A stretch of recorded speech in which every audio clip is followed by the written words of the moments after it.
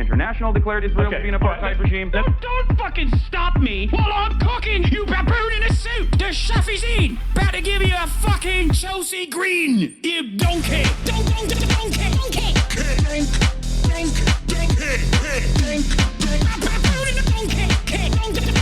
Listen to what I'm saying, and you will understand, perhaps, what I'm trying to imply. Patronizing. Yeah, I am being patronizing. I don't know who the fuck you are, and you're over here chirping all the way from fucking London about you want to fucking free Palestine, but also simultaneously you're talking about how both sides are fucking fine. Shut the fuck up. You don't know anything, okay? Who the fuck is this pink-haired twink?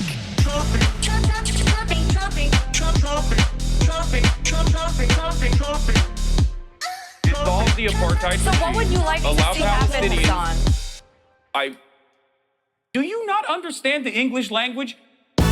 What's going on, everybody? I hope everyone's having a fantastic evening, afternoon, pre-noon, no matter where you are in the world. I'm Hasan Piker, and this is the Hasan broadcast coming to you live from rainy California, Los Angeles. Folks, we're live and alive, and I hope all the boys, girls, and MBs are having a fantastic one because today's a beautiful day. Today's a wonderful day. Today is... my hair's kind of fucked up. Today is Turtleneck Day. That's right. It's Newsday Tuesday, October 14th, 2025. And it's actually 55 degrees and rainy here in otherwise sunny California, Los Angeles. And we are live. We're alive. And there's a lot going on in the world. So I'm obviously going to tell you all about it. This is part of the broadcast where I tell you about my personal news. It's obviously 11:56 a.m. This is an unceremoniously late start to the broadcast. Part of that is because when, it rains in Los Angeles, everything is crippled to a halt. But the real reason why I'm late is because I was doing a portrait, doing a photography session with some photographer that is doing like a portrait series. And that's the reason why I'm actually late. Anyway, but this is the part of the broadcast where I tell you about my personal news, regardless, and there is not really much going on the personal news front.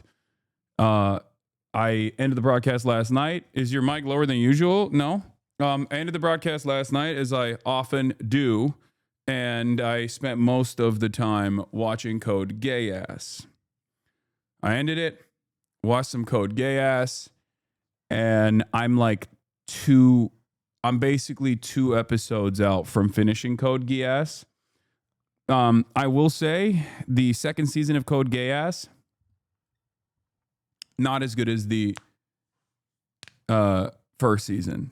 People might disagree with me, but I think that the second season is not as good as the first season. And it's just like, obviously I'm not like a big mech fan anyway. And I feel like it's more mech heavy in the second season somehow. So the ending hits, I hope, because it's gotten like really crazy. It's definitely gotten really crazy. But a lot of people say the finale is worth it, so we'll see. But in any case, what is this? Sam Altman news, read last sentence. All right, we'll look at that in a second. What the fuck is your problem with mecha? Okay, calm down. We can have our own opinions on mecha anime. I don't know why. I just don't really have mecha anime doesn't do it for me. I don't know what it is. Have you seen or heard of Gachiakuta, sick new anime with lots of class politics? Yes, I've been watching it. It's like the only anime that I feel like I can smell while I'm watching it. Do with that information what you will. But it unironically feels like I can smell the anime while I'm watching it. The way they've drawn it. There's also some bad parts about it. I think the how do I put this? It's not the dubbing that's an issue necessarily. It's not the dubs that is an issue, but it's like what the characters, like how they are written, like how they speak, how they communicate sometimes brings me out of it. I don't know how to describe it. It's like the way that they speak is like American slang written by like a Japanese person.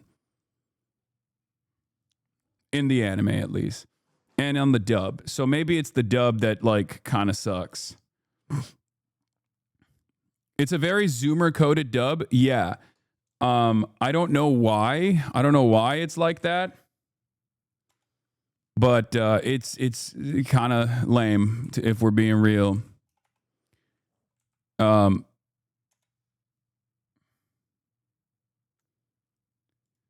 Yeah, thousands of leaked messages show leaders of young Republican groups joking about gas chambers, slavery, and rape in a private Telegram chat. We'll obviously cover that as well. When he says shit biscuit, it made me cringe. Anyway, it's because they use a ton of Japanese slang, so it's proper localization. Well, the localization for dubs is improper in the way that they make the characters speak. The way the characters speak are like, hey, yo, you're being real whack, yo. That type of stuff. And it's like, I think it's it's just shitty overall. That was my issue with the dub. And I'm a subber sometimes, but sometimes I'm a dubber. If it's available, I'm a dubber. I will admit that because sometimes I'm watching it. Sometimes I'm watching it in in an environment where I can't like fully pay attention to it, like while I'm eating or something, you know what I mean? Or it's not second screening necessarily, but it's just hard. Anyway, some days you just don't want to read. Exactly. So the dub is classiat from your description. I don't know what that means. All right. Anyway, where was I? Don update. I haven't watched like the latest episodes of Don and Sakamoto Days. I haven't been able to keep up. I've just been so invested.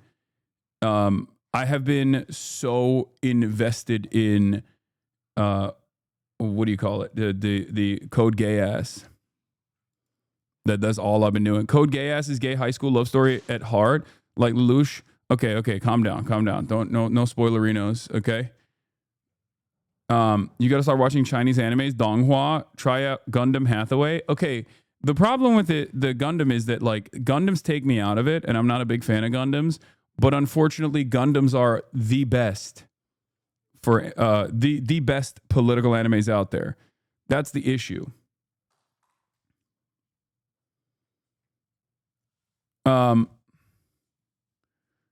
You in for a ride for Code Gay Ass? Don't forget the movies. Oh, are the movies good? Usually the movies are just like a summarization of the seasons, no? Anyway, you're only into the Flesh Mecha Gundams? Yeah, like Attack on Titan's a Flesh Mecha and it's fine. My mobile says you have 7K viewers. This is accurate, indisputable, and you have fallen off. This is true. I have fallen off, and I will never fall back on ever again. Play Road to Empress. I know. Everybody wants me to play the Chinese Emperor dating sim. We will do it. I saw some stream gameplay of Road to Empress, and you absolutely need to play that on stream. Oh my god, sure. Where was I? Personal news wise, that's it. Not else going on. The reason why I'm late this morning is because, like I said, I did a portrait photography with this like photographer who's doing like a series on, political people, like political leaders and stuff like that. So yeah, that's the reason why I'm late, and it kind of cooked my normal schedule that I would normally do, because I'd be playing basketball, I'd be taking Kai to the park. I'm obviously still also taking care of Fiona as well. But they're currently being walked right now, even though it's fucking raining. And when it's raining, we can't go to the park anyway. And I mean, Kai don't give a shit about the rain, obviously. Did you do the Adam Friedland pose? No, I did not. But it's all good because who's D'Angelo? What? R.I.P. D'Angelo? D'Angelo? Which D'Angelo? Like the musician? D'Angelo, neo soul pioneer and untitled How Does It Feel singer, dies at 51. Oh, damn. R&B legend. Okay. I thought you guys were, I got shit. Rest in peace. Apparently he had a battle with cancer. R&B icon, dead at 51 after cancer battle.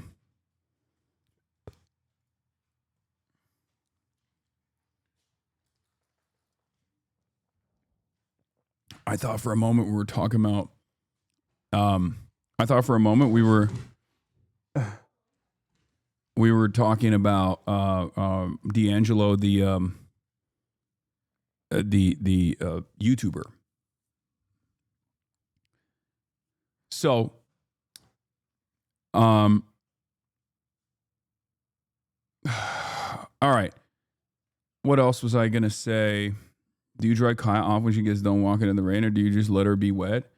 I do try to dry her off to the best of my ability, but it's impossible to dry her off because her fur. Good thing in a thunderstorm, she's well situated, well positioned, because I electrocute her every day with my shock powers and my shock capabilities. So even if she was hit by thunder, she'd be like, it's nothing to me. My dad shocks me every day. I will stop. Not the Red Dead guy.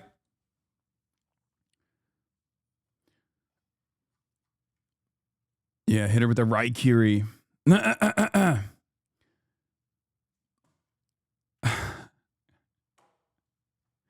I'm just spamming it. Yeah, she's a ground type Pokemon.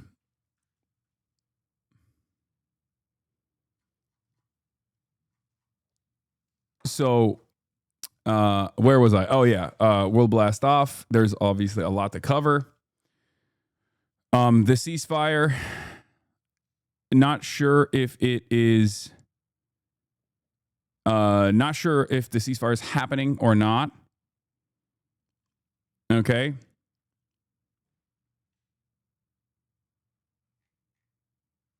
Because there is some. There has been, as is the case with like most Israeli ceasefires, one side ceases, Israel continues to fire.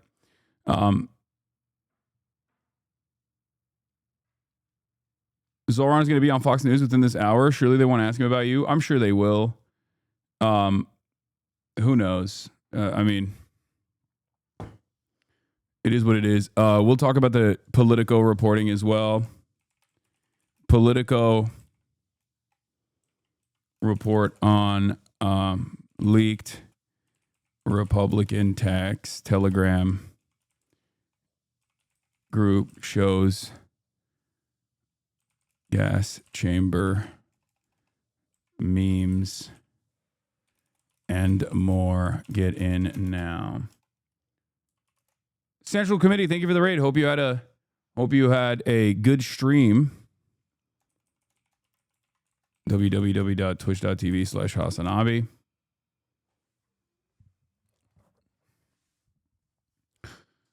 Are you going to come back to New York? Yes, I have some business in New York. I will eventually be going to New York. Not to roast your fib, but why is this Steve Jobs look? I don't know, because it's a little bit chilly today. And that's why. They are, as I said already, they're claiming, dude, it's exactly as I said would happen. They are saying that Israel is claiming that Hamas is violating the ceasefire deal by not returning the hostage remains. And they're claiming, I told you it was going to be two different things, like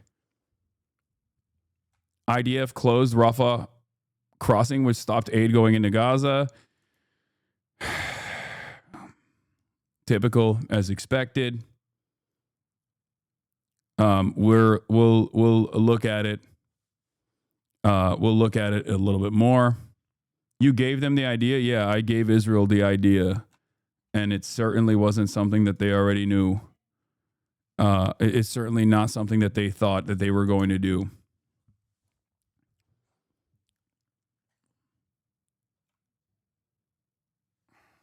Anyway.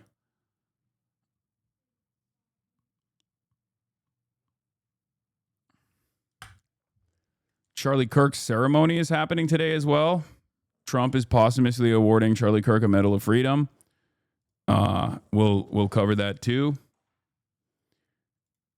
Hold on. Kirk gets Medal of Freedom. But yeah, another one, bro, is needy as fuck. Dude, it is, these guys are like actively trying to turn this into a much bigger ordeal. They're actively trying to turn this into a much bigger ordeal.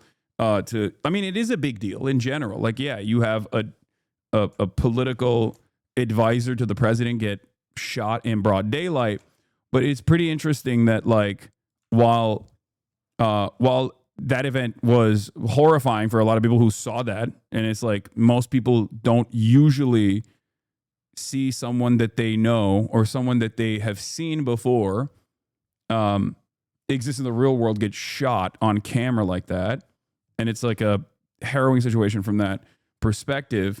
The way that the administration has very clearly tried to use this to a tactical advantage to design this, like, this narrative surrounding it, and while simultaneously not giving all of the details, like leaving a lot of questions up for debate, the chaos of independent actors that ran with their own personal opinions on what took place, immediately blaming Israel, for example, especially at a time when, like, Israel has no good coverage whatsoever. Like, even the Republicans themselves also don't trust Israel for understandable reasons. It's been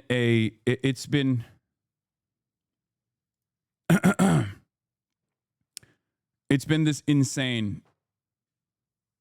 environment, insane media environment. Before we get into that, though, I just want to show you guys something incredible. Also, I don't know what the fuck's going on with YouTube. Did they change their visuals or something? It's crazy. Trump on Newsom, if he doesn't play ball, we're going to be very tough with them. Oh God, the UI changed and it's gross. What is this bubbly shit?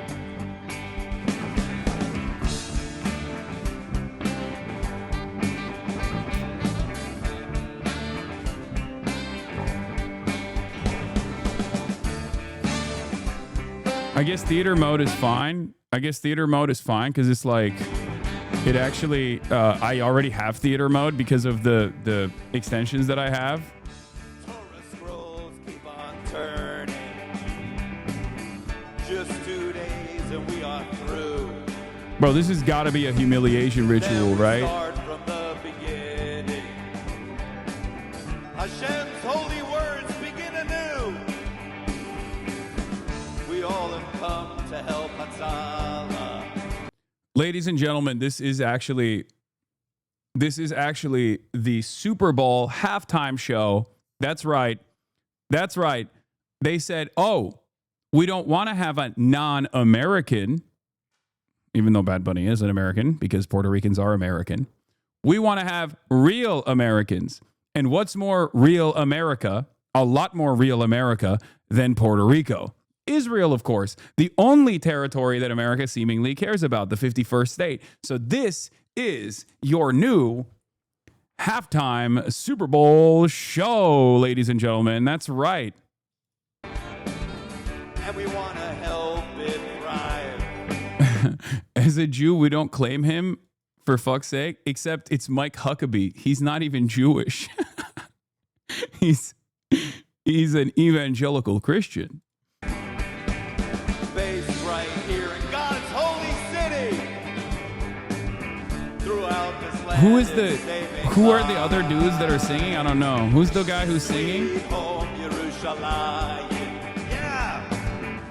Where God's words ring so true. Sweet home, Yerushalayim. Lord, I'm coming home to you. Oh, friends, Bad day to have ears. Jewish. The United Nations nations call us crooks.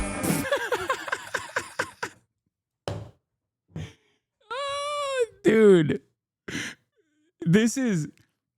it reminds me of the age-old Will Menaker lock, where he very famously said, fascists and reactionaries can't make art because, especially they can't make comedy, because in the process of trying to craft a joke, they get too angry and start explaining things and start just yelling talking points at you. And this is a perfect example of this, okay? These guys want to do like a cover of Sweet Home Alabama, but because they're so invested in spitting out talking points at you that all of a sudden it just like slaps you in the face. United Nations calls us crooks, but they're actually anti-Semitic. It's like, what the fuck? Bro, just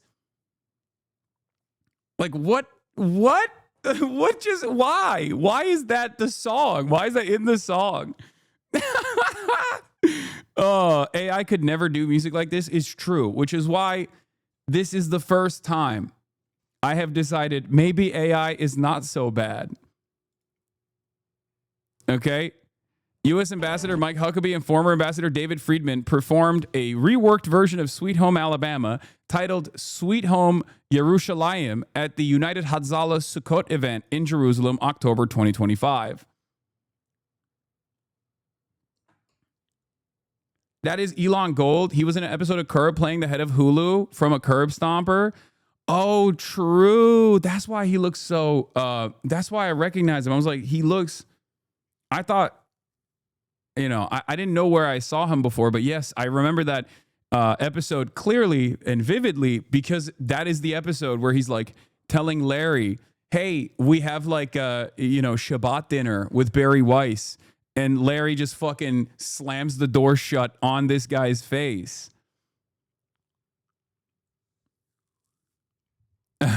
He's like, Larry, you got to come to Shabbat dinner. It's so sick. Like, we got Barry Weiss and she's brilliant. We have the brilliant Barry Weiss attending, and he just shuts the door in his face. Be like, get the fuck out of here.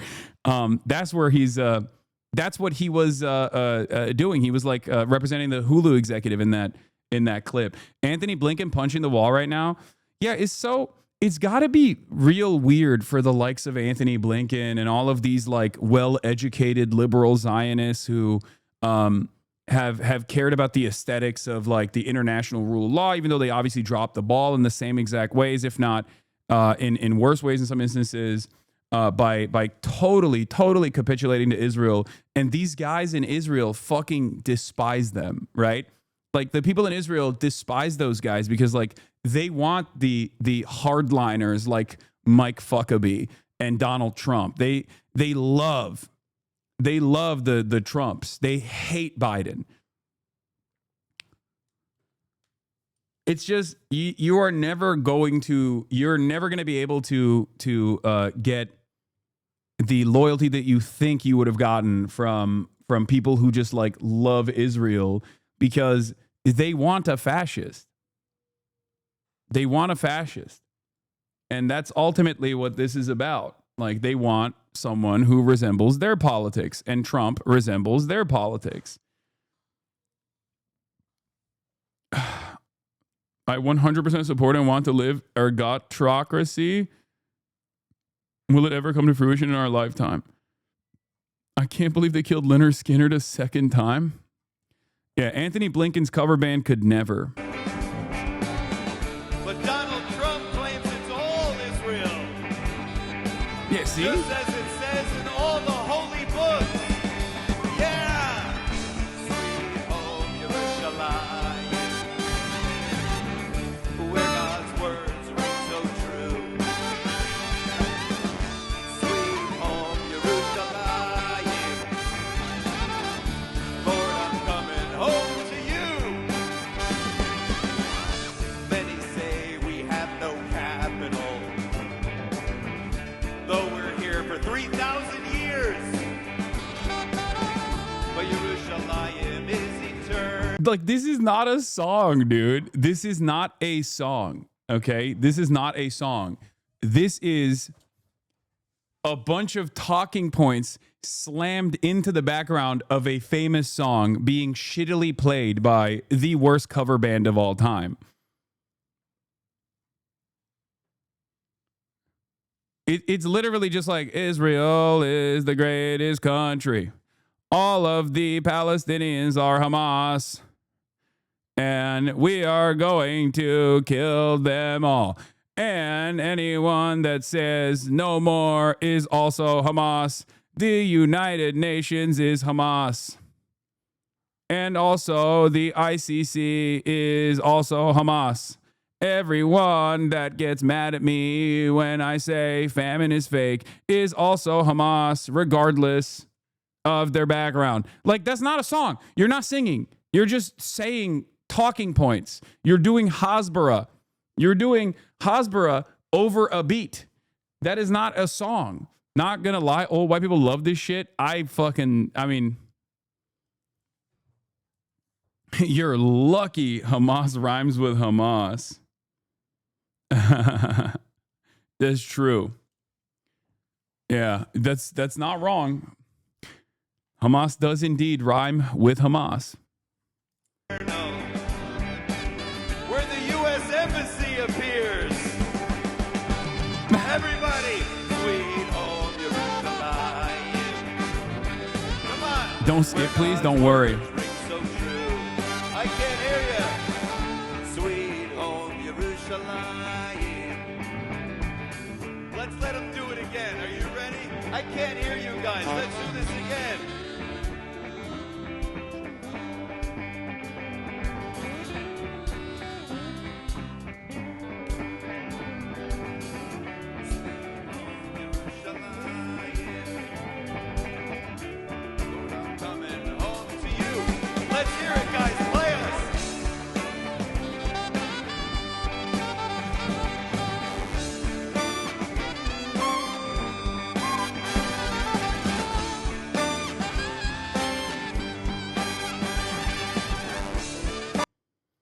Please tell me this is a skit. No, it's not.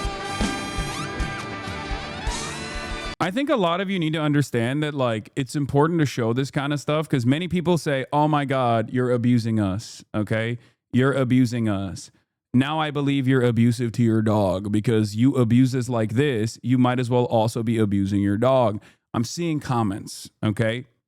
And what I have to say to all of you is that it's important to show Israeli art because I think this naturally creates BDS. Okay. This naturally creates an environment for BDS because BDS is much easier if you're boycotting things like Sabra hummus or you're boycotting Israeli cultural and artistic institutions. And the easiest thing to show people is like, this is what you'll be boycotting if you boycott Israel. And you show them this and they go, oh my God, I didn't even realize, but I totally want to boycott this. This is the most boycottable thing of all time. In 32 states, they make you listen to this song on repeat if you want to become a teacher. Yes. If you are in 38 now, 38 states. If you want to be a teacher, you have to sign a loyalty pledge to Israel, which requires you to listen to this and say it's good.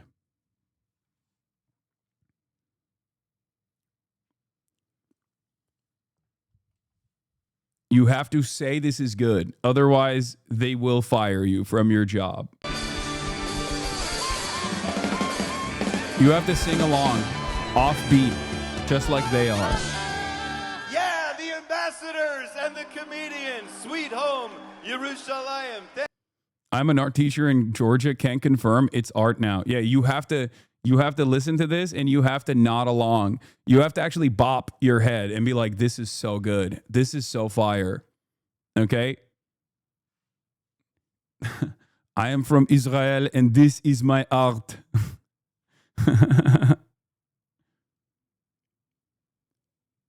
I am from Israel. Anyway, Newsom censored Trump's neck pussy. Oh, dude, I saw this. This is one of the funniest things that's taken place. So, number one, the ceasefire is not even like 100% complete yet. The most consequential aspect of this ceasefire that will make it long lasting and a real ceasefire, unlike the previous iterations of it, are obviously going to be whether or not Trump can force Israel's hand into actually ceasing the fire, right? And that part hasn't happened yet. And yet, every single outlet, every single liberal institution, Time Magazine, everyone is like, Trump is the peace president. He's pee-pee, right? He's doing it. He's doing the damn thing. Now, I've been a little bit more restrained in my celebrations because I'm obviously a little bit concerned about whether or not this will actually hold. There are some signs that it might, especially because of how much Donald Trump has said he wants this to happen and how much praise he's gotten. You know, I think a little bit of positive reinforcement in that regard doesn't hurt. Having said that, there is one aspect that Donald Trump has actually despised, even though he's been on a tear. He's been actually getting decently positive media coverage for this. There's one aspect of the media coverage that he seemingly doesn't like. Now, obviously, we're going to talk about how Israel has already violated the ceasefire and whatnot, but he hated this photo. He apparently hated this photo. He got really heated about this photo, and he said this: Time Magazine wrote a relatively good story about me, but the picture may be the worst of all time. They disappeared my hair and then had something floating on top of my head that looked like a floating crown, but an extremely small one. Really weird. I never like taking pictures from underneath angles, but this is a super bad picture and deserves to be called out. What are they doing and why?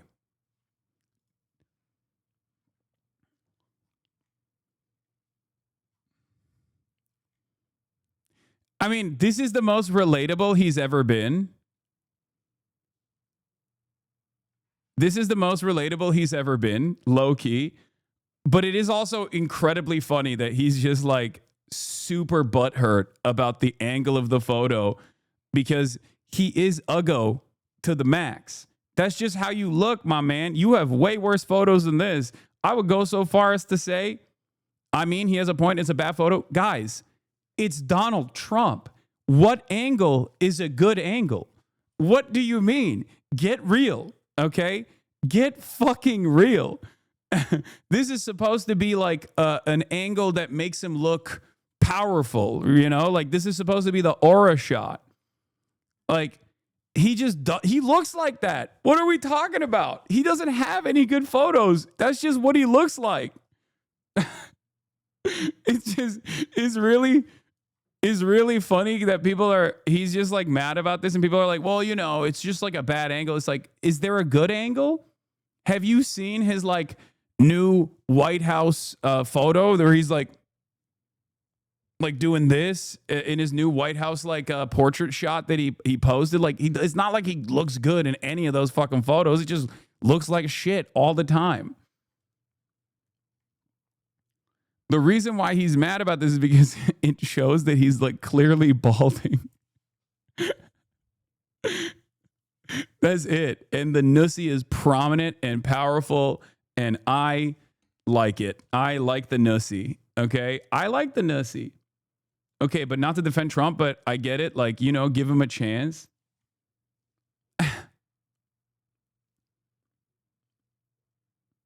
This is the iconic one. Unedited people went on to Photoshop it, though. Yeah, like, he just doesn't look good. In general, he is not. He is not a guy that looks good. That's it. You think he asked Laura Loomer to jiggle it? Oh, God. Laura, she's a free spirit. She jiggles my nussy like no one's ever before. Let me tell you.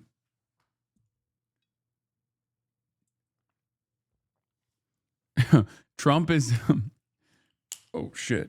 Trump is going to fucking arrest the Time reporters, the photojournalists that took the photo.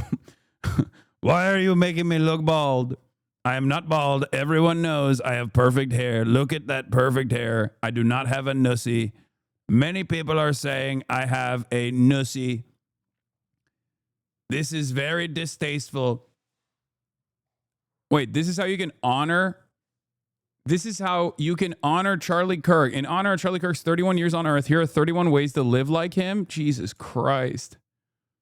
What the hell, man?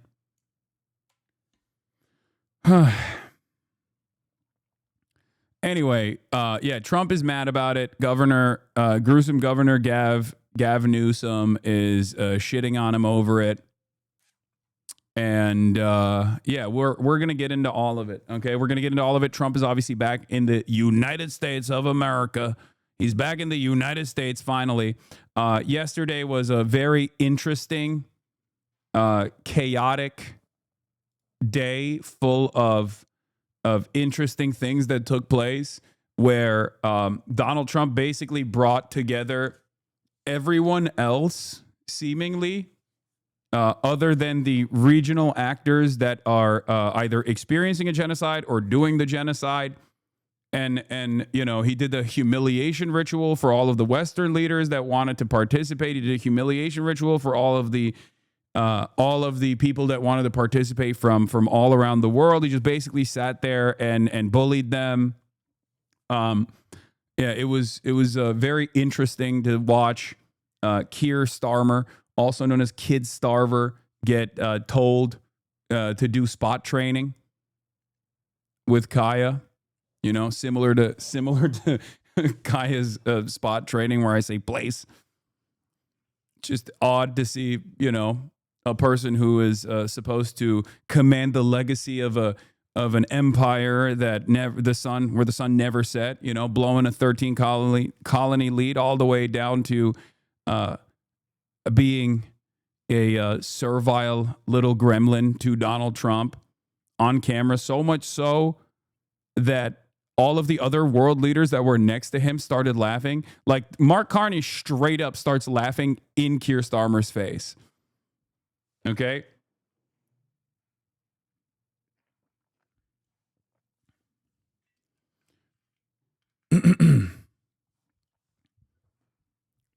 Yeah, from blowing a 13 colony lead to blowing 13 bubbles on it, for sure.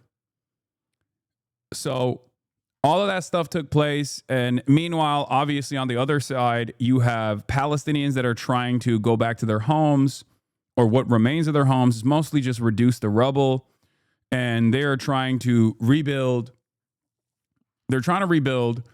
They're trying to survive. Meanwhile, there's obviously some chaos that's taking place in the restructuring in the Gaza Strip. Like all of the collaborator clans and you know, ISIS affiliates and other criminal elements that were unleashed upon the Strip in the process of the genocide by Israel are getting apprehended.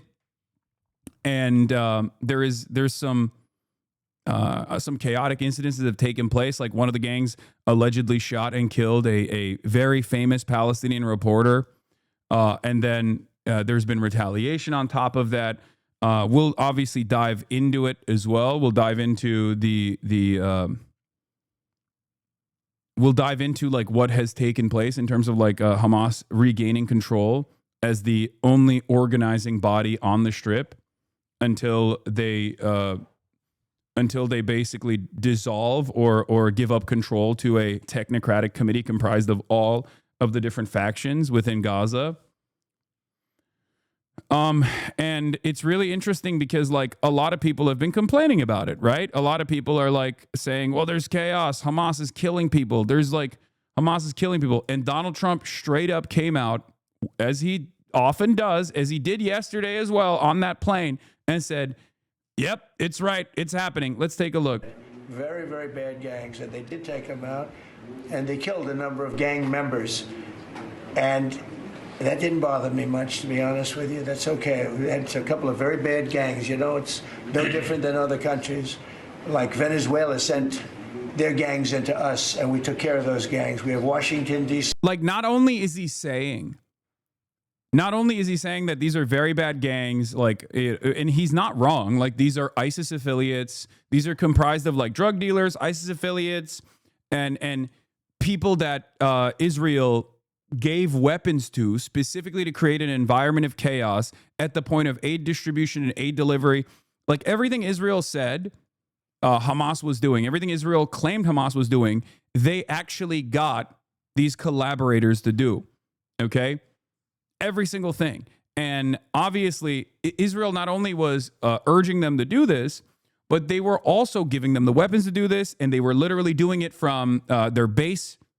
For the most famous version of this is obviously Abu Shabab, Yasser Abu Shabab, who was in prison for drug dealing. That Israel broke him out of prison after October 7, and then basically gave him a bunch of money, gave him some weapons, gave him aerial coverage with drones and whatnot to support him. And obviously, you might know Yasser Abu Shabab, despite the fact that he is illiterate and can't even read or write in Arabic, from his Wall Street Journal opinion editorial piece that he wrote. Clearly, it was him who wrote that. That's, you might know that from his, because I'm not the biggest fan of the guy, but he's a mean writer. He's a really good op-ed writer. He wrote for the Wall Street Journal. So, in any case, Hamas and like the interior security apparatus that exists currently is punishing the collaborators and creating some semblance of stability in the Gaza Strip. Okay? And it's interesting that Donald Trump, in the classic Trumpian way, is openly saying it. Like, he's just like, yeah, these guys are dealing with like some really bad gangs. These guys are dealing with some really bad gangs. These are some really brutal gangs. He's not saying that like it was gangs armed by Israel. Okay? Even though that is the case. But the very fact that he's saying that instead of using the Hasbara line of like, well, these guys are brutal barbarians is very interesting. Is one of the safest cities in the country. It was one of the worst cities in the country if you go back just a little while ago, right? Now it's safe. You can walk to work. Isn't it nice? And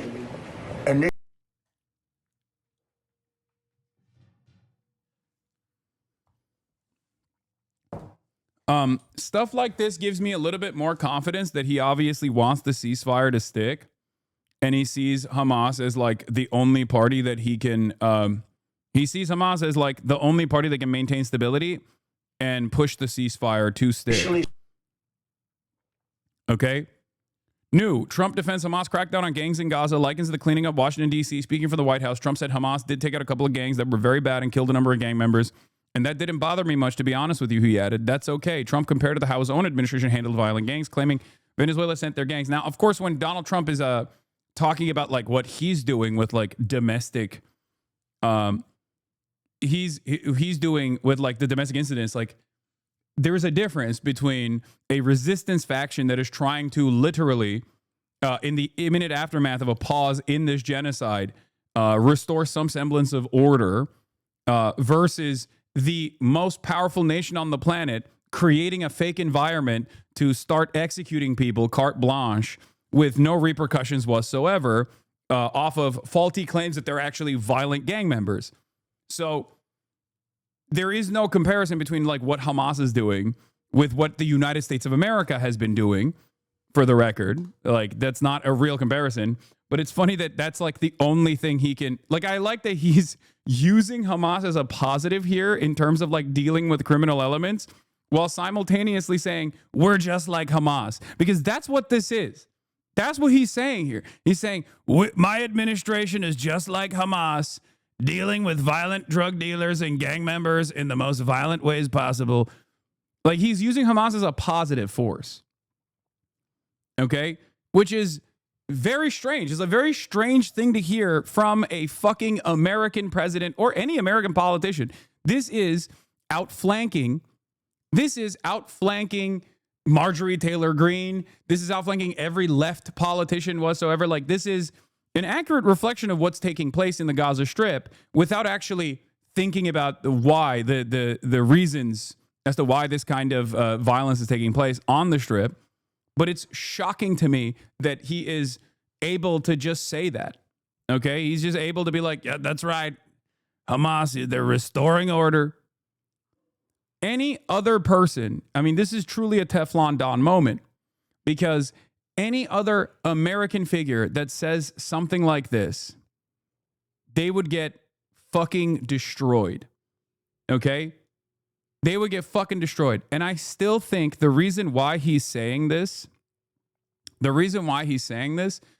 is because he hasn't gotten the proper Hasbara notes on this. And he partially thinks that in order to make this ceasefire stick, which is clear that he wants the ceasefire to stick, the party that he has to align with, the more responsible party, the party that actually will generate the stability necessary for the ceasefire to hold, is going to be the existing resistance structure, which is currently led by Hamas. Which is, you know, unexpected from Donald Trump, but I guess he has his moments like that. This is yet another interesting Trump moment brought to you by his lack of interest in learning what the appropriate talking points are.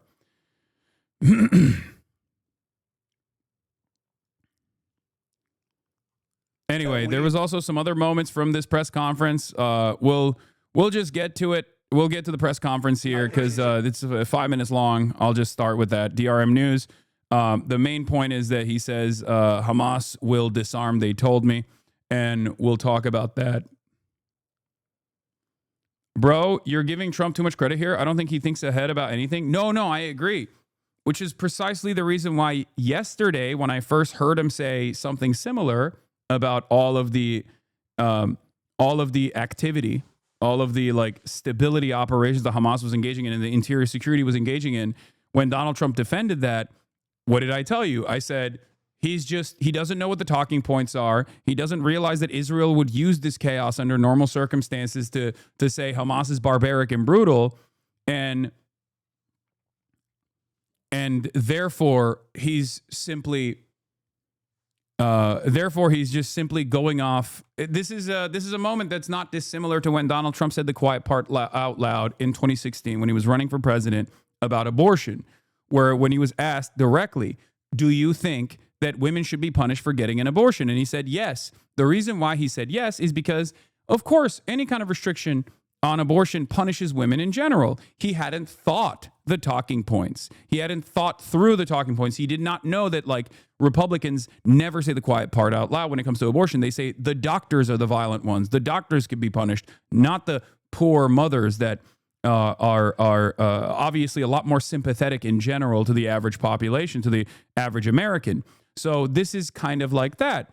This is a moment where Donald Trump turns around and looks at the situation. He's like, yeah, of course they're going to fucking do this kind of thing. Have you seen, the Gaza Strip? It's chaotic. These guys they're dealing with the chaos. They're dealing with the gang members, not realizing that Israel would, in normal circumstances, use that chaos as an opportunity to justify further incursion. Okay?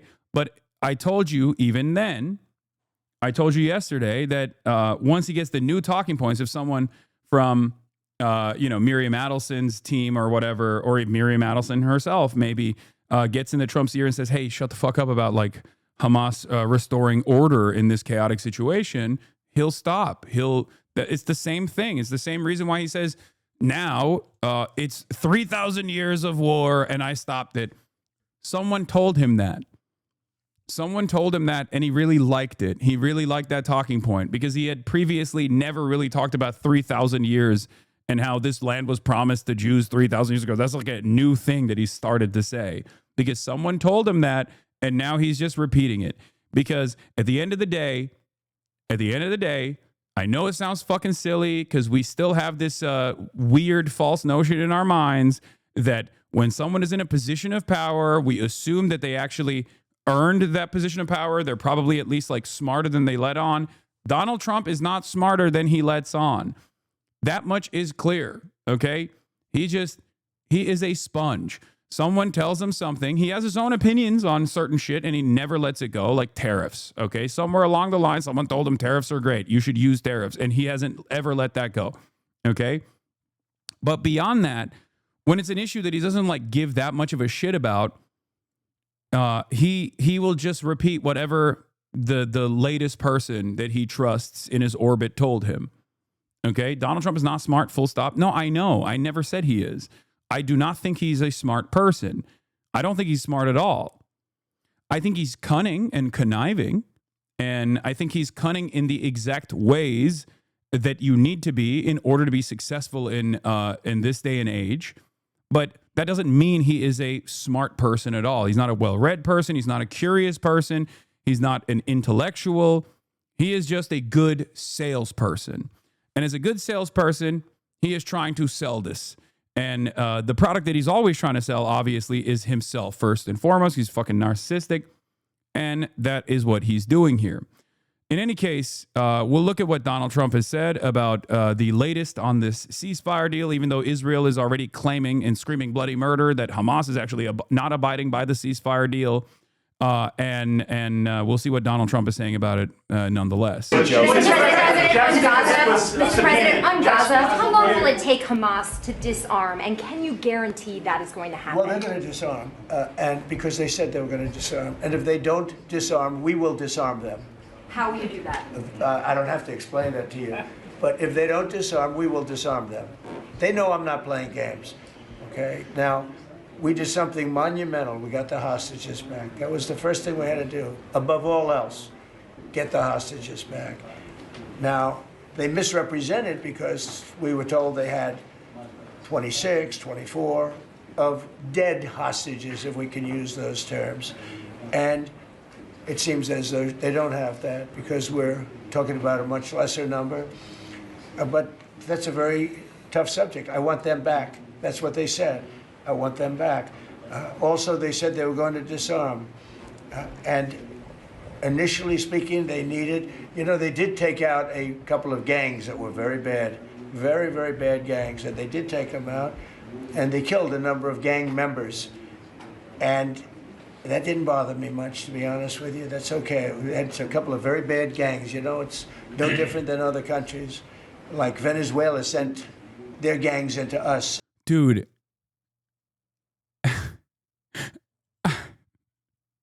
I can't believe this is the guy who was complaining about the time photo.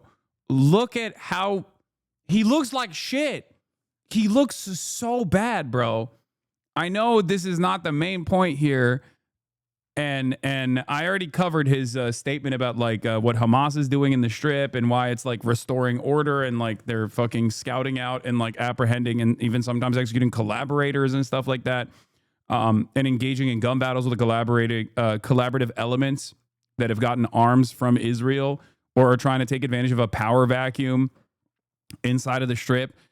But while he's correct on one front in terms of we knew that Hamas was going to do this. They were going to do this. They have to deal with these gangs. They're very brutal gangs. Okay. Some of these guys are literal fucking ISIS affiliates and shit. Right. On the other hand, he then compares it to extrajudicial killings of Venezuelan fishermen, okay, off the coastline of Venezuela. And that obviously is fucking insane. Having said that, I can't let go of the fact that Donald Trump, on the one hand, looks like this all the time, and on the other hand, is bent, butthurt, pissed off about the time photo, the time angle. Is this supposed to be, do you look good here, Mr. President? Should they have posted this?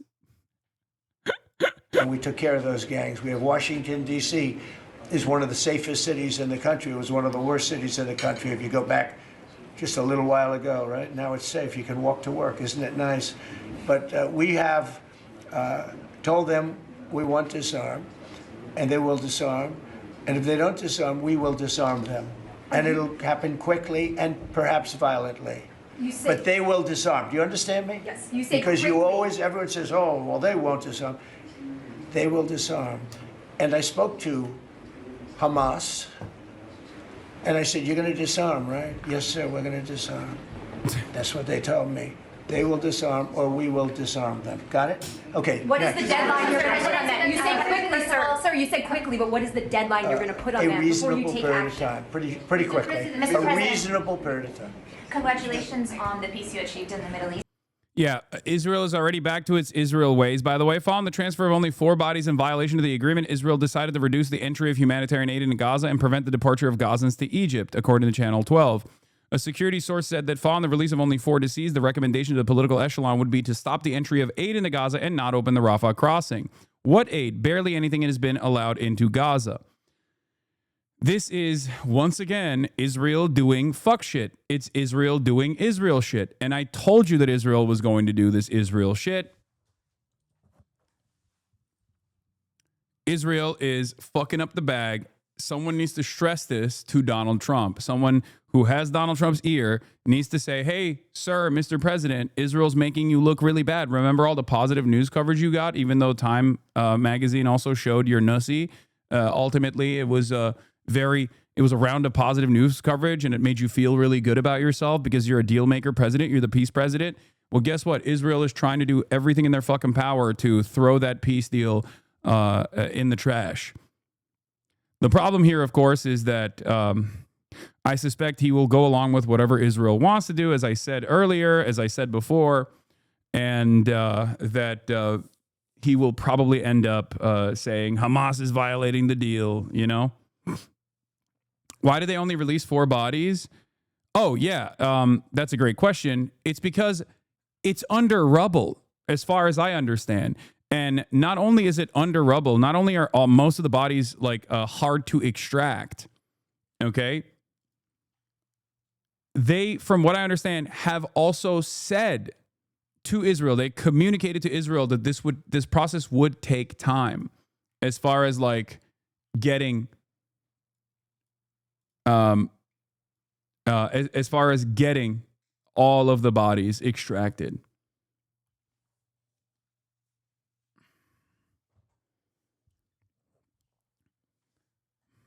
I thought they had the bodies ready to be returned. No. No. If you recall, I talked to Jeremy Scahill about this as well. Like, this was a big point in the negotiations that Hamas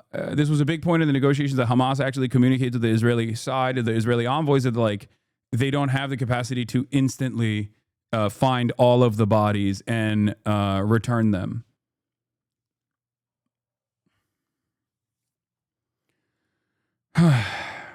It was so much a point of contention. It was so much a point of contention that I immediately spotted this as a reason that Israel will violate the ceasefire deal if they actually violate the ceasefire deal at all.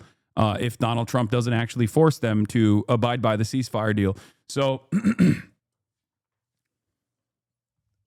like, it was obvious that the 2 points of contention here that Israel could always use to not abide by the standards set forth in the 20-point peace plan, or whatever it's called, was going to be, 1, not all the bodies are recoverable instantly, and they'll say, oh, you're still hiding the bodies or something. And the Hasbara line on this is that they're hiding the bodies because they've done something to the bodies, and they don't want people to know what they've done to the bodies, right? That's like what they're trying to angle this as, specifically the female hostages. And the other side of this is the full disarmament. They always have those 2 lines that they can push if they wanted to. Now, of course, once again, if you don't understand that like Israel is the spoiling party here and has been from the start, and you think Hamas is untrustworthy and Hamas is the party that is like spoiling these deals, as the way that like the media has falsely reported over and over again in an effort to protect Israel's reputation to the best of their ability at a time when there's unprecedented negative associations with Israel, then you're probably going to be more inclined to believe that, yeah, Hamas is actually not doing the right thing, and Israel is just, Israel is violating the ceasefire because Hamas is actually violating it first, or something along those lines. But you already, if you're in here, if you've been in here, if you've seen me cover this stuff over and over again for the past 2 years, you have seen that it is always Israel using It is always Israel using anything they can to refuse to give aid, refuse to let aid flow into the Gaza Strip in an effort to continue its bombing campaign, in an effort to continue its incursions, in an effort to continue its ethnic cleansing, because that is the highest priority. Okay?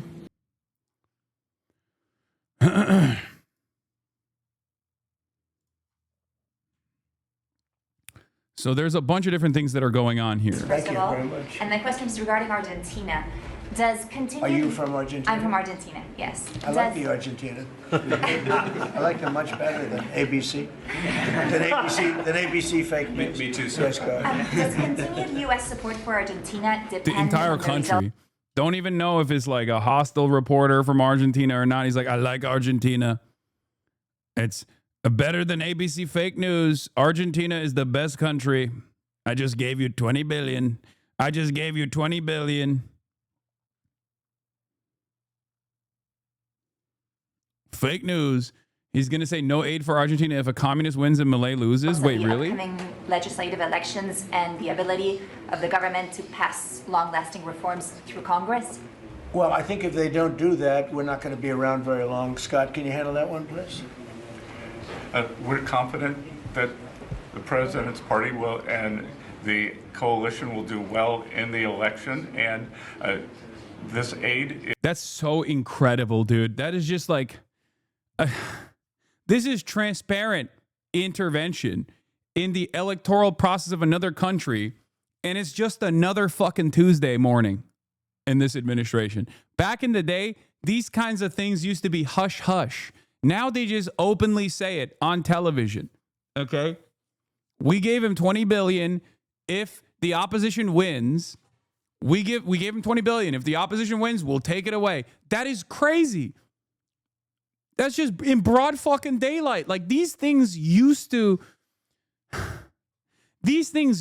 matter, okay? Like think about the Iran-Contra affair, right? When it was when the Iran-Contra affair was like unearthed, this became a major point of contention at the time. And I feel like it's just a Monday for this administration. They just do it out loud. They just openly do it. They're gangsters. They're doing gangster capitalism in broad daylight. Doesn't even fucking matter. What are you going to do about it? It blows my fucking mind, dude. And it doesn't matter. People genuinely don't care. Trump says U.S. could cut aid for Buenos Aires if Argentina moves leftward in this month's legislative election. This is the headline from Associated Press. And yet people seemingly don't give a fuck.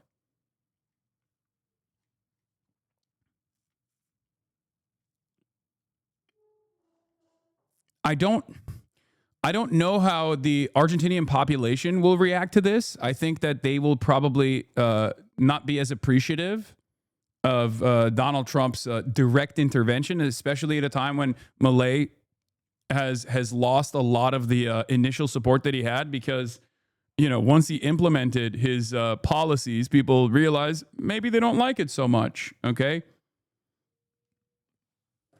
So I do feel like this could potentially have the same like Mark Carney style impact that it had in Canada, where it will negatively polarize people that associate openly with the American administration. But then again, I don't know enough about like the Argentine feelings, the Argentinian population. So I'm only speculating here. But I do know that from what I understand, they don't actually like Milei all that much. And I don't know. I would go so far as to say that, like, obviously, in all circumstances, when your economy is on fire, regardless of who is manning that ship, as long as that ship is fucking sinking, people are going to not like the leadership. They're going to say, fuck the leaders. They are responsible for the economic turmoil. Even Donald Trump is experiencing a bit of this, right? So I suspect that this kind of direct intervention that violates the sovereignty of the Argentinian population will probably not be helpful for Milei's chances of maintaining power. is predicated on robust policies, and going back to the failed Peronist policies would cause a U.S. rethink. Thank you very much. It's a great question. It's a little like New York. You know, you're reading it, aren't you? Oh my fucking Lord. It's a little bit like New York. We're going to deny aid to New York. If the socialists win, we're going to make sure we cripple New York, the finance capital of the country. Good luck. Argentina about New York. We have a problem. We have a communist who's 33 years old, doesn't know a damn thing. Practically, he's never worked a day in his life. And he sort of caught on, right? And I'm not going to send a lot of money to New York. I don't have to. You know, the money comes all through the White House. And if they're going to be sending us stupid policies, I mean, communist policies, which is proven for thousands of years doesn't work. You know, we don't have to prove it again. We're not going to ruin one of our great cities because we'll make that great. We will clean up the crime in about 30 days. Took 12 days to do Washington, D.C., so New York is bigger. And Chicago, we've already made a lot of progress despite fighting from the government, but Chicago's doing great. Memphis is doing really great. You know, we have great support there from the political leaders. They said, please come in and clean up crime. And we love it. We've in 1 week, Memphis is so good. It's so much better. We'll have it within a month. We'll have that into a safe city again. And all of these cities, we want to clean them up. We don't like that opposition. But if somebody's going to be a communist mayor of New York, it's a fluke if he gets in. There are a lot of failed people that he's running against. I mean, you have inferior candidates or something, because it's impossible to think that New York City can have a communist mayor. He's a communist. He's not a socialist, by the way. There's a big difference. He's a communist. He's down and dirty. He's a communist. He hates police. He wants to get rid of all police. I mean, how can a policeman? He hates Jewish people, and yet he's got Jewish people supporting. He hates Jewish people. This part is so funny because this is just like when Trump said, you know, a lot of your children to Jewish donors at like a Jewish summit. Remember when Donald Trump turned around and was like, you know, a lot of your kids are protesting against Israel too. This is like that, where he's just, once again, you're supposed to not say the quiet part out loud. You're not supposed to say a lot of Jewish people are still voting for him, even though he hates Jews. Like, you're supposed to say he hates Jews and Jews are terrified, right? But he still turns around and says, you know, a lot of Jews are supporting this guy. Can you believe it?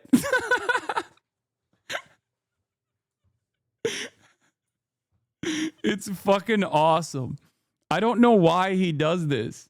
I don't know why he is just like incapable of finding the appropriate talking points. I guess I would hate him more if he did do that. Because, you know, a competent liberal leadership that wants to disparage Zoran Mamdani would say the other thing. He'd be like, he hates Jews and Jews don't support him and they're terrified. They want to leave New York or something. Like, they would just lie, right? Yeah, and also communism has failed for thousands of years. Donald Trump is a primitive accumulation understander. For those of you who don't actually comprehend the way his mind works, he actually read Das Kapital. He knows that Marx's analysis of primitive accumulation was like primitive communism, right? And that's what he means. He's like, it's a failure. You need barter. You need barter. Folks, it's a failure. It was a failure. Enclosures were good. Class struggle is eternal. Enclosures were good, but I'm actually on the side of the capital owning class. That's what he means when he says it was a failure for thousands of years. Okay. He's like, think about it. Think about it. People used to go out and all the land was public. What good did that do? Nothing. Nothing at all. We need barter.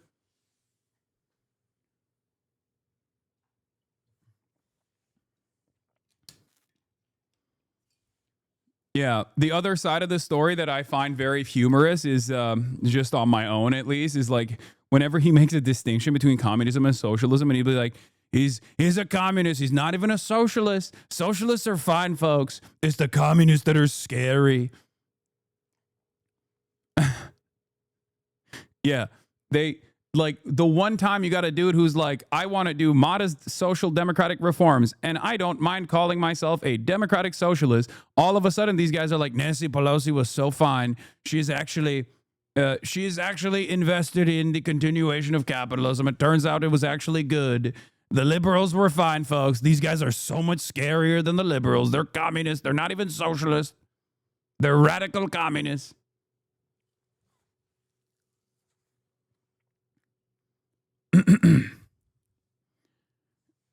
Yeah, all of a sudden when someone even when a popular figure calls themselves openly a socialist, then they have to like start changing the way that they attack this stuff a little bit more, because people go, wait a minute, now you think Nancy Pelosi is not a radical communist? Because you used to say that all the time. I thought Kamala Harris was a communist and a fascist and a socialist, and now you're saying Zoran is a socialist, communist, fascist, but the rest of the Democrats are not somehow? I'm confused. So it comes through the White House. The funding for New York and for every place comes through the White House. And I'm very generous, and I was always very generous with New York, even when you had opposition there, but I was always very generous. But I wouldn't be generous to a communist, a guy that's going to take the money and throw it out the window, because you're talking about hundreds of billions of dollars. Yeah. I wouldn't be generous to a communist who would take the money and throw it out the window, as opposed to Javier Milei, which I gave $20 billion to after the IMF also did another bailout. That guy is not throwing the money away. Whereas, you know what's throwing the money away? Using the pre-existing funding mechanisms to beef up American infrastructure in one of the most robust public transit cities, if not the most robust public transit city in the fucking country. How dare he? How dare he throw the money away by giving it to the fucking working poor, or giving it to every person that lives in New York by investing back into public transit? This is wasting the money away. You're supposed to take the money and throw rock concerts for yourself, like my goat Javier Milei. And we're not going to let somebody get into office and squander the taxpayer money from this country. We're not going to let it happen. So it's a little bit like that with, if you take a look at Argentina, if the president doesn't win, I know the person that he'd be running against, I believe, probably, we probably have the person. A person is extremely far left and a philosophy that got Argentina into this problem in the first place. So we would not.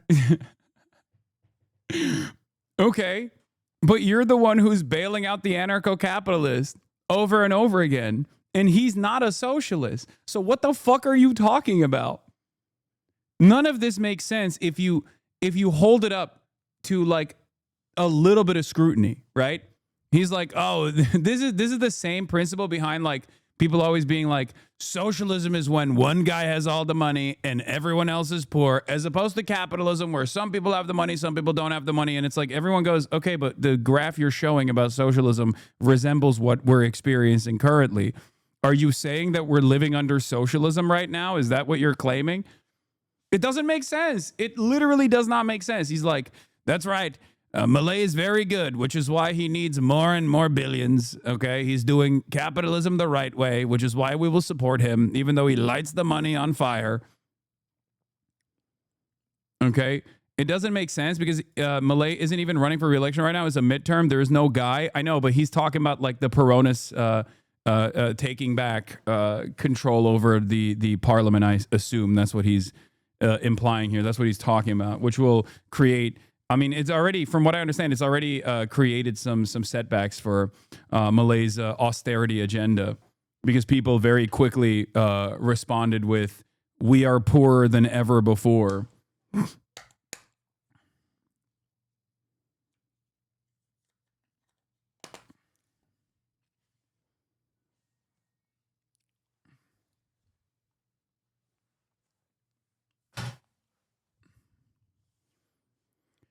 Anyway, from Glenn, I know. Trump, the irony of Trump's strong insinuation today about Miriam Adelson that she loves Israel more than the U.S. is a statement that is prohibited and subject to punishment as anti-Semitism under the expanded IHRA hate speech rules Trump forced American universities to adopt. Yeah, of course. But as is the case, well, first of all, it's not even false. Like, let's be real. I do think that Miriam Adelson cares more about Israel. Like, I think she cares mostly about money, right? Like, her number one priority is money. But as far as like the spiritual stuff goes, as far as like the idealism goes, like, yes, I think that she does care quite a bit about fucking Israel, which is precisely the reason why she gave $250 million to Donald Trump, so that Donald Trump would continue demonstrating unlimited fealty to Israel. So, you know, we have never been at an impasse or a crossroads where like her highest priority, which is probably to expand gambling in the state of Texas, is met with Israel. Only then would we find out if she cares more about making money or more about Israel. Only then would we find out what is her highest priority. But it's not wrong to say that she has a fairly high, she plays a fairly high amount of emphasis in her advocacy work in the direction of Israel. That's not a crazy fucking statement to make.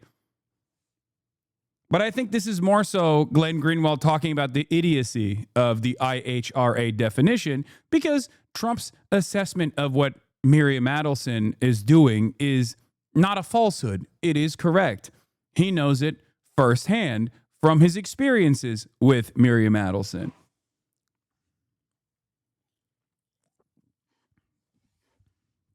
Like, why the fuck would Donald Trump released Jonathan Pollard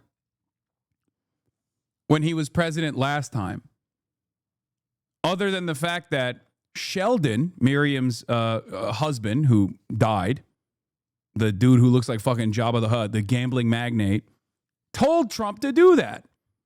That's it. That's the reason. And then he literally gave his private jet to Jonathan Pollard to fly him to Israel, where he was treated like a hero.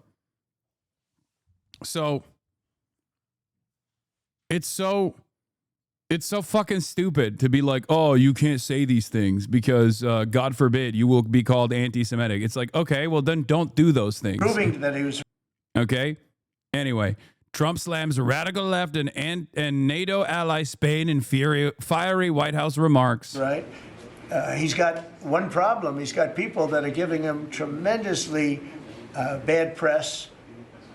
Even though they know it's wrong, he's got to hold true to his principles because he's going to win.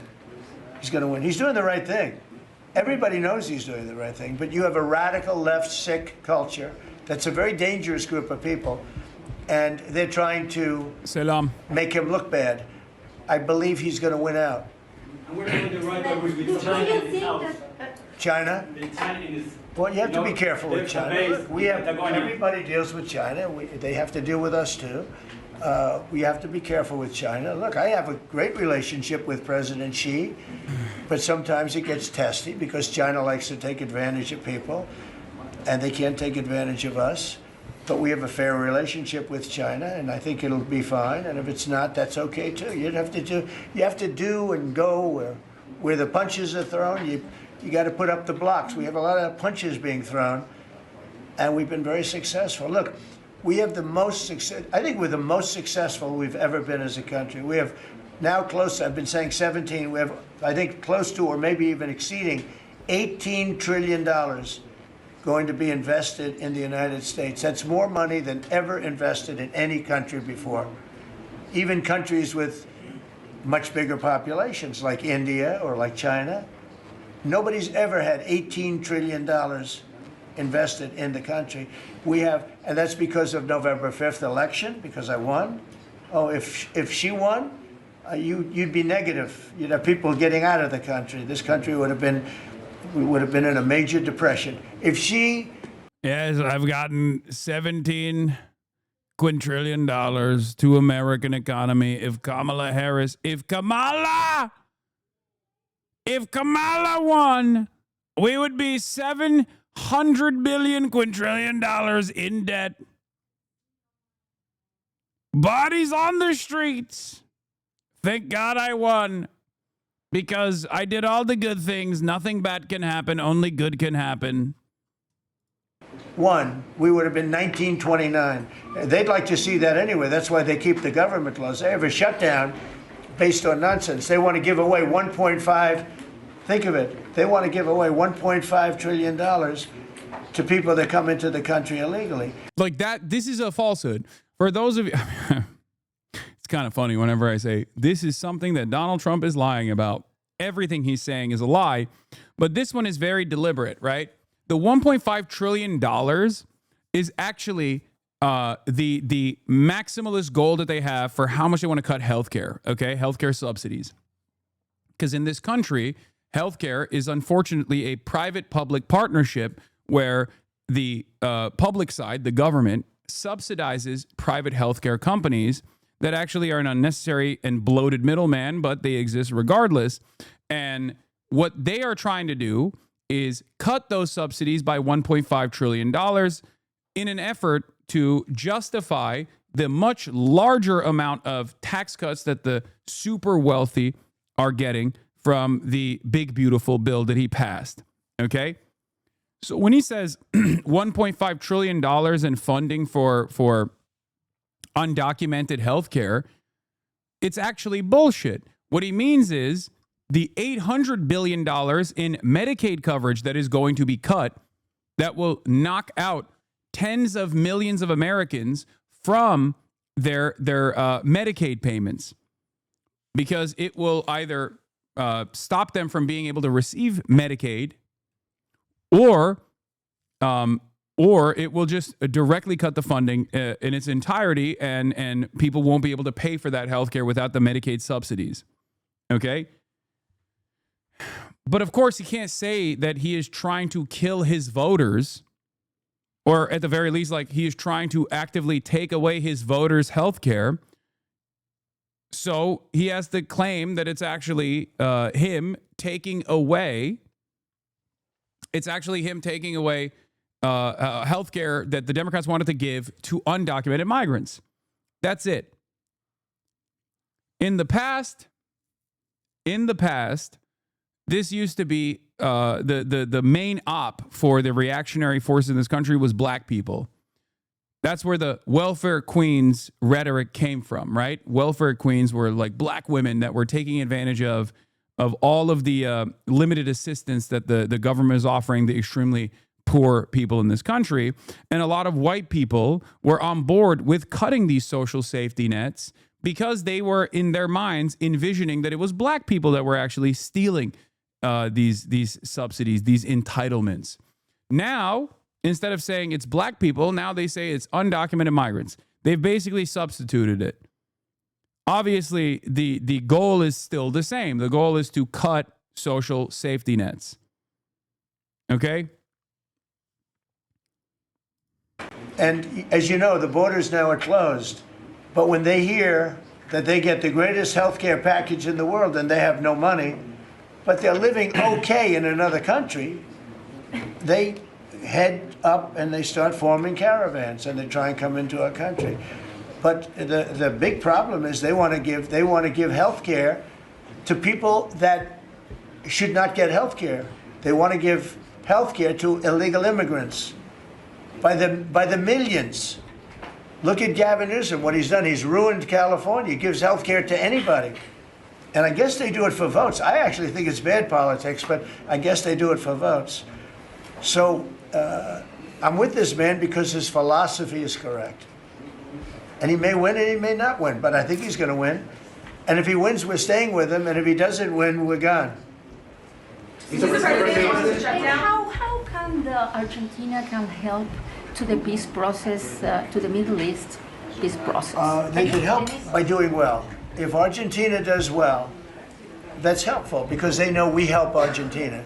So if Argentina is successful, that's great because they view us as somebody that helped Argentina and they did well, and the United States maybe will help them and they're going to do well. So the success of Argentina would be a great feather in the cap of the USA because we're helping them. Right? You understand? Yeah. Yeah, please, behind you. Behind you. Thank you, Mr. President. Last week you said that NATO should consider expelling Spain. What? You said that NATO should consider expelling Spain. Would you support that? What expelling Spain? NATO consider expelling Spain. Oh. I'm very unhappy with Spain. They're the only country that didn't raise up their number to 5%. Every other country in NATO raised up to 5%. And Spain is doing very well off our backs.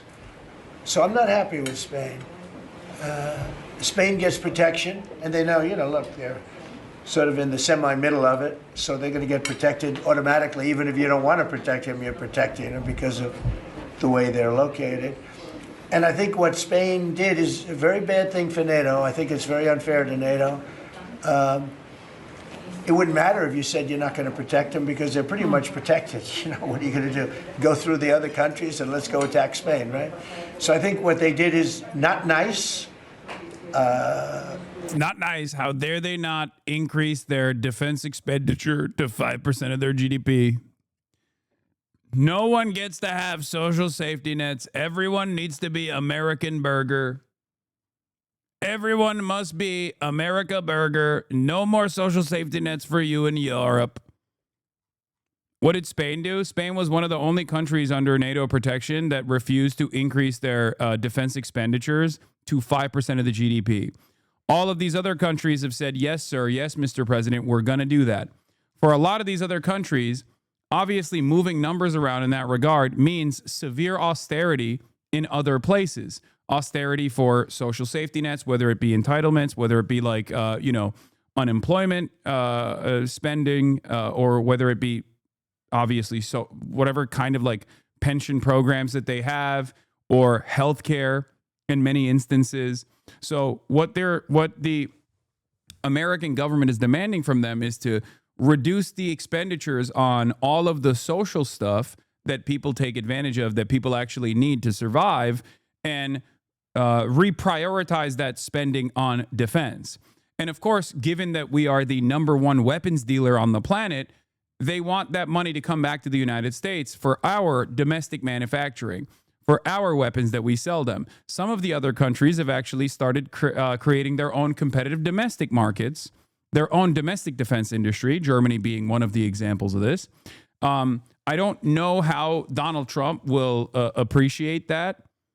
That's another thing that I don't understand completely, because like some countries are basically saying like, okay, well, we'll increase our expenditure, but we are going to spend it on ourselves again. We're going to rebuild our defense industries, and we are going to militarize. Basically, America is making every NATO nation into little Americas. All of the things that are wrong in the United States of America that people like myself, people like yourselves, regularly criticize, that our spending priorities are completely out of whack, where we just constantly fucking fund and subsidize this war machine rather than fixing our roads or fixing our infrastructure in general, making sure that we have adequate public transit in cities. Instead of doing any of that, fixing our education, fixing healthcare, instead of spending this money on ourselves, we spend it on war, more weapons of mass destruction, both on the R&D side and also on the subsidies we give to other countries so they can buy our weapons, right? Like, it's just this endless cycle of militarism, and every single thing that we complain about here in the United States of America as leftists, as socialists, as Marxists, okay, as radicals, is currently in Europe's immediate future. A lot of the European countries have already developed austerity measures in the last 20 years or so, and this has obviously created a lot of instability, a lot of anger, a lot of resentment. All of that resentment by right-wing forces has been directly shifted onto the refugees, partially the refugee crisis that we here in the United States of America greatly contributed to by destabilizing the entire fucking region. Obviously, if you destabilize and kick people out of their homes like to the tens of millions, they're going to have to go somewhere else to survive. And that somewhere else is either Turkey or Europe. And right-wingers in Europe have used that as an opportunity to say, it's actually not the austerity backed by capital owners. It's actually the Muslims that are coming here that are like ruining your day-to-day existence. And America is now enforcing that. 1.5% of the 5% was for infrastructure. They just never told Trump that, so he can say 5%. I mean, I think no matter what happens, Europe is seemingly building its domestic military infrastructure and building its domestic military manufacturing, like domestic weapons manufacturing sectors. I think it's very disrespectful to NATO. In fact, I was thinking about giving them trade punishment through tariffs because of what they did. And I may do that. I think unbelievably disrespectful. Spain, the only one out of all the countries in NATO, the only one that said that is Spain. And I think that's, I think they should be punished for that. Yes. On the government shutdown, you have the money to pay the troops on October 15th? Okay. How is I actually have a man who is a very wealthy person, you'll know that when I tell you this, who called a donor, a great gentleman, and he said, if there's any money necessary, shortfall, for the paying of the troops, then I will pay it, meaning he will pay it. How about that? I said, look, we're not going to need it. We're going to take care of our troops. But this was a position that's being forced upon us by Democrats. And all they have to do is just sign a piece of paper saying we're going to keep it going the way it is. You know, there's nothing. It's not like, it shouldn't even be an argument. They've signed it many times before. I don't want to bore you with the fact that Schumer said 100 times, you should never close up government. But Schumer's a weakened politician. I mean, he's going to finish his career as a failed politician. He's a failed politician. He's allowed. Okay, before we get into all this stuff, I do want to bring the conversation back to specifically the Israel Palestine equation, because he's like moving in and talking about like Spain and stuff. And I forgot I wanted to mention this, but as Jeremy Scahill, who literally has direct contact with the resistance, their resistance side's negotiators, who has interviewed them on numerous occasions, reports here that during the Gaza negotiations, Israel understood it would take time to recover all bodies of deceased captives. A specific mechanism for recovering the bodies was agreed. Now Israel is pretending that didn't happen so it can violate the deal and cut the agreed aid shipments in half. So the worst thing that I predicted would potentially happen, that I talked to Jeremy Scahill about, as a matter of fact, in our immediate conversation after the ceasefire, the so-called ceasefire deal, was that Israel would utilize some of the limitations that the resistance forces have in terms of like extracting some of these bodies to say, we're spoiling this deal, we're sullying the deal, and then claim that Hamas is actually sullying the deal.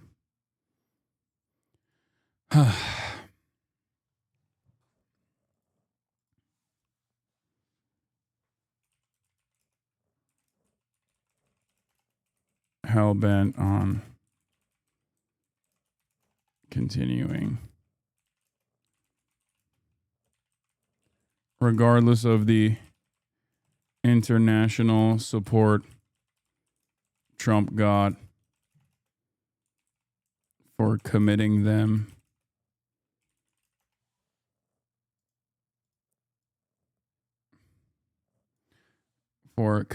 to a ceasefire, I worry that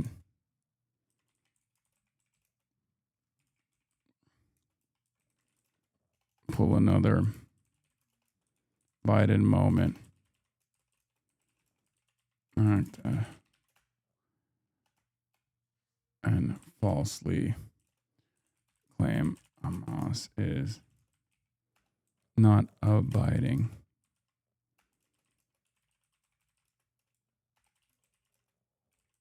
Israel violate peace again. Israel is hell-bent on continuing its genocide regardless of the international support Trump got for committing them to a ceasefire. I worry that Trump will pull another Biden and falsely claim Hamas is not abiding by the conditions and let Israel violate peace again. Just like January.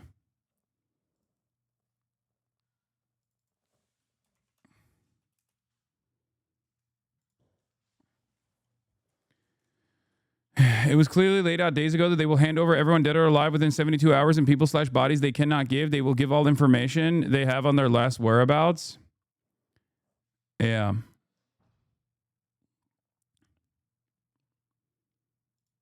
Bonzer Berry reports that there are actually more footage of the transfer of bodies that are taking place. I think like the total number is now at 8. Following the transfer of only 4 bodies in violation of the agreement, in air quotes, Israel decided to reduce the entry of humanitarian aid to Gaza and prevent the departure of Gazans to Egypt. And the Gazans that are allowed to currently go to Egypt are medevac patients that desperately are in need of additional health care, okay? Health care that they cannot properly get inside of the Gaza Strip. So the able-bodied that are stuck in the Strip as it stands currently are still not allowed to leave anyway. And the only people that are being allowed to leave are the people that are in critical condition, okay? And Israel is now not even letting them leave the Strip. Mediator to Israel. Hamas is making a great effort to bring back more prisoners who died. More deceased are expected to be transferred tonight in about 3 hours. Israel has informed the UN that 300 aid trucks will be allowed to enter the Gaza Strip starting tomorrow. Fuel and gas will not be allowed in except for specific cases related to humanitarian rehabilitation. This is half of what they agreed to in the negotiations. The mediators are already failing miserably to keep Israel in line, and it's only been a day since the prisoner exchange. Remember, I told you, post-Sunday, once all of the alive prisoners are released, you will then see Israel's true ambitions here. And very likely they will slowly but surely renege on the deal that they said yes to. And it's already slowly but surely happening. We will soon confront these hotspots firmly and will not allow any threats to internal security. We have documented more than 14 Israeli violations of the ceasefire agreement, and we raised them to the mediators in order to put an end to these practices and maintain the ceasefire. This is also the other side of the equation where Israel on the boundaries, because currently Israel still occupies 53% of the Gaza Strip. Okay, they did not do a full. They did not leave. They did not leave the Strip in its entirety. They still maintain control over 53% of the Gaza Strip. Okay, so from the position that they have established, they are still attacking Palestinians in the Gaza Strip. Okay?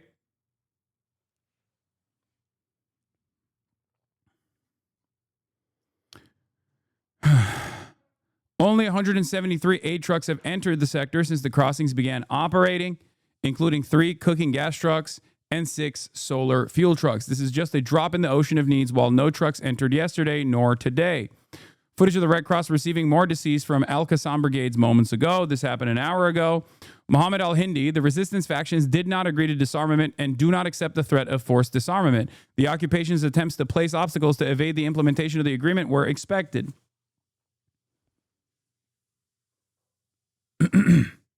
Yes, from what I understand, the aerial strikes have actually stopped, but there are still shootings happening. I think maybe like tank fire as well. There are no international forces on the ground to monitor the ceasefire in Gaza. Netanyahu failed to achieve the illusion of absolute victory, and we will not accept the presence of an international senior representative to govern the sector. The occupation army announces that they have just received 4 additional bodies from the Red Cross. 8 total deceased prisoners have been located and handed to Israel so far. More footage of the transfer of bodies. You can see about a dozen Al-Qassam Brigade's fighters present, mostly just sharing this because the Al-Qassam Brigades haven't been making as many appearances as they did in January. I suspect it's primarily because they recognize how fragile this ceasefire is.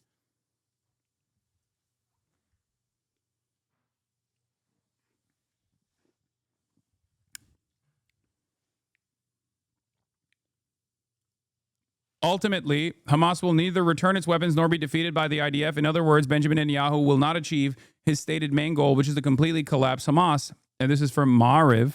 Netanyahu's goal of completely destroying Hamas is unrealistic and has brought Israel to the lowest point in its history due to setting an impossible goal due to the military's lack of proper preparedness. What they actually fail to consider here, which is what some other Israeli generals have openly mentioned in different points, is that you cannot eradicate an idea because Hamas is a mere representation of the Palestinian resistance. Their interest in surviving, their interest in emancipation. This is something that generals for the past 2 years within the IDF military infrastructure that have openly fucking said time and time again that you just can't kill your way out of this problem. You just can't murder your way out of this problem because the reality of the matter is every single person that you kill has a relative, has a family member. And then when they see their bloodied and massacred family members, they also want to take up arms against the entity that has done this massacre. That's just how it fucking works. Hamas, even if dissolved in its entirety, is going to turn into Hamas 2, if you want to call it that, right? Hamas itself is an evolution from the previous formation of Palestinian resistance. Back in the day, it was the PLO, right? Those were the terrorists. Those are the scary terrorists.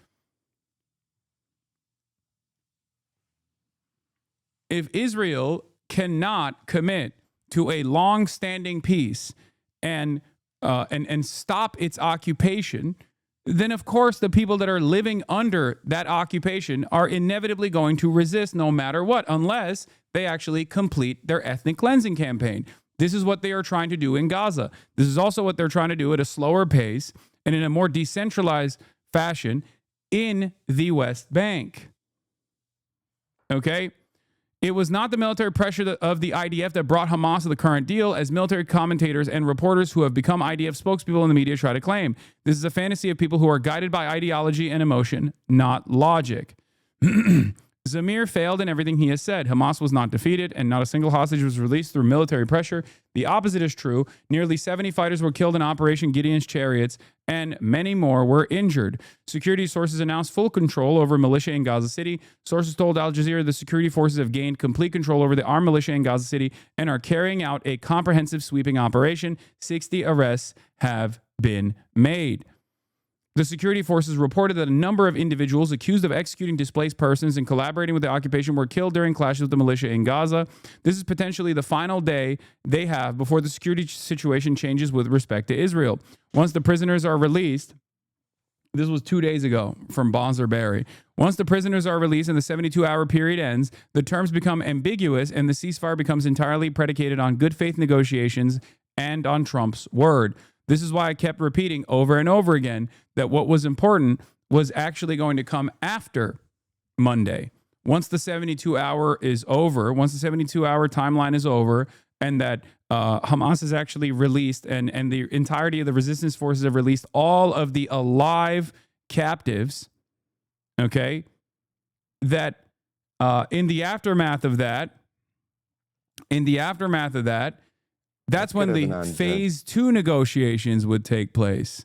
Anyway, let's listen to Moin Rabbani discussing the Gaza ceasefire on Al Jazeera. This was yesterday. Joining us live is from Montreal is Moin Rabbani. He's a non-resident fellow with the Center for Conflict and Humanitarian Studies. Moon, thank you so much for joining us. We have to look at the wider picture here. This is just the beginning, perhaps, of a process where we see Israel withdraw. What are you looking at the pitfalls and the bottlenecks in this ceasefire deal? Well, the first question is whether this is the beginning or the end. Some people have suggested that once Israel retrieves its captives, it will simply resume its genocidal military offensive in the Gaza Strip. Others have suggested that Israel will wait until negotiations collapse over the second stage of the Trump-Netanyahu proposal over issues like governance and disarmament. But looked at more broadly, it's, I think, equally plausible to suggest that this agreement will hold and in some respects will mimic the ceasefire agreement in Lebanon, where the Palestinians cease fire and Israel continues to fire. And at the same time, Israel may be quite content to see negotiations over governance and disarmament and so on collapse, because it could then use these as a pretext to maintain its forces inside the Gaza Strip to prevent reconstruction and so on. So I think what will happen after today is very much up in the air, and it's really unclear what will happen the minute Trump's flight leaves back to Washington.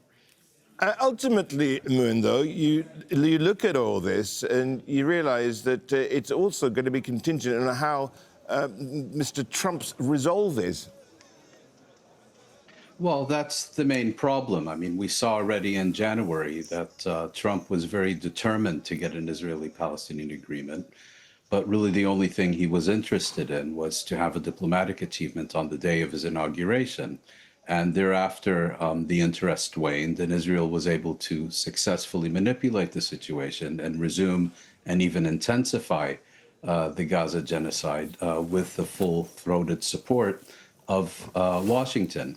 People have suggested that this time it's different because particularly after the Israeli bombing of the Qatari capital, Doha, the Arab leaders realize now that their own sovereignty and national security hangs in the balance, and that they therefore impressed upon Trump the need to seriously address this issue.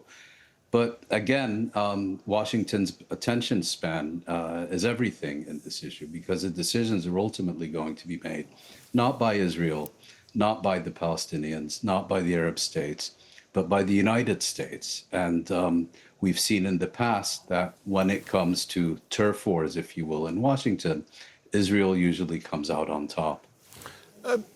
To really also look at Benjamin Netanyahu here, there's a lot of pressure on him. And, you know, of course, Donald Trump, you could argue, has sort of, I suppose, twisted his arm to get this done. And, you know, that's the resolve part of it. But let's face it. If this is exactly how the January deal unfolded, it's just going to go back to the business as usual, continuing the genocide, and Trump offering coverage, protective coverage to the Israeli side, making it seem as though it's actually Hamas that is violating these deals. And that is the worst possible outcome. I mean, there are multiple outcomes here. Almost all of them are horrible, right?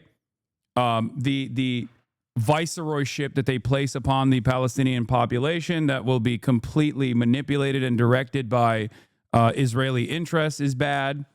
As the rest of the world turns a blind eye to the fate of the Palestinians, like that would be horrible, right? But also, the worst possible outcome here is that Israel continues its genocide with bombing and destruction, and simply claims we had to do it because Hamas wouldn't abide by the standards and the conditions set forth in this ceasefire process. Now, there are a lot of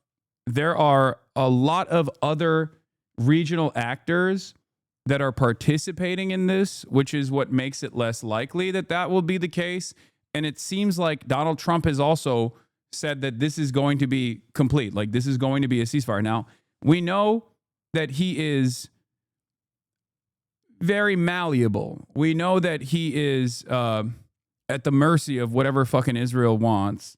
So who knows? Who knows if this will be consistent? Who knows if this will be a long-lasting commitment? Anyway, for the time being, Donald Trump is now doing the Charlie Kirk event, a posthumous able to fight people. Medal of Honor being given to Charlie Kirk. He loved those enemies so much. You know, I heard he loved his enemies, and I said, wait a minute, is that the same Charlie that I know? I'm not sure, but I didn't want to get into it. But it was a horrible, heinous, demonic act of murder. He was assassinated in the prime of his life for boldly speaking the truth, for living his faith and relentlessly fighting for a better and stronger America. He loved this country. And that's why this afternoon it's my privilege to posthumously award Charles James Kirk, our nation's highest civilian honor, the Presidential Medal of Freedom. Thank you.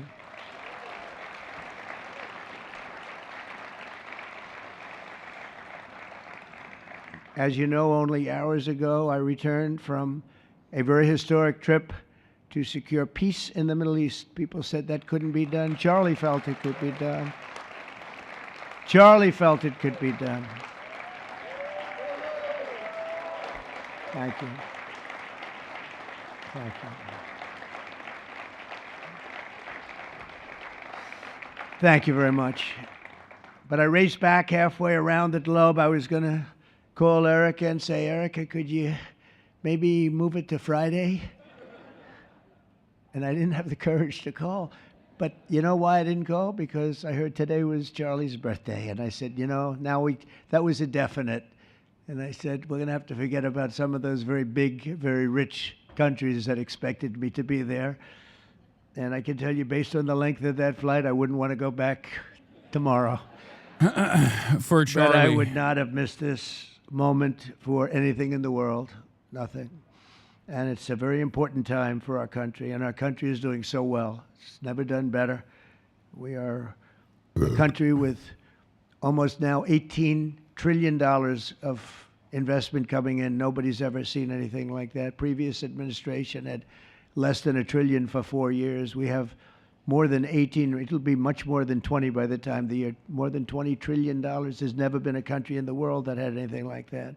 What's happened to our country is incredible in a short period of time. Charlie was a big person for, sir, can we close up those borders, please, a little bit? You know. Yeah, he loved everything that I was doing and hated everything that I wouldn't do. But you know, it came out last 4 months. Literally nobody was allowed into our country, and the only people that were allowed in were people that came in legally. The borders are absolutely stone cold closed, and they reported 0, 0, 0, and 0, so that's pretty good. But he was a big believer. He wanted people in the country more than I did, frankly. He wanted them to come in legally, and he got his wish. October 14th is Charlie's birthday, and he should have been turning 32 years old. I tell you, when I first met him, he was like 22, and I said, boy, he's awfully young, but I thought he was older than that, you know. We're back to the self-suck chatters. You already know. That's not good when you're old, but when you're young, it's great. He had the best of all things, but he was special. But instead, Charlie is attaining a far more important milestone. We're People are over entering Charlie. his name forever into the eternal roster of true American heroes. He's a true American hero, an amazing person, way, way beyond his years. And I'm honored to be joined by a woman who has endured unspeakable hardship with unbelievable strength, and that's Charlie's widow, Erica. And I just want to thank you, Erica. He loved you so much. I was with him. Oh, please. Thank you, darling. Thank you. I was with him before I met Erica, and he told me he was going to get married. He said, you won't believe how beautiful she is. I said, well, then now that I meet her, he's right. But then he also said, and you know what? Fuck? She's like the smartest person I know. See, they do go together on occasion. Not often. Not often. But on occasion they go together. But he was in love with you. He was deeply in love with you. It's great. Erica, your love and courage have been an inspiration to all of us, and we will always be here for you, and we're always going to be here for your gorgeous, beautiful children, and we'll never forget what your family has sacrificed for our country. Man loved our country. When things were going badly for our country, he was so, as you know, angry. He would get angry because he said it doesn't have to be that way. We're also pleased to be joined by an incredible group of Charlie's friends, very powerful friends, actually, and some not so powerful, and they're actually better people, okay? I know them all. They're the less powerful ones. I have to tell you that, all of you power guys down here. The best ones in the group are the ones that are less successful, but that happens too. No, they're all great, and they're here.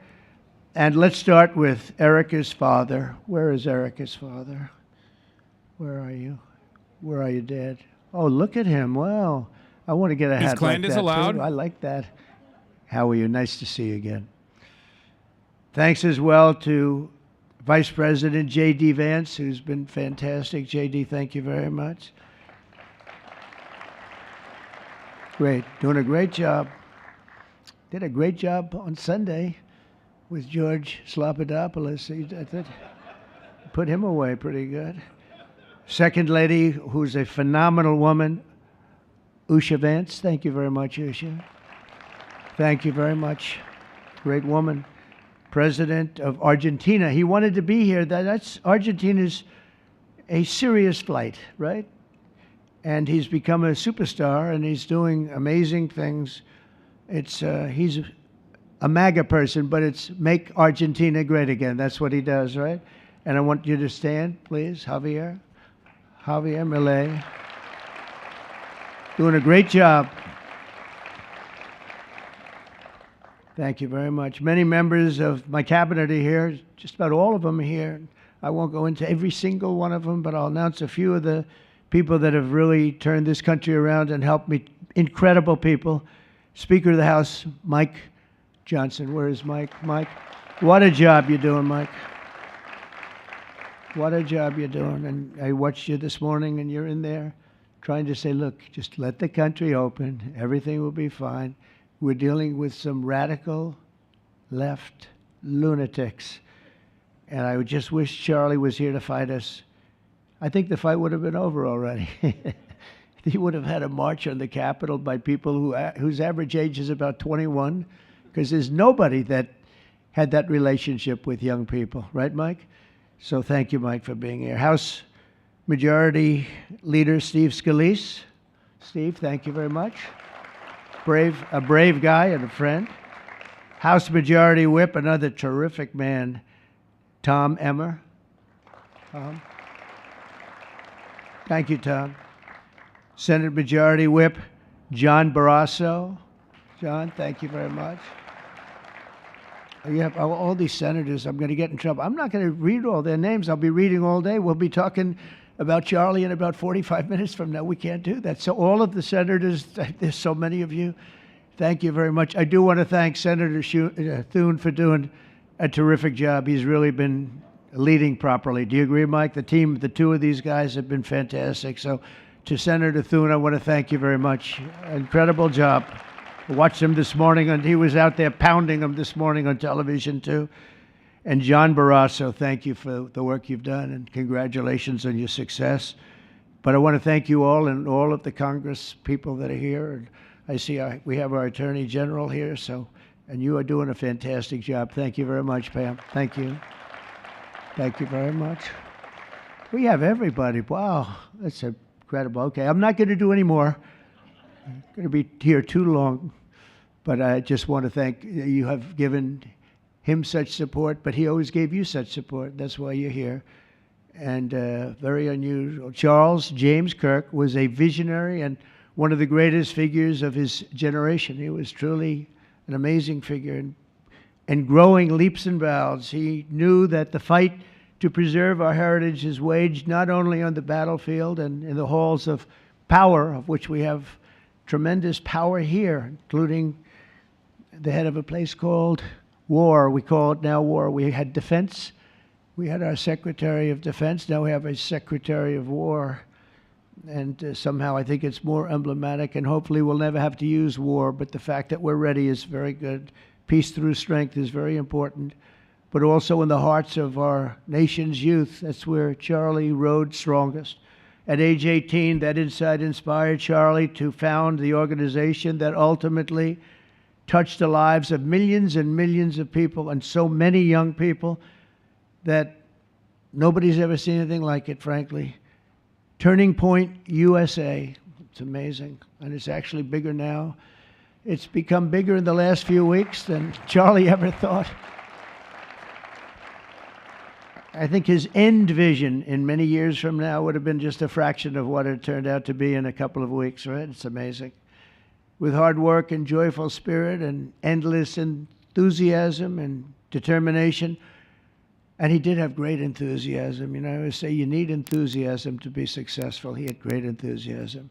Charlie grew Turning Point into the largest conservative youth organization in the entire country. He forged a personal bond with countless young conservatives. He fought for free speech, religious liberty, strong borders, and a very strong and proud America. In everything he did, he put America first. He really put America first. And ultimately, Charlie became more than a leader of an important organization. He became the leader of historic movements all over the country. There were movements, individual movements, one movement, but it was historic. Everything he did was historic, and a true evangelist for the cause of freedom and the word of Almighty God. God was very important to Charlie. He would say, you know, if you don't have religion, you're not going to have a strong country. It's true.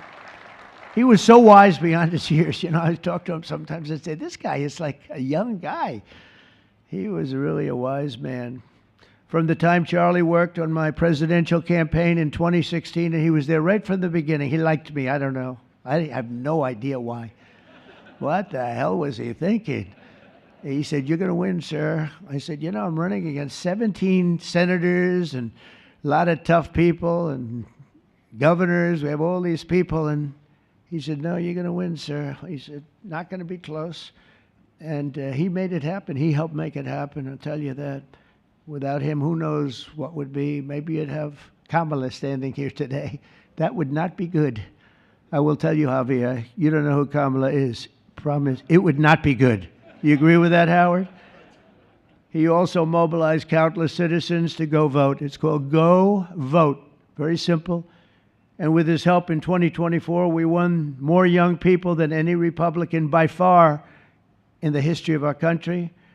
And we won the popular vote. We won the swing states, all 7 of them. Remember, they said, oh, well, if Trump could win 4, that would be nice. I win 7 by a lot, by a landslide.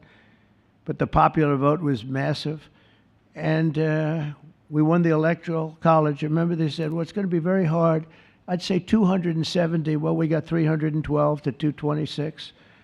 And then we won something called districts and councils and different things. But in one case, we won 2,750 to 525.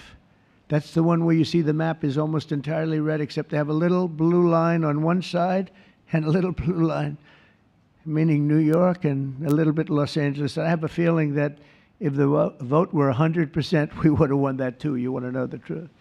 But he knew, and he knew very well, and he also understood honesty, and he was always concerned with honesty. He said the only way we can lose is if the cheating gets so bad, and that's where we came up with a little phrase, too big to rig. We said, go out and vote. Just go out and vote. And we had that. Remember, we used to say that all the time because people would say, oh, they're going to win. We don't have to vote. Let's go to a movie. We'll come home and watch later. And he wasn't about that. So we come up to, with really together, we came up with that phrase, we got to make it too big. I never made a speech where I didn't say at the end, now look, the polls are showing good. Don't believe the polls. He said, we're going to make it, Susie, right? Too big to rig. So if you think we're going to win by a lot, doesn't matter. Pretend we're losing. You got to go out and vote. They voted. And at 9:02, the whole thing was over, right? 9:02. Remember they said, oh, this could go a few days. Well, it went a few minutes. 9:02. And he knew that, and I felt it, but he knew it. He knew it. I think he knew it more than anybody. But Charlie never missed an opportunity to remind us of the Judeo-Christian principles of our nation's founding or to share his deep Christian faith. In his final moments, Charlie testified to the greatness of America and to the glory of our Savior, with whom he now rests in heaven. And he is going to make heaven. I said, I'm not sure I can make it, but he's going to make it. He's there. He's looking down on us right now. It's so incredible. Look at this, how this turned out. This was supposed to be so dark and cloudy. Not dark and cloudy, is it? Look at that, how beautiful that is. There's no artist that can capture it as beautiful as it is today. Wow. It's amazing. Wow. As I said, on the day that he was assassinated, Charlie Kirk was a martyr for truth and for freedom. And from Socrates to think, and to St. Peter, from Abraham Lincoln to Martin Luther King, those who change history the most, and he really did. I can't stand the fact that they compare him to MLK, especially because he has routinely shit on MLK. Charlie Kirk has straight up said horrible things about Martin Luther King Jr., and now they're comparing him to Martin Luther King Jr. as in the affirmative. But he almost, I guess, didn't have the time. I don't even know if he would like that, personally. Like, what are we talking about? Classroom for 4 years listening to people teach me liberal principles, because they were never going to teach him that anyway. But he didn't have the time. He really didn't have the time.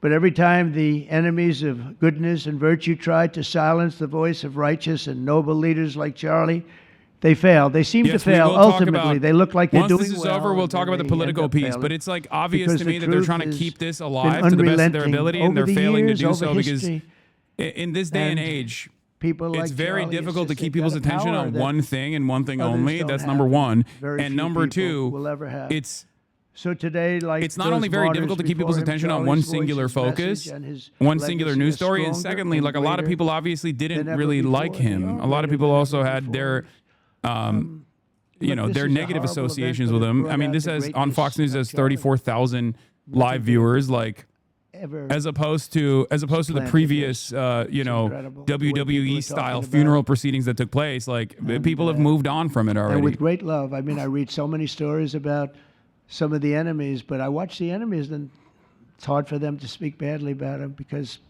they just don't. And then you do have people in the days since Charlie's killing. We've seen exactly why our country so dearly needed his example. We've watched legions of far-left radicals resort to desperate acts of violence and terror because they know that their ideas and arguments are persuading no one. They know that they're failing. They have the devil's ideology, and they're failing, and they know it. They feel it, and they become violent. They seem to become very violent on the left.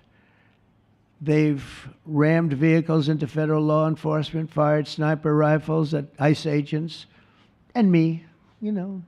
But I made a turn at a good time. I made a turn at a good time. I turned to the right. Charlie couldn't believe it, actually. He said, "How the hell did you make that turn?" I said, "I don't know." But fired rifles and threatened the lives of our Supreme Court justices, our great justices. They have to be protected. We just issued a lot of money, $60 million, to protect the Supreme Court justices. Very important. We can't let anything happen. In places of worship, we're protecting our people. We've seen that a candidate for Attorney General in Virginia boasted that he would want to see the Republican legislature, a legislator in Virginia, shot in the head and to see his children murdered. He actually said this. And now he continues to run for office, and most people continue to back him, but he said he wants his man shot. He said shot in the head and to see his children murdered. And they keep running. Pretty amazing, right? That's a bad one. Let's see how that turns out, but that's a really bad one. Nobody's heard that one before. Especially in the wake of Charlie's assassination, our country must have absolutely no tolerance for this radical left violence, extremism, and terror. We're done with the angry mobs, and we're not. I do think that, like, our cities be unsafe. The other side of this is that, like, Trump can't. Chicago, where they had 4,000 Trump can't have singular focus on any issue that doesn't revolve around himself. And then we have like, no matter how fortuitous this could have been for their ambitions to violate the First Amendment and to further prosecute political enemies of the state, his own ego, his own narcissism is unironically getting in the way of him communicating how serious this is, how important this is. And wait, he actually did mention how a bullet missed him, but it hit Charlie. Is that what he... Oh my God, that was a fucking meme from like the second day. A day after Charlie was shot and assassinated, someone said it's going to be, y'all are complaining right now, but just wait till he talks about how he dodged a bullet expertly and Charlie actually didn't fucking, Charlie actually didn't. He's going to talk about like skill diff, skill issue. We took out Pam 1,700. Like, he just can't even, he can't even fucking talk about it. Like, he can't even talk about this stuff without being like, I do everything so good and Charlie loved me, you know? In order for him to make a coherent case here, he has to literally elevate Charlie's status above himself, and he literally cannot do that. One arrested in order to 28 successfully times. create the martyrdom narrative, he has to make it seem as though Charlie is a more valuable person than he is, and he is physically incapable of doing that. But we're done with the angry mobs. We're done with it. This is such an unbelievable place right now. You take a look where you can walk down the middle of the street with your wife or your husband. Your children can walk. They can walk alone. It doesn't matter. They can walk anywhere in Washington, and they're safe now. If this were a year ago, they'd have a serious chance of being badly hurt, even killed. They'd come in from Indiana. They'd come in from Iowa. They'd come from Florida to see their nation's capital, and somebody would have to call the parents, I'm sorry, but your son or your daughter's been killed. Not anymore. You hear those sirens going off? That's good. That's a good sound. That means they either got the bad guy or they're going to stop the bad guy. You didn't hear that sound because nobody wanted to do anything. Yeah, no sirens were ever heard in the nation's capital before I got here and decided policing is back. It's fucking nuts. They're about 3 miles away. That's great. What a beautiful sound. They're stopping crime. That's what they're doing. So we're done with the voices of fools. They're fools. And death threats, and we're going to make our cities safe. And I thought it was Charlie's, one of his biggest dreams was that. He couldn't believe it. Chicago is going to be a great city again. We've already, we sent people in there 6 months ago, and this governor said, well, crime is down. Yeah, that's because we had the FBI in there for 6 months, just preparing it for the bigger surge. And they've done a great job, the cash and the FBI. They've done a great job, and they love doing it, They love being able to do it. They were restricted from doing it. They couldn't do anything.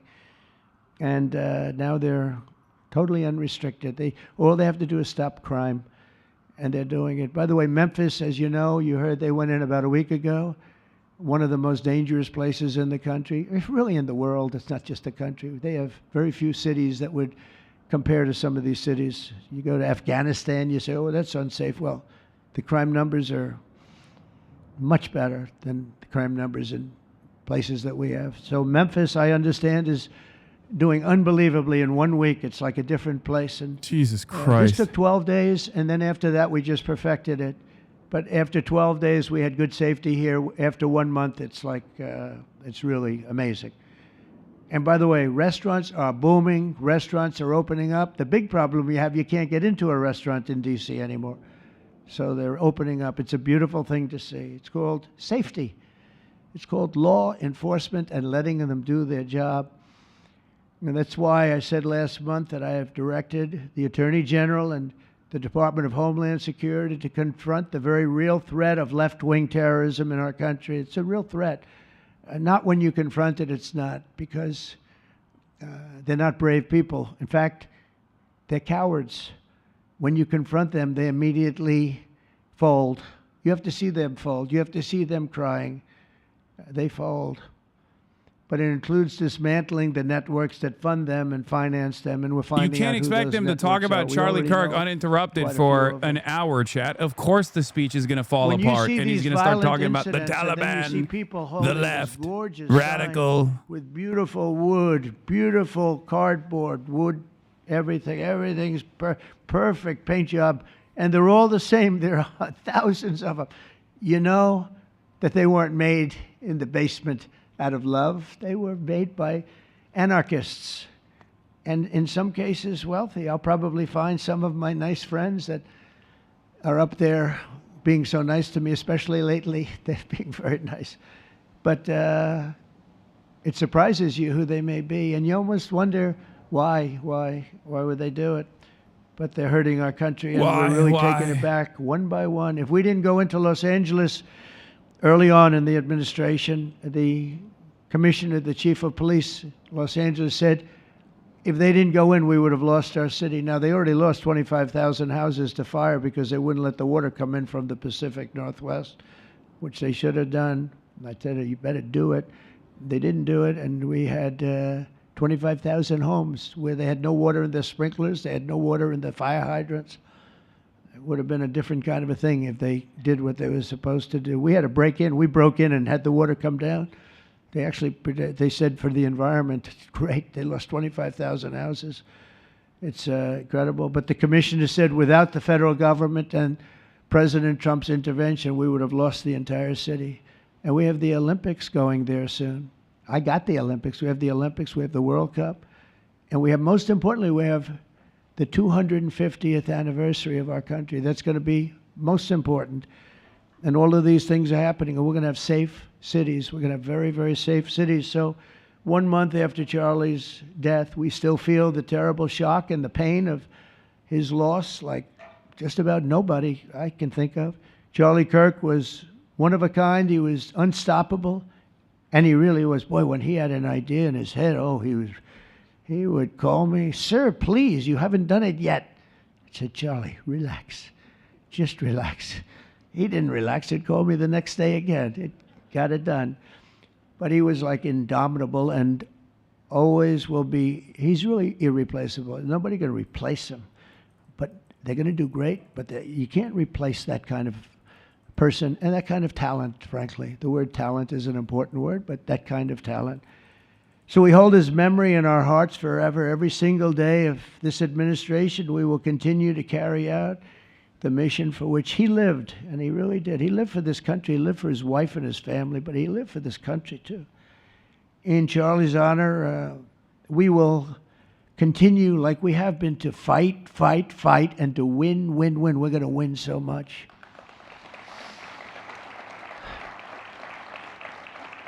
So the Presidential Medal of Freedom is a big deal. You have the Congressional Medal of Honor, military, and the Presidential Medal of Freedom, which is civilian.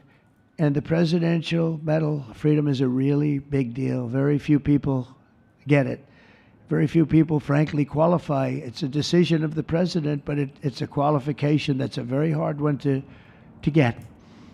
And I would like to ask, if I might, the military aide to read Charles James Kirk's citation for the Presidential Medal of Freedom. Thank you very much. Thank you.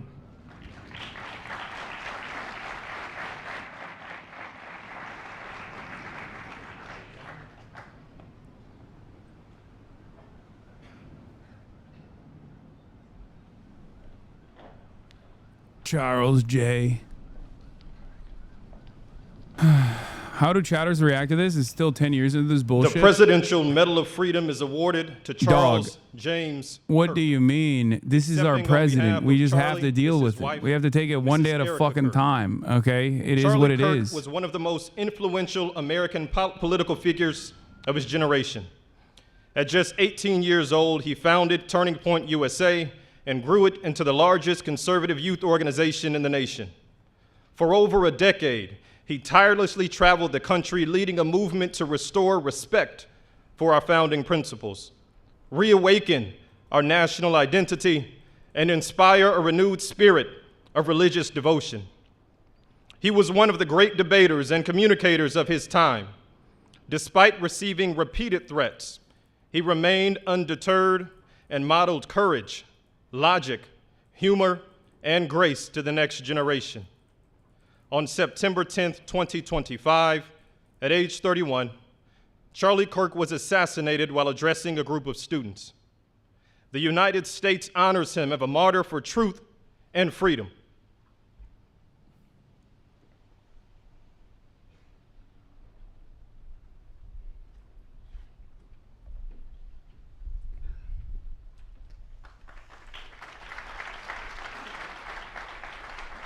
Can you take the medal back once it's given to someone? Can this be reversed? No, I don't think so. That would be crazy, though.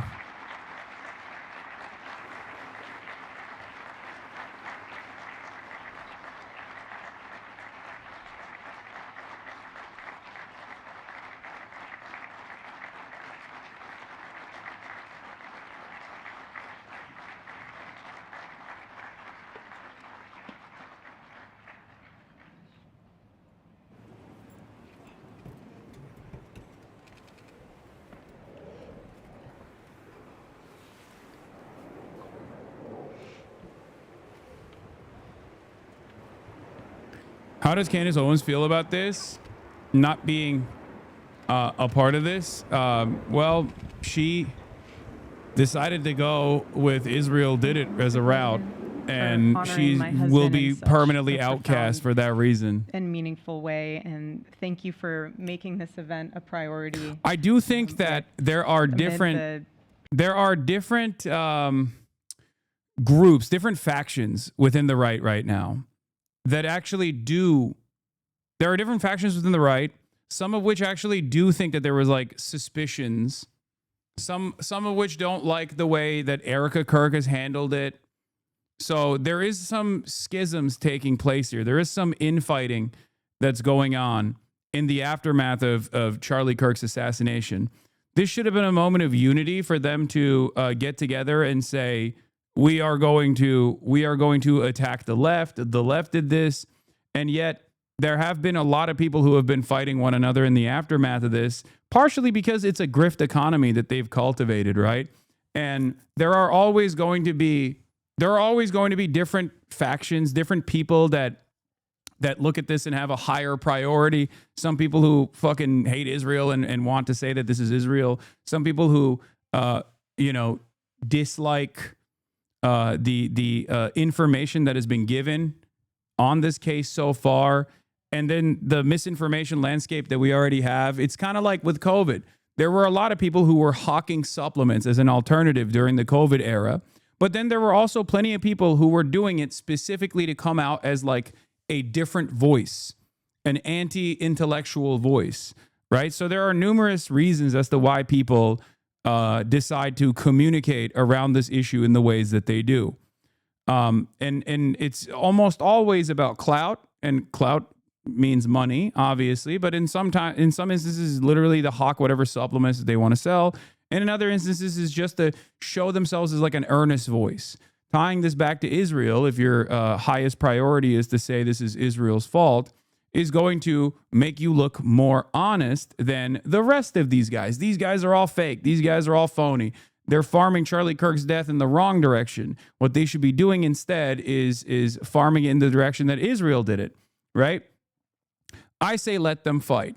I think ultimately there are some like interesting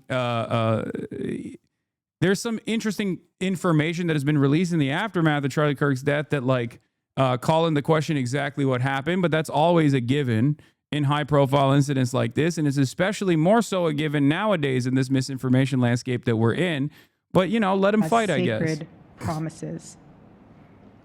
He used to love to journal about this topic all the time, and with such a heart postured of gratitude. And he believed that liberty was both a right and a responsibility. And he used to say, freedom is the ability to do what is right without fear.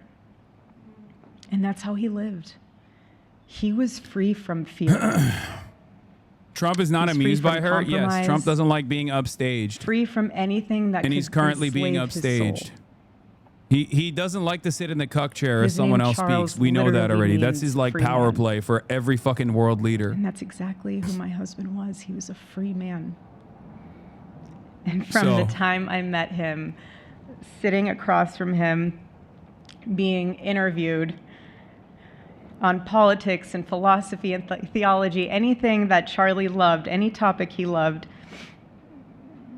And I just saw the fire in his soul, and there was this divine restlessness within him that came from knowing God placed him on this earth to protect something very, very sacred for all of us. And he never stopped fighting for people to experience freedom. He didn't. Charlie often said that without God, freedom becomes chaos. And he believed liberty could only survive when anchored to truth. And I remember in one of his speeches, he told the audience that the opposite of liberty isn't law. He said it's captivity. And that the freest people in the world are those whose hearts belong to Christ. But what's so powerful is that Charlie had the ability to communicate so brilliantly across all generations. And he reminded us that in a world that tells us freedom is doing whatever you want to do, the real freedom is the power to live freely and to do what is right. And in one of his journal entries, he wrote that he wanted everyone to know that you can't have liberty without moral responsibility. Freedom divorced from faith eventually just destroys itself. And what's so fascinating about all of this is looking back these past 12 years of Turning Point USA and his mission, there's almost this veil of sacredness. Because what I realize is that while he was building an organization, he was also building a movement, one that called people back to God, back to truth, and a movement that was filled with courage. And ironically, for a man who impacted millions, Charlie never desired to be the center of attention. He just wasn't. My husband was not a man of extravagance. He loved simple but deeply meaningful things, truly. He loved his late night walks. He loved buying more books than he could ever read because he felt there was no such thing as a book budget. And he loved being able to read to our kids the same bedtime story on repeat because he knew it was their favorite.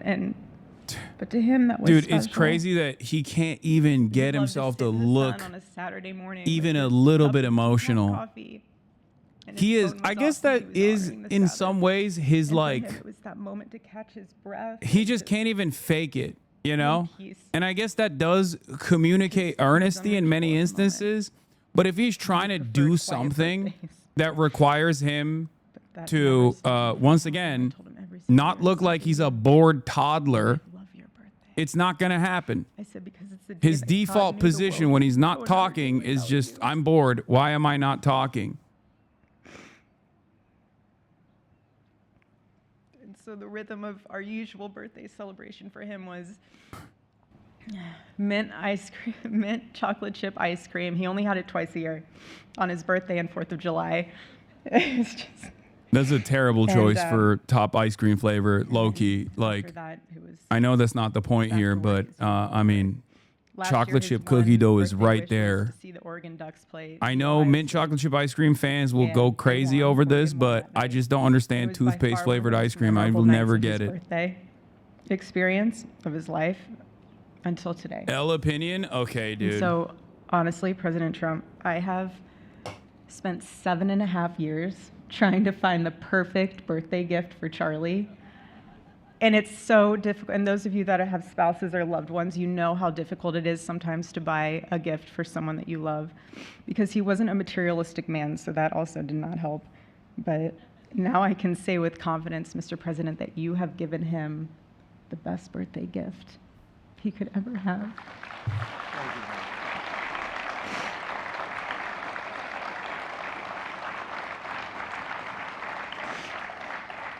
It's such an honor and the recognition of a life lived for defending I'm now freedom. a fucking hater. And You that's shock what your Charlie dog. fought Okay, for dude. until his last breath.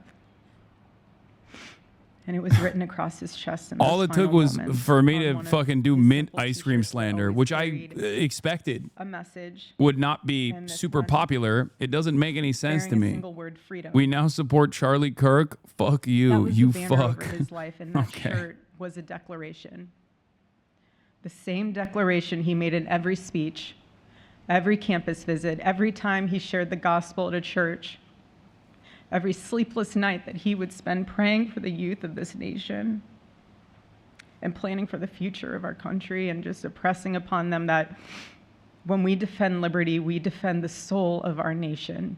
I think there's better flavors than mint My chocolate chip. husband I don't never told understand anyone it. what to say. He never did. He never told anyone what to say. I feel like people think it's like a healthy He just flavor. encouraged them to think. Thoughts on He would coffee flavored encourage ice them to cream? think I love coffee outside flavored of everything. Dude, look, traditional I mean, political labels. He would want them to think coffee in a flavored way that was Zins. anchored in wisdom and truth, but he would never tell anyone what to say. Charlie wasn't content to simply admire freedom. He wanted to multiply it. He wanted to multiply freedom. He wanted young people to taste it and to understand it and defend it. He wanted them to see that liberty isn't self-indulgence, it's self-governance under God. He wanted them to see that. And every day I'd see him getting ready for work. He'd put on his cross necklace, he'd put his ring on his finger. And the boldness in his demeanor was always fearlessness. He wasn't afraid. He was never afraid. And his daily actions, whether in office or on campus or at a church, it was always without fear. That was his creed. That is how he lived out every single day. He didn't fear being slandered. He did not. He didn't fear losing friends, I can tell you that. He didn't. He didn't care. He stood for truth and stood for freedom, and he did not, everything else was just noise to him. And it's because his confidence in Christ was absolute. That's why. There was no limit to what he would have sacrificed to defend freedom for all. And if the moment had come, he probably would have run for president, but not out of ambition. He would only have done it if that was something that he believed that his country needed from a servant's heart standpoint. And Charlie lived only 31 short years. No, he's 32, but on this side of heaven, but he lived. He lived every single second he lived. He filled every single day with purpose, and he fought for truth when it was unpopular. And he stood for God when it was costly, but that's what we're called to do. Surprisingly enough, he did pray for his enemies, which is very hard, but he did. He did. He did. No one else, I mean, I saw him do it. No, he never did it in front of anyone else, but I can attest to that. But he also loved people when it was inconvenient. And he ran his race with endurance, and he kept the faith. And now he wears the crown of a righteous martyr. And for me and for our children, the truth really steadies our grief, because heaven gained what earth could no longer contain. A free man made fully free. Gossip with me. Does this sound sincere to you? I can't hear anything. To all watching, this is... When I hear like people talk about religion like this, I check out so hard, because for me it's like so outside of my consideration. I just like I'm working through it. I'm listening to what she has to say. But because it's so outside of my understanding of the world and my analysis of how things happen in the world, that like it genuinely, like I'm like, yeah, it's great if it helps you go through your day to day. I'm right there with you. Okay, it's great, it's fantastic. But like, I just can't. I'm like Trump, having a hard time paying attention. It's in mine, it's in yours, it's in all of yours. So I'm the worst person to ask. As a practicing Catholic, yeah, this shit is sincere as fuck. Yeah, I can see this being like, I mean, even the fact that she said like, I forgive the shooter of Charlie Kirk, like that in and of itself seemingly was like some real Christian shit, right? Like, I think. And even the sincere stuff that she is. Happy birthday, Daddy. I want to give you a stuffed animal. Oh, no.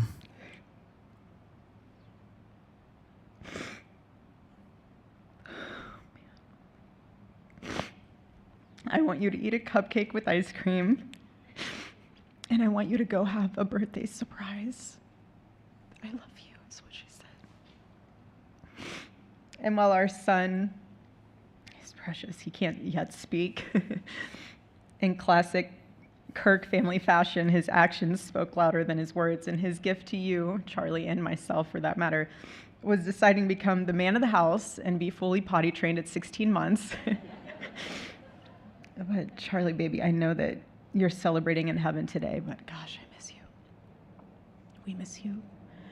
And we love you, and we promise we'll make you proud. And Charlie's life was proof that freedom is not a theory, it's a testimony. He showed us that liberty begins not in the halls of power, but in the man of a heart surrendered to God.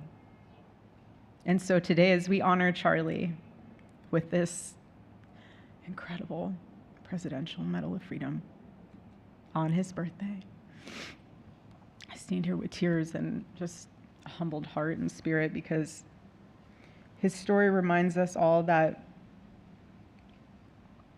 to live free is the greatest gift, but to die free is the greatest victory. Happy birthday, my Charlie. Happy Freedom Day. God bless you.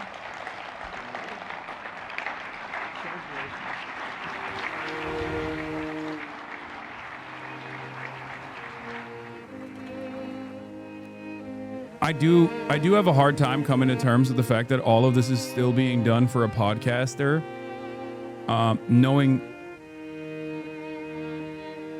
full well that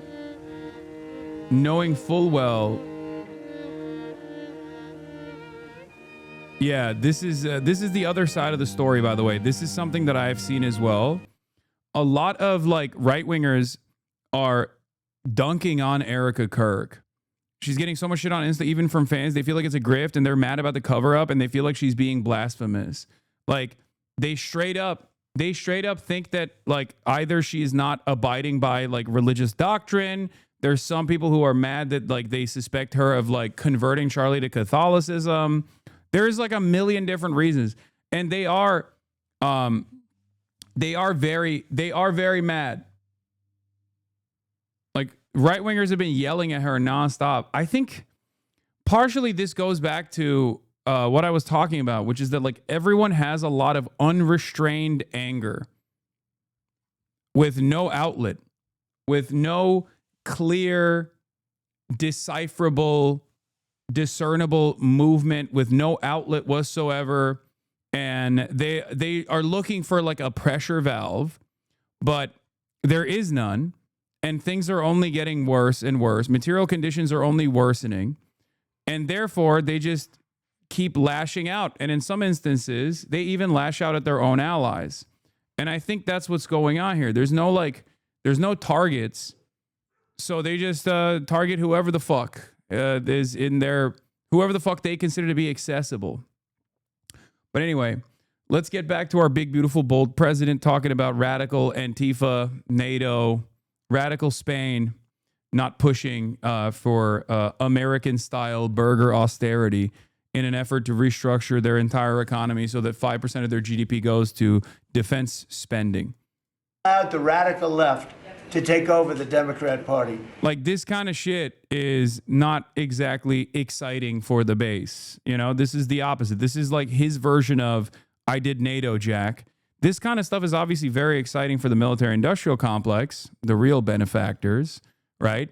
But it's not necessarily exciting for the base. He's still working through the motions, though, in the way that he wants to. So if they write books about that, if they write books about him, they're going to have to say that his career ended by allowing the radical left to take over the party. I mean, I won an election in a landslide because people are not into the radical left. And the Democrat Party is.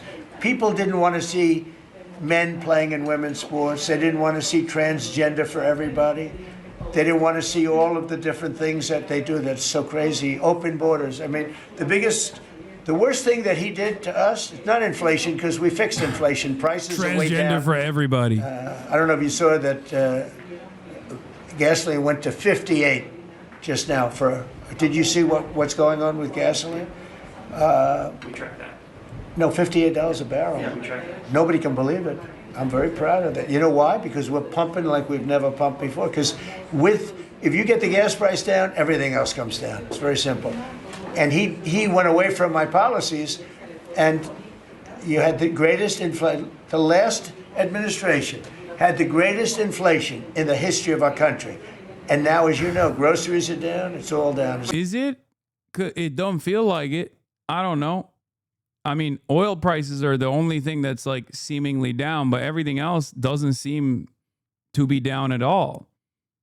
And if you ask the average Republican, I don't think they think the grocery prices are down either. They actually complain about it quite a bit. And it's not just the grocery prices, it's the rent. It's the rent that is like very costly. It's the healthcare that is very costly. It's the medicine that's very costly. So oil is supposed to gear the entirety of the economy. And when the oil prices go down, all the other prices are supposed to readjust, and they're supposed to go down as well, except they haven't. And in the absence of any sort of like regulatory control, in the absence of any sort of like price controls, for example, which I know is a scary fucking statement to make, or even utilities prices are also up too, especially energy, like electricity prices are up. It's all fucked. That's the real issue. And in the absence of solving that real issue, discontent will only continue to grow. And Trump can still keep redirecting the attention to a more appropriate target by his own, grand design, the transgender, Antifa, radical Marxists, and the undocumented Guatemalans or whatever. But ultimately, you can't just keep coasting on. You can't keep coasting on how great things actually are in secret, how great things are for the stock market, and then not expect your own base to go, man, you do talk about the stock market quite a bit. And while some of us have 401ks, like that's not really actually translating to my pockets hurting less year over year. But on the shutdown, are you settling in for? And in terms of the economy and the way that people feel, the way that people perceive the economy, for the record, and this is the most important thing, this was a major issue with the Brandon administration as well. It partially led to the Democrats losing the election to Donald Trump. It played a big role in the Democrats losing the election to Donald Trump. They thought that they could just like communicate their way out of this. They thought they could be like, no, it's just vibes. Your pockets aren't actually hurting. Your pockets aren't actually hurting. And obviously that was not something that people were willing to entertain. Clearly people feel the way that they feel when they see how much money they have left at the end of the month. And it's not because they're spending, they're spending all their budget and blowing it on like avocado toast, as they used to say about the millennials. I don't know what they say about Gen Z, I guess OnlyFans maybe, or gambling. But it's not that. It's that the overall economy for the 90% that is not in the top 10% of wealth, that has ownership stake in the stock market at least, but for the 90% of Americans that live in the real world, it's not because like Netflix and DoorDash and Disney Plus subscriptions that are really burning a fucking hole in their budgets. It's the fact that rent is 50% of their wages.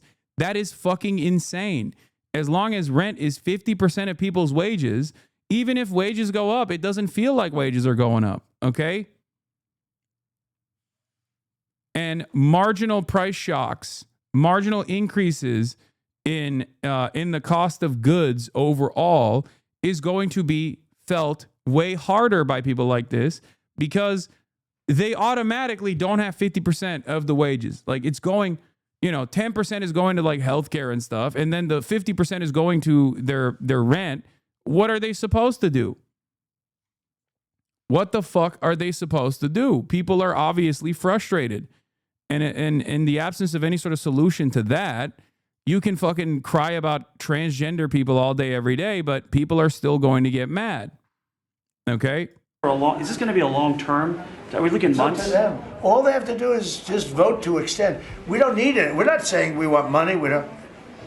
All we need is a right to extend. They want a right to extend, but they want $1.5 trillion so they can give it away to illegal immigrants. The people that... Yeah, MTG's picking up what you're putting down. Yeah, this was an incredible moment of brutal honesty, once again, from the least likely person. Marjorie Titan Green, once again, spitting on another podcast, talking about the affordability crisis that is harming everyday Americans, even Republicans. Those are the two things I can't find. And when Republicans, and I'm criticizing also Congress big time, I'm really grateful to a lot of the things the president is doing, but I'm really upset with the direction Congress is going.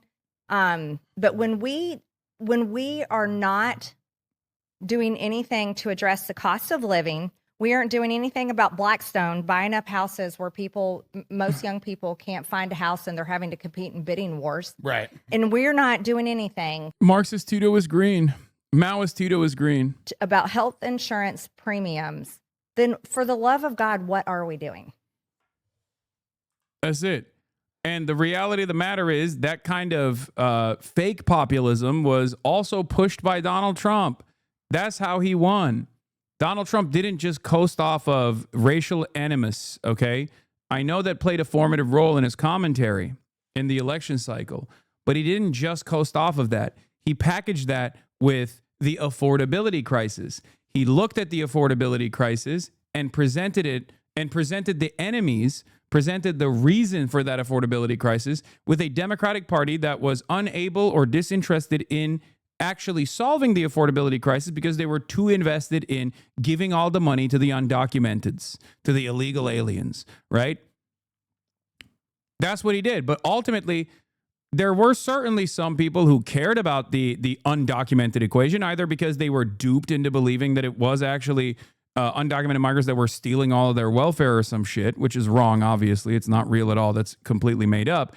But there were plenty of others who were also like, yeah, I don't really give a shit. I just don't want Mexicans around me, right? I don't want black and brown people around me. This is definitely an animating political force in this country. White supremacy has been left unaddressed for hundreds of years in this nation, and white supremacy is a major motivator for a lot of people.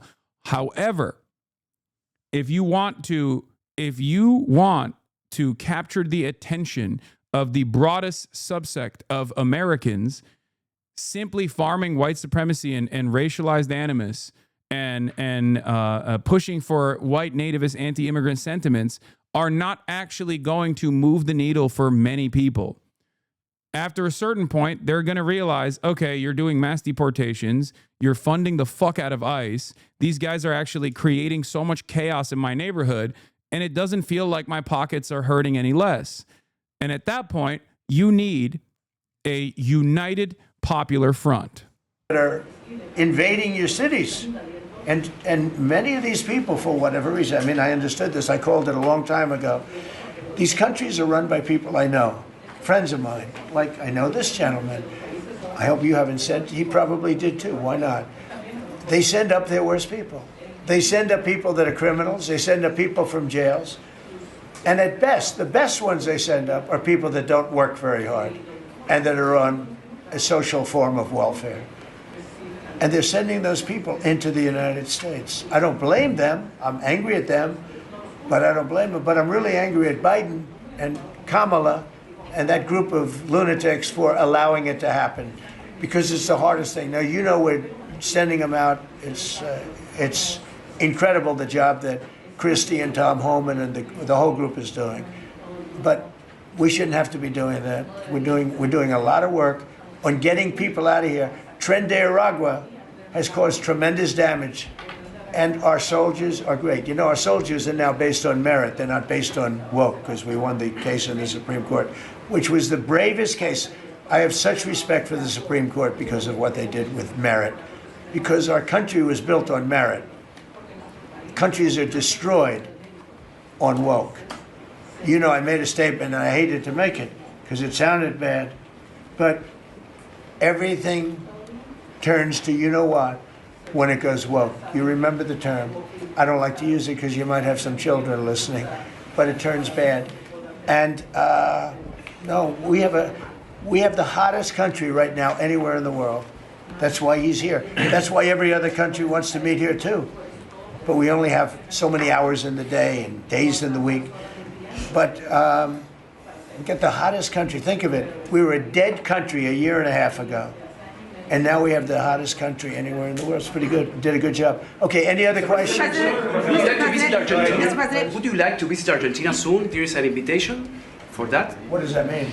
Do you like to visit Argentina soon? I do. I would love to. I'm just a little busy. I would love to. I'd love to go to Argentina. I'd like to be like Biden. I'd like to go to the beach. You know, my legs are not quite as thin as his. My legs are slightly heavier. My arms are slightly larger. My body is a little bit larger than his. I'm not sure it would be appreciated on the beach, but I'm not going to take a chance. You won't see me in a bathing suit. You won't see in a bathing suit sitting on a beach in Argentina, falling down, not being able to lift a 3-ounce chair, meant for old people to lift, and he couldn't lift it, so he had. Sometimes he has his moments, you know? Like when he fat shames himself. That's funny. That's objectively a funny moment. It's just being self-aware of that and engaging in any sort of like self-deprecating humor of that sort is good. You do have to fucking hand it to him, I guess. Even though He he's a spent too giant much piece of time on the shit. beach. Somebody told him that he looked good in a bathing suit. The very fact that he doesn't have moments like this more frequently still implies that he's lost his sauce, though. He has lost his sauce for sure. Because I feel like in the past, he would have moments like this all the time. He would constantly have funny moments like this. Don't fall for his tricks. He's an automaton. I mean, I'm not falling for his tricks. He's still a giant piece of shit. And you'd see this guy on the beach all the time. I never quite understood it. Steve, go ahead. Could you preview your meeting with Ukraine President Zelensky? First of all, congratulations. I don't take questions from ABC Fake News after what you did So are with you. Stephanopoulos Fuck to the you. Vice Wait, President what? of the United States. Do we have a guy who hates Trump but also hates me as well? Is that what's going on here? You're like, you know, Trump is a piece of shit, but so are you. Okay, man. Yeah. All right. I don't take questions from ABC Fake News. Brian, go ahead. Yes, sir. First of all, congratulations on achieving peace. You are indeed the peacemaker. On a lighter... Did you ever think I was going to be called the peacemaker? Actually, I did. I saw some of the actions you were doing.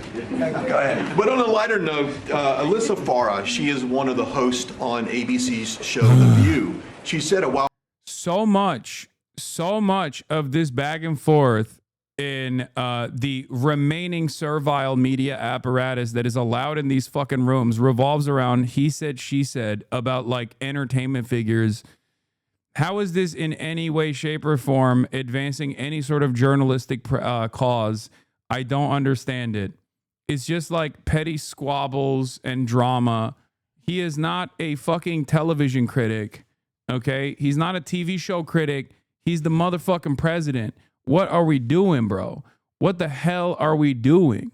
Back, I'll quote, "If Trump gets the Israeli hostages out, I promise I will wear a MAGA hat for one day on this show and say thank you for doing it." Your response. Well, did she put the hat on? Well, she hasn't got the hat yet. Who is it? Which one? Alyssa Farah. Well, she used to work for me. So she used to work here. I'll tell you about Alyssa.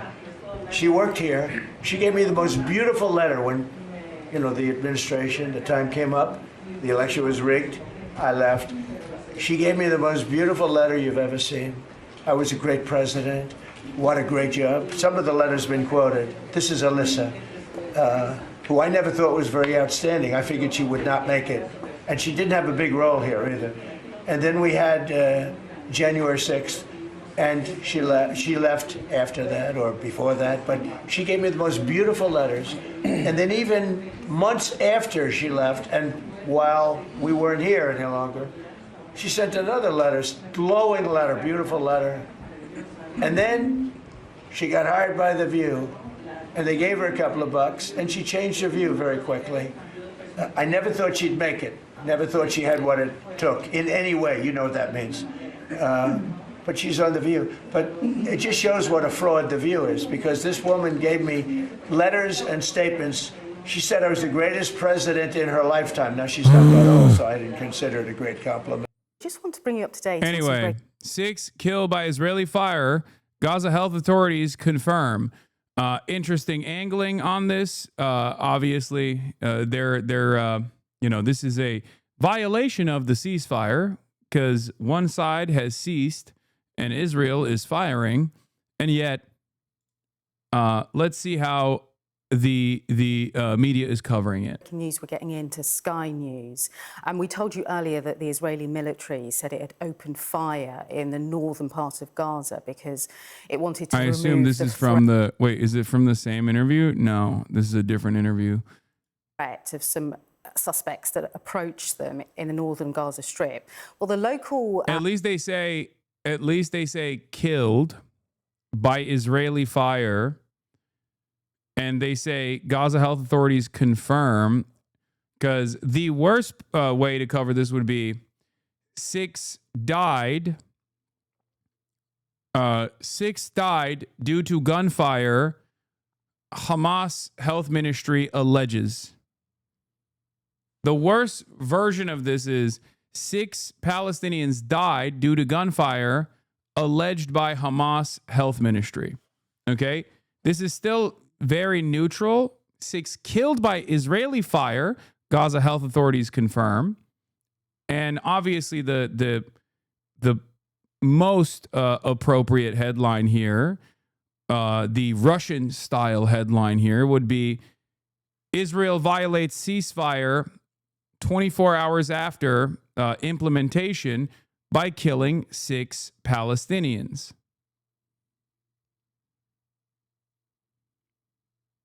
Okay?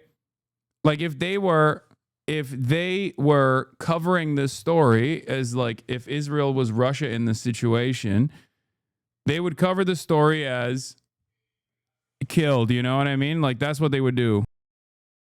Health authority in Gaza are saying that 6 Palestinians have been killed after the fire was opened fire. The military says the suspects had crossed into a boundary for that was a pullback under this US brokered ceasefire plan. But local news are... You mean if Israel were Ukraine? No, if the media was covering this with honesty in the same way that they cover stories of like Russian incursion, and they treated Israel like Russia, they would cover it as they wouldn't use neutral language. They would just like straight up say, you know, Israel kills several Palestinians in Gaza strike. Okay, there it is. Financial Times is the most honest version of that. Israeli soldiers killed several Palestinians in northern Gaza on Tuesday, a day after U.S. President Donald Trump touted the end of the war in the coastal enclave. Like... reporting there that the authority has said that the Israeli military in that situation killed 6 Palestinians in 2 separate incidents across the enclave today. So that's just the latest news. Let me just recap. So earlier we told you how the Israeli military said that they had to open fire to remove a threat that was posed to them by suspects who had approached them in northern Gaza. They had told local people to not approach them in that way.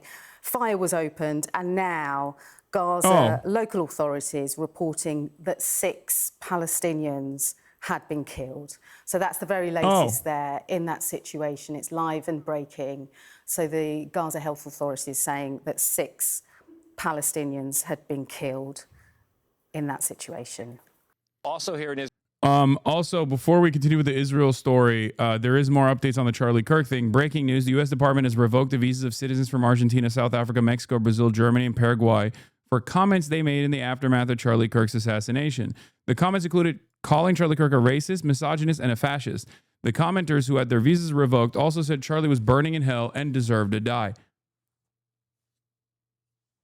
Free speech is gone, okay? It was fucking nutty. Like going through people's like social media posts and denying them entry into the country on the basis of this is so fucking ridiculous to me. I don't care. I don't care if people are saying heinous shit about me. I don't care if people are saying heinous shit about Charlie Kirk.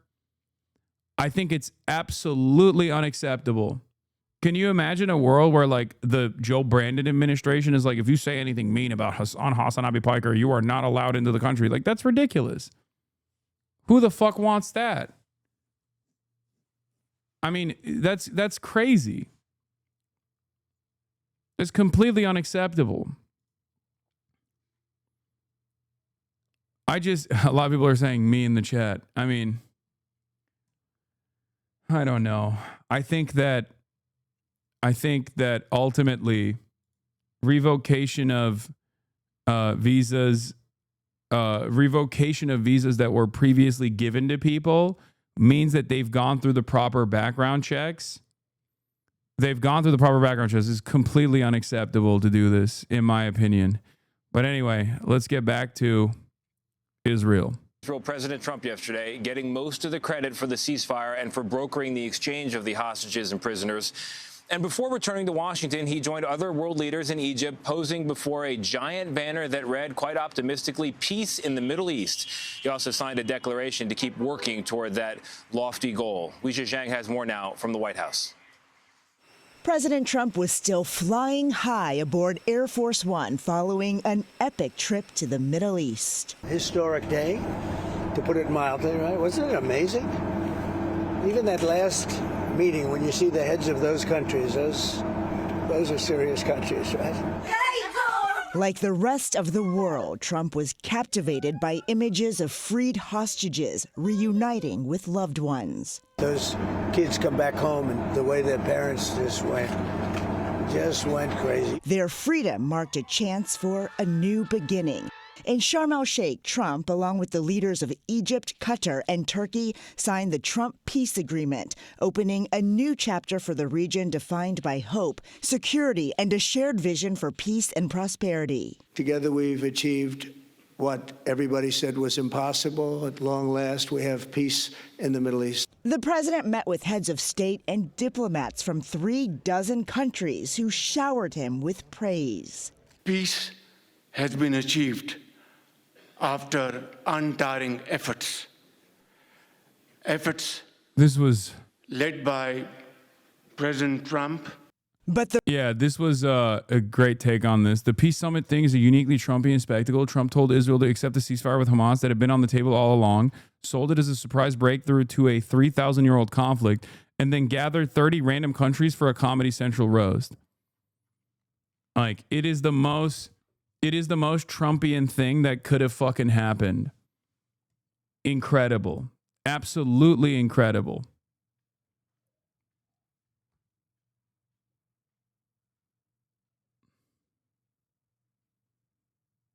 I'm more angry that the government has the capability to scam foreigners' social media to find these mean words in a rapid time to revoke visas. Imagine how they monitor us. Yeah. The road to long-standing peace is a long one, as many questions remain. Will Hamas give up all its weapons? How will Gaza be governed? And where will the cash to rebuild it come from? Regional experts expect it will cost $53 billion. I'm pleased to announce that numerous countries of great wealth and power and dignity have come forward to me, and just today and over the last week, to say they want to help in the reconstruction of Gaza. Well, back here at home, former President Biden has joined politicians from both parties in praising the peace agreement, writing, "I commend President Trump and his team for their work to get a renewed ceasefire deal over the finish line," while pointing out the work his administration contributed to trying to end the war. Tony? Weijia, thank you very much. Do you think he's a war criminal? We have, I've had it, ladies, having a conversation with friends of the show. I've had it, ladies, having a conversation with Cory Booker. Benjamin Netanyahu, do you think he's a war criminal? Again, these are questions that a lot of people think are the important litmus tests that are loaded and hot. My urgency is to be an effective leader in bringing an end to this crisis. And I get these questions all the time that, to me, undermine my urgency. I think the thing that Democrats get so frustrated with, where we are right now, where you see like the Zoran Mamdanis and the Graham Plattners rise up, because they can go on podcasts and you can say, do you think Benjamin Netanyahu is a war criminal? And they just say, yes. And that's the end of it. It's not all of the rhetoric answering. It's like what happens to Democratic politicians, they go through this like prism, and then we can't ever get like the answer to yes or no conversations like you do with Bernie and others. And that's the frustration for the do I think Democratic base with Netanyahu is leadership. worse than Trump? Yes. Bro, it is not that hard to say that Benjamin, like, this is a exit ramp. Okay? This is a literal fucking exit ramp for Corey. Like, this is the liberal Zionist exit ramp. Oh, yeah, Netanyahu is really bad. He's a war criminal. But he can't even fucking say that. It's just like, it's so crazy how hard they have to dick ride Israel. I can't. Like, this shit is so wild to me that it unironically feels like there's, like, do they have blackmail? Like, what the fuck is going on? It's over. You know what I mean? Like, what are you defending? It's fucking over, man. It's over. It's like the established global position, right? And it blows my mind that these liberals won't fucking say it out loud. I don't understand it. Like, what is the purpose? What could be the purpose of this? What do you mean they're still being paid by AIPAC? I know, but like, AIPAC payments are a vehicle to win re-elections. And the moment that AIPAC payments are seen as a negative thing, the moment that there's a negative association, because like AIPAC skirted by not being as well known as it is now. Obviously, in my circles, in the pro-Palestinian circles, everybody knew AIPAC. Everybody shit on AIPAC a lot. But for the rest of the country, most Americans didn't know what the fuck AIPAC really was. If you're a political commentator, of course you know what it is. But if you're like an average person, you probably didn't really know what AIPAC was. You didn't have a negative association with Israel, and you didn't have a negative association with AIPAC. That has changed. Now, when there's any sort of when any sort of politicians ask about AIPAC or ask about Israel, if they don't take like a very negative approach, especially on the Democratic Party side, where there's only like 8% support for Israel's military incursion in Gaza, you're cooked. It's now a negative association. So now you actually have to work to rid yourself of that association with Israel if you want to continue winning elections. That's where we're at right now.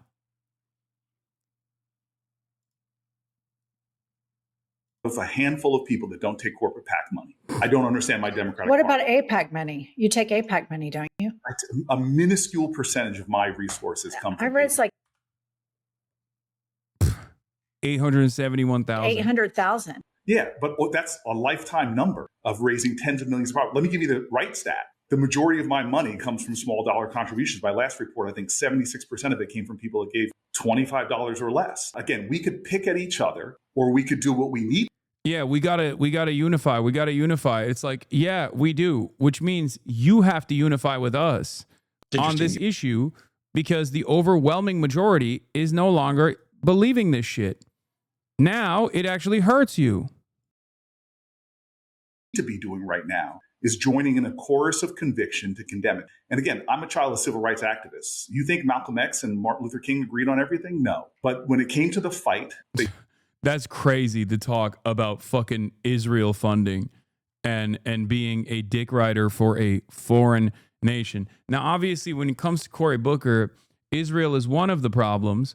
The other problem also is his pharmaceutical donors as well. He is like Johnson & Johnson's most loyal soldier, obviously, from his state. J&J is from New Jersey. So like there's a lot of other issues as well. But like with Israel, because it's a foreign country, because it's a foreign country that has dominated American politics and American political discourse, especially in these past 2 years, where there is a negative association with Israel, any sort of like, oh, I'm trying to unify here, and you're like getting in the way of that by constantly bringing up Israel is silly, because it is a major point of contention. It is a major point of contention where you are at odds with the population. You are at odds with your voters. You're at odds with the broader population in general. This is a perfectly valid issue to bring up. It's not being a spoiler. It's not like finding minutia to disagree on and then engage in like purity spirals or purity politics. This is a major issue. They joined together and created a movement that was successful. And that's really what my focus is. And as the only person in the caucus. Your analysis on AIPAC funding seems a little premature, might be more apt in the coming years. No, I disagree. Especially among Democrats, no shot. Democrats do not look at not just AIPAC, any kind of like association, positive association with Israel as a positive. They do not. They see it as dishonesty, which is correct. They should see it as that. Okay? So you're absolutely wrong about this, because the inverse of this already took place for Democratic voters. Yes.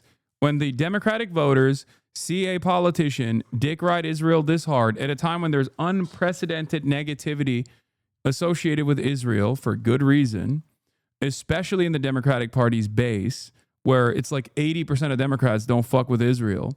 If you are a Democratic Party politician and you are still united in this like pro-Israel narrative without actually offering any significant concessions, without even trying to take the Benjamin Netanyahu is bad off-ramp, which I think still doesn't go far enough, you are telling all of the voters that listen in, that tune into this stuff, you're telling all those voters you don't give a fuck about them. You don't give a fuck about their opinions. You don't actually care about anything other than defending Israel. Being anti-Israel in this day and age is one of the most effective ways of communicating earnesty. Okay? Zohran Mamdani is proof of this concept. Okay? It already happened. We don't have to speculate any longer. We don't have to present approval ratings or polls any longer. We can just point to a person who boldly declared that as an American mayor, he cares about his constituents here and not about a foreign nation. Okay? And he was rewarded for it. That was a major turning point in American political discourse. Okay? Now, I'm not talking about what Zohran has done since then, okay? Because we're talking about his electoral victory in the primaries, the upset victory that he secured in the Democratic New York mayoral primaries, right? Voters overwhelmingly see something wrong. They see that Israel is doing a lot of harm. And then they look at the media and they see everybody dick riding Israel. They look at our politicians and they see everybody dick riding Israel. They go, what the fuck is going on here? So you can cut away at that. As a party, if the National Democratic Party took a partisan approach and became anti-Israel, they would win tremendous favors in the process. Okay? They would be able to communicate earnesty at a time when they are in dire need of goodwill from the broader population. This is precisely the reason why they lost the previous election. This is a major issue with the way that Democrats are perceived. Okay? Earnestness, not earnesty. Okay, thank you. Sorry. Earnestness. I'm not even doing the moral position anymore. Okay? I don't have to argue on the boundaries of morality. Although I have, and although I still do, because it is immoral to defend Israel. But a lot of people in the field of politics don't care about that. They're immoral vessels.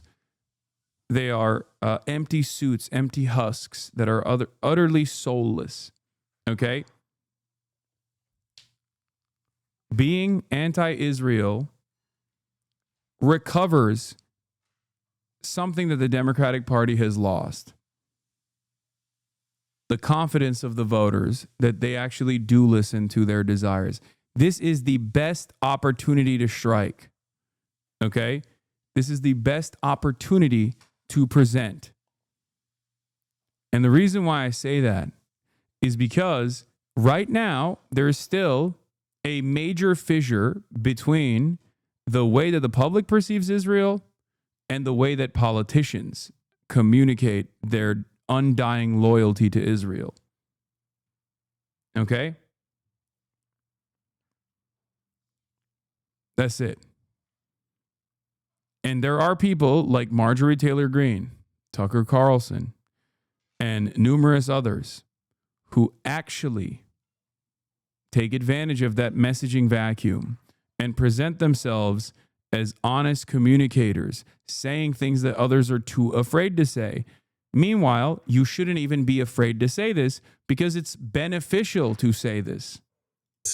That lives in a low-income black and brown neighborhood below the poverty line. I still remember when some progressives from the suburbs came down to protest me, and they were literally chased away by my neighbors because we are in an urgency. Every day I see it. We are in an urgency where real people are getting hurt. When I go up and down in New Jersey, they don't care about the fact that I took 1% of my money from some group. They care about what are you doing to restore my health care? I think the Democratic base feels like there is a disconnect. We hear you, like when you did your 25-hour speech, I was like, go, Corey. I love this. That is amazing. And then there's a photo shoot with you with Benjamin Netanyahu. And I was just like, what in the actual fuck? Like, how can he do that? It was heartbreaking. I felt betrayed. Yeah, and that hang on. And that doesn't just happen in an echo chamber. Democrats like you, where the base, we should make each other better. It's not a purity test. We want credible messengers. Because when we are down the middle, beholden to corporate interests, we leave this vacuum, and that's how fascism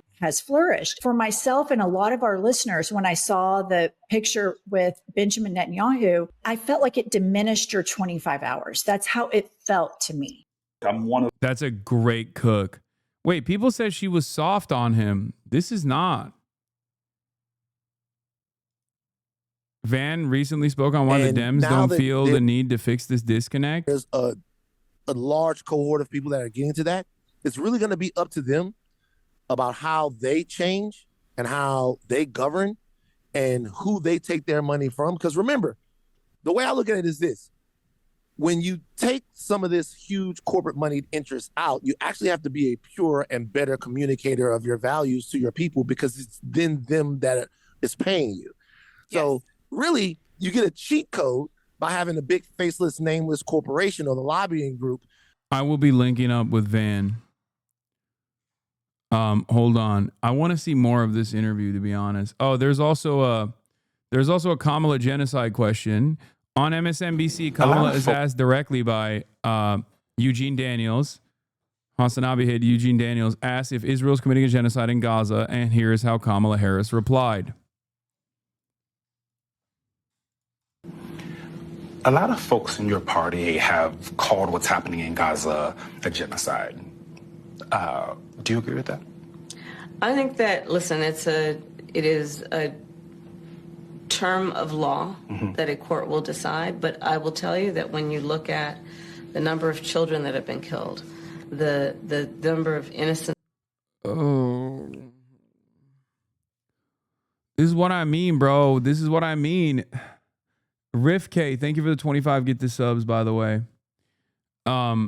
It's just like, oh, the court of law will decide this. Like, let's leave it up to the courts.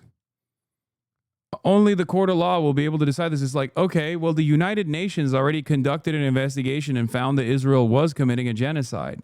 Okay? Like, at this point, even Bernie Sanders has recognized it. I mean, he still does the but Hamas shit, but like, he has recognized that Israel's doing a genocide. Like, what the fuck are we doing? Oh.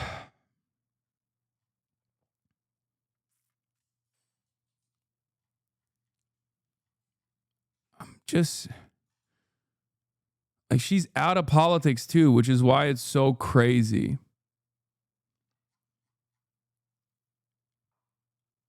But I feel like you're cutting the vid short. Civilians that have been killed, the refusal to give aid and support.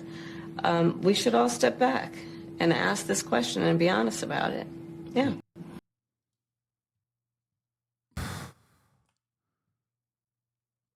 It's just...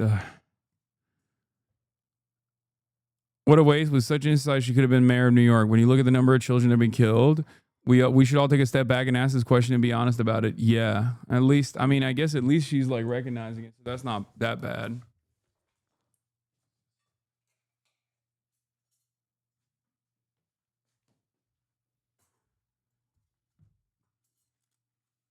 Oh.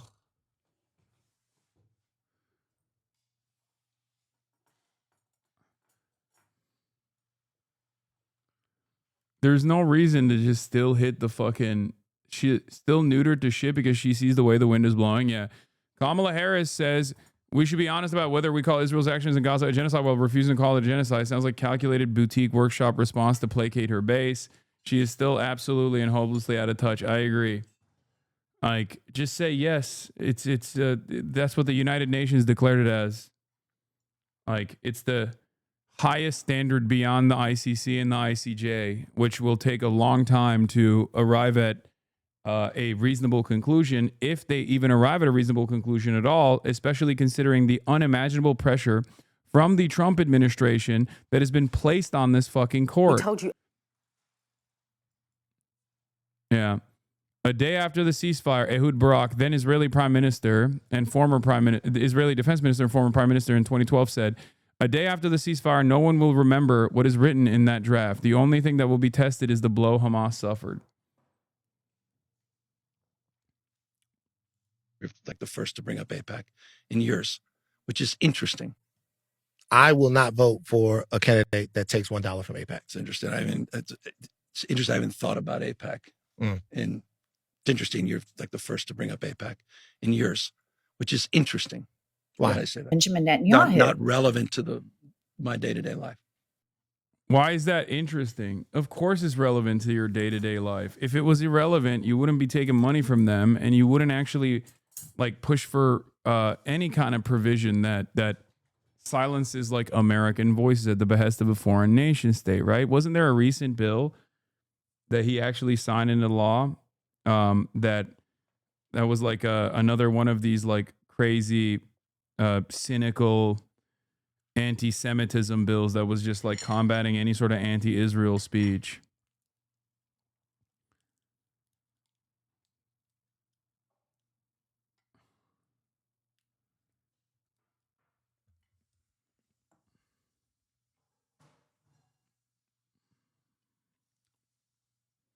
He told Brianna on her pod that he would keep pushing on this. AB715.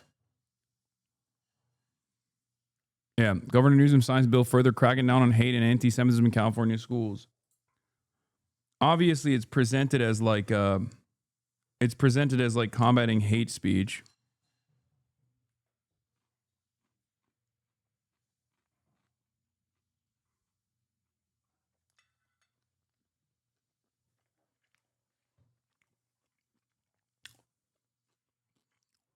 But this is a terrible way to respond to this. Okay. Which is just interesting. Listen. It's interesting you say that. JPAC perhaps more, but AIPAC less and less. Okay, fair enough. Which is just interesting. What's interesting about it? That it's just interesting as you bring up AIPAC that it hasn't been part of. I'm just reflecting quite openly and honestly. Hasn't been part of the day-to-day. Yeah. The only reason why I ask is because it's not even JPAC, it's J Street. Because with that, what I'm talking about is lobbying in and of itself.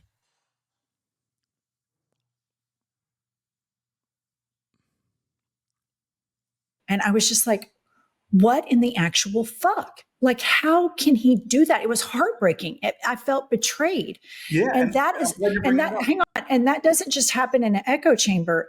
It's important when there are Democrats like you, where the base, we should make each other better. We need to evolve. And I love that you come on here. We need to have these conversations. It's not a purity test.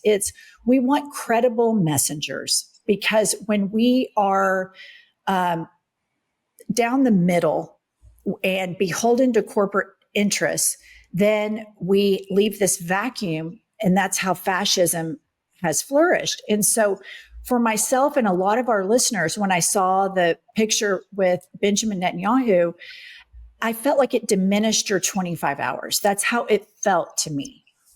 So a few things. One is I work in the Beltway. I live in the Central Ward in Newark, New Jersey. Streets that a lot of folks tell folks, why would you demean and degrade my communities? I keep a little picture here of the first place I represented at 28 years old, which is a Black community that's struggling. And we've transformed our schools, our super. Yeah, no, this is like the best possible thing to do for the Black community is by demonstrating unlimited fealty to a foreign state that is also notoriously anti-Black. But, you know, that's not even neither here nor there.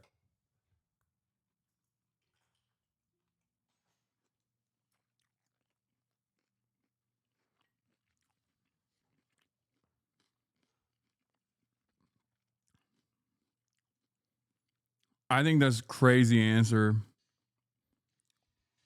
And it is literally the exact same kind of like transparent identity politics weaponization that the Democrats claim that they want to move away from. Like, not even on this issue, on any issue really. When you are asked if this is like directly, if this is something that is pertinent, if the question revolves around like Black issues, of course it's perfectly valid to talk about your background as a Black person or the Black communities that you represent. But if it has nothing to do with Black people whatsoever, and you so cynically deploy this identity shield, I think most people understand exactly what you're doing. People oftentimes have a negative association with this kind of identity mention anyway, even in instances where it's perfectly valid and perfectly appropriate to bring up your background. Right? Most Americans immediately get fucking in their feelings when someone says, oh, I represent Black and brown people, even if you're talking about Black and brown issues. Right? But when someone goes, hey, why are you demonstrating unlimited loyalty to a genocidal nation that is killing Black and brown people, genociding Black and brown people, as a matter of fact, and you go, well, I represent Black and brown constituents, and I'm a Black man, I come from a very poor working class background, I think everyone understands exactly what you're doing. Supermarkets, new parks, urban farms, and the like. And the wonderful thing about those folks that I serve is that none of them question where I stand and how long, for more than a quarter of a century, have I stood with the people in their neighborhoods. Number two, so I may work in the Beltway, but I know where I came from and I know who got me here. And it's the struggling people that our party has done a pretty shitty job for, to be honest with you. I agree. Okay, number two, when you say things like Kushner, this and whatever, I remember the people who actually, when the Democratic Party was doing things like passing crime bills that put Black people like me, when I was in my 20s and stopped by the police all the time, behind bars, the Democratic Party failed and fueled mass incarceration. And so the people that were there for me 30 years ago, doing prisoner reentry programs, getting people jobs and housing, I'm sorry. People like Kushner, who was there 30 years ago fighting for those fights, I'm not going to forget that they fought for Black people when other people seem to be gung-ho with, hold on, let me finish. Wait, is this the first CARE Act? What was that act called that you passed? Well, that was only 2 years ago, the First Step Act. What was that? Okay, I've read about that. That's really good. Yes, it's excellent. And I'm sorry, I have to work across the aisle, and Charlie Kushner was, but for him, it wouldn't have gotten done. So when I go home, people do know people that got out of prison because of the First Step Act, and they knew the bipartisan coalition. Third, I'm sorry. I have real problems with Benjamin Netanyahu. Outrageous things that he's doing. The way you fight for those things is you sit down face to face with somebody and you fight with them.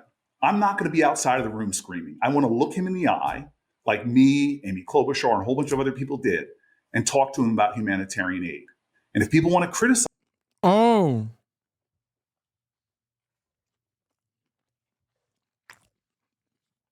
So when he was hiding his face in shame in that famous photograph, because it was obviously a photo op for the most pro-Israel congresspersons. He actually was there to argue with Benjamin Netanyahu.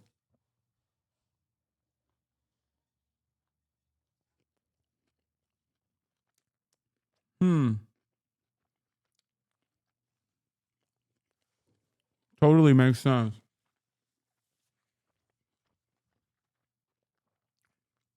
It's just crazy because for me, it felt like the reason why you were either silent on the issue of Israel's genocide of Palestinians or were always defensive of Israel was because you were a stooge for Israel. My mistake. Me for it, then go ahead. But I'm leading in the Senate on West Bank crises right now, from their attempts to annex it or illegal settlements. I lead the legislation to sanction the people that are doing that. I can stand strong on my principles and still work to end these things. And I don't mind taking criticism, again, from folks that don't necessarily agree with my tactics. But we on this podcast right now, we share the same aim: ceasefire now, humanitarian aid now, return the hostages now.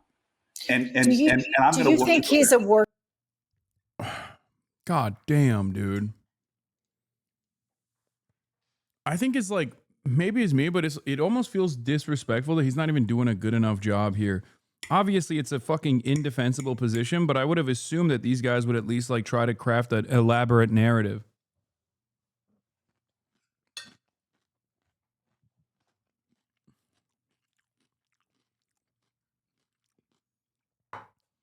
The question is, do you agree with the United Nations investigation that Israel is committing a genocide? Do you agree with the preliminary investigations that have come out of the ICC and ICJ that Israel is an apartheid state and must immediately stop its apartheid practices, both in the occupied West Bank that it illegally occupies and everywhere else as well? Like, that's the question. And he can't even, I mean, this is like the fact that he has a wishy-washy answer for, do you think Israel is committing war crimes, is ridiculous, because that's like the most pleasant question he could get on this issue.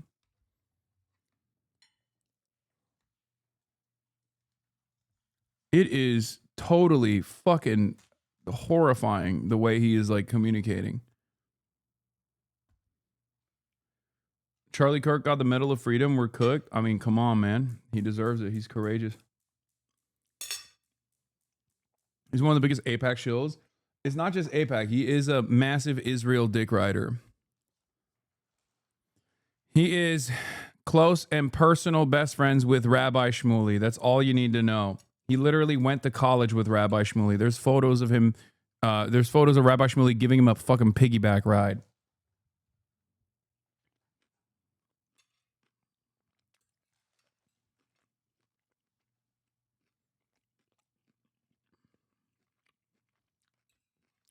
Like,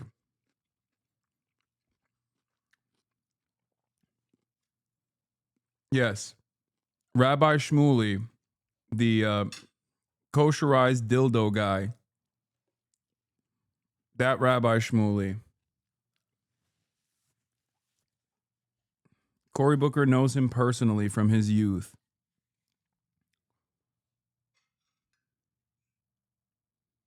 There's video footage of them dancing around too, I think, in like a Jewish holiday celebration. Do you think they explored each other's bodies? I don't know. I'm sure this doesn't have to do anything with kosher sex rabbi compromat compiler Shmuley Boteach leaking a video of himself wearing a clown costume and drunkenly piggyback riding Cory Booker on Purim at Oxford in 1993.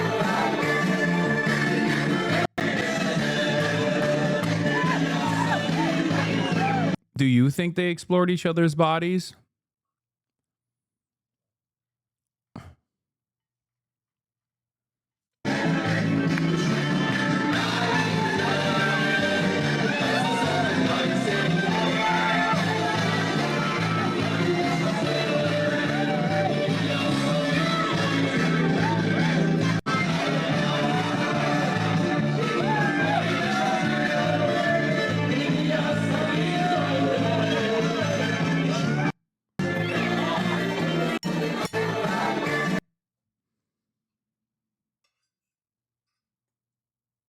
Like,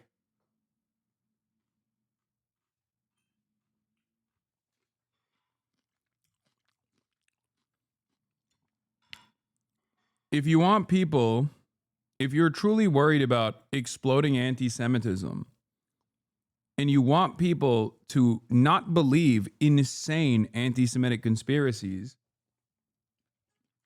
don't fucking live them out. Okay? Because no one would have this opinion on Cory Booker and like look into his background and see like Rabbi Shmuley getting a fucking piggyback ride in 1993 in Oxford if Cory Booker had a reasonable approach to Israel. As a matter of fact, they would look at this video and go, wow, in spite of his relationship with Rabbi Shmuley Boteach, it's very obvious that he's still like firmly committed to the human rights approach when it comes to Israel. That's what people would say. But when you take the stances that you do and then this kind of video comes out, of course, people are going to be like, all right, well, what the fuck did you guys do that you're, you know, taking this unimaginably unpopular stance? Criminal, Benjamin Netanyahu. Do you think he's a war criminal? Cory Booker attending a Jewish holiday has nothing to do with Zionism by itself, to be clear. The undertones, yeah, he's not. He's not just attending a Jewish holiday. He's getting a fucking piggyback ride by Rabbi Shmuley Boteach, who he has been a close personal best friend to for numerous decades. And when you package that up with Rabbi Shmuley Boteach's prominent placement as a Hasbara advocate, as an Israel advocate, and you match that with like the inconsistencies in terms of like communicating a response against Israel, a foreign country, from a random black American congressperson, of course people are going to lean into anti-Semitic conspiracies. That's why I said if they were besties and he was like, yeah, what Israel's doing is unconscionable and wrong, then no one would actually fucking lean into the anti-Semitic conspiracies.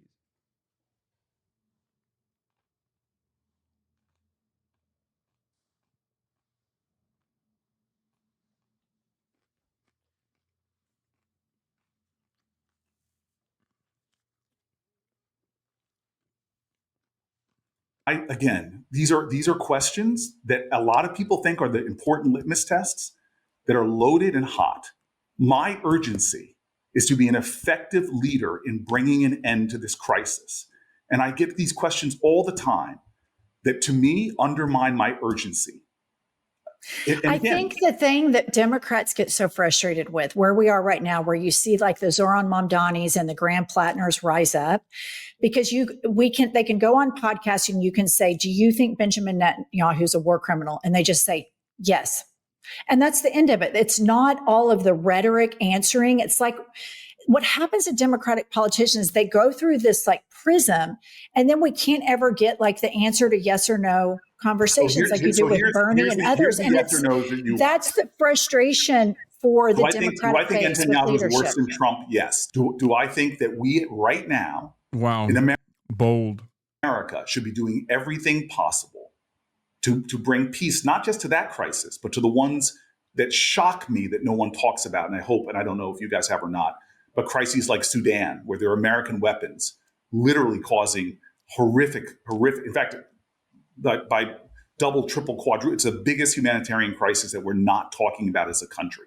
When I was coming up, everybody was talking about Darfur. Now the moral silence is outrageous when American weapons are being used in that conflict. And the same with Israel. I mean, I think it's insane to straight up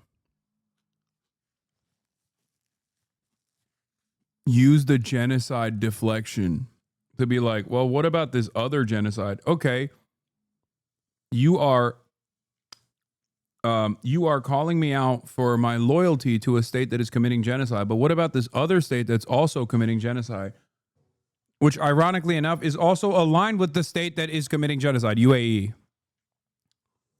aligned with Israel, like attached to the fucking hip to American foreign policy goals in the region.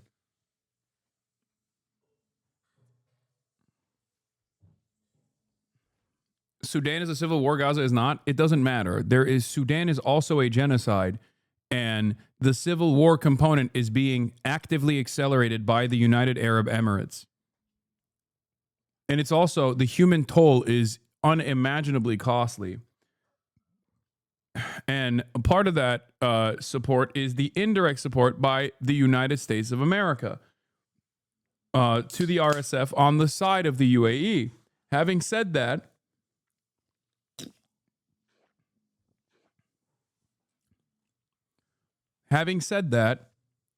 our support for Israel is completely direct.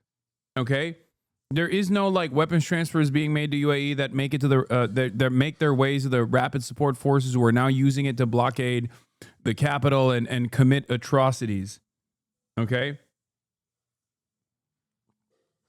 We have a direct hand in Israel's genocide. And not only that, we directly offer political cover for Israel. That's what Cory Booker is doing in this situation as well, and not doing a very good job at it.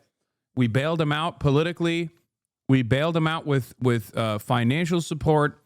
We use our own American soldiers, the American Navy in the region, to defend Israel. We fund the genocide. We bomb Israel's enemies for Israel. We allow Israel to bomb our allies in the region. And on top of that, we allow Israel to play a formative role in domestic affairs. So yes, the entanglements that we have with Israel is magnitudes worse than the indirect flow of weapons that make their ways into the hands of the RSF, which also is an issue and should be stopped. But a big part of that problem is that the UAE support for the RSF is never called into question because the UAE support for Israel.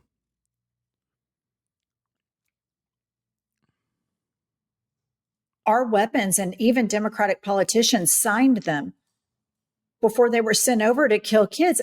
This is, I really feel like if we get through this fascism, we have to have conversations like this, Senator. I think it's but you're right. important. Where you're right is the Democratic Party. Again, as a black guy in America, there are so many things we don't talk about that we need to have an honest conversation about. You're right.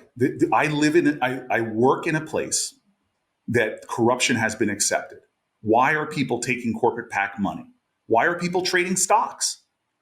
I hold myself to the standard of what I want to see other elected officials. If I was a guy in Newark that I talked to about. Uh-oh.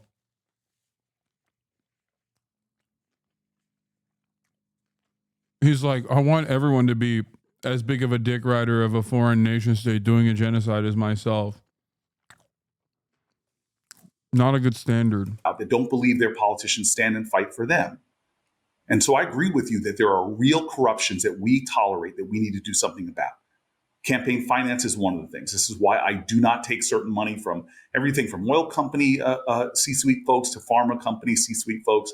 These are all things that I believe. But every day that I get up here, I know the people of New Jersey want me to fight for them and their interests. And so when it comes to the fights we're in right now, I'm happy to be in a trench with everybody in my caucus, from Mark Warner all the way to Bernie Sanders, the whole caucus. We are united in a fight right now that I'm hoping, despite the... I wonder if the cynical deployment of I'm black works at all in this situation. Because like on issues that pertain to white supremacy, on issues that are actually against white supremacy, because I would go so far as say Israel's actions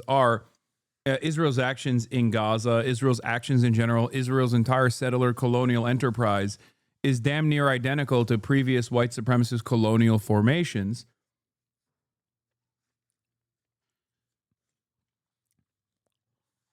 But like this is one of the most transparent attempts of deploying your personal background and your personal identity as a shield.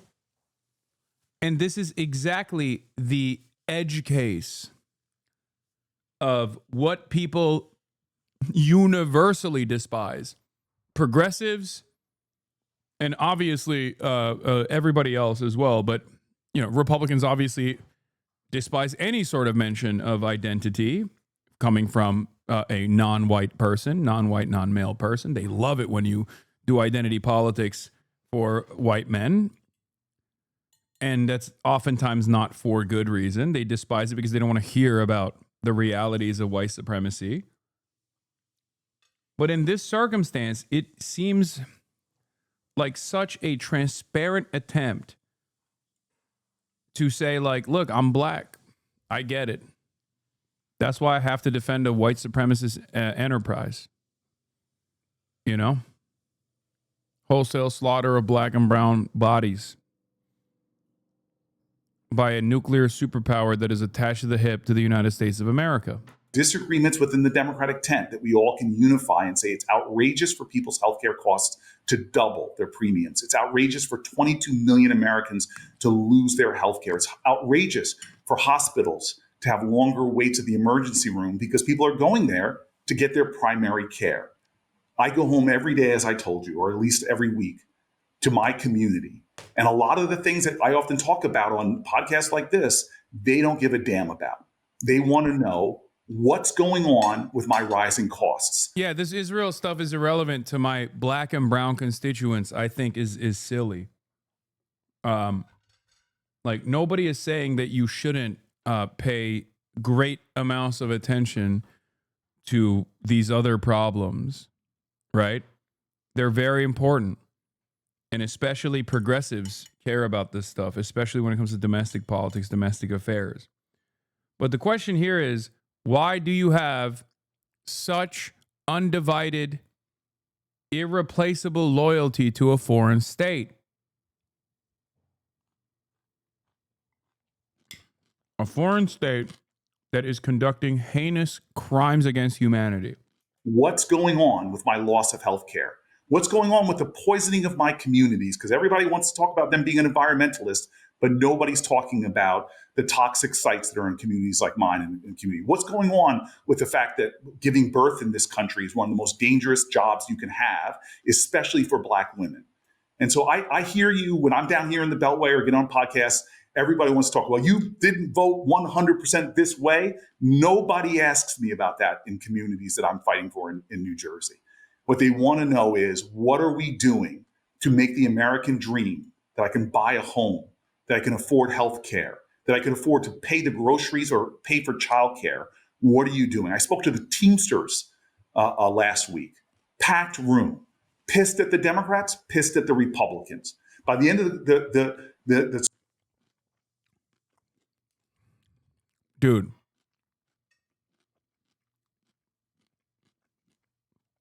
This is pure whataboutism, pure deflection. It's the same as when Republicans say, oh, now is not the time to talk about gun control because we have to focus on mental health.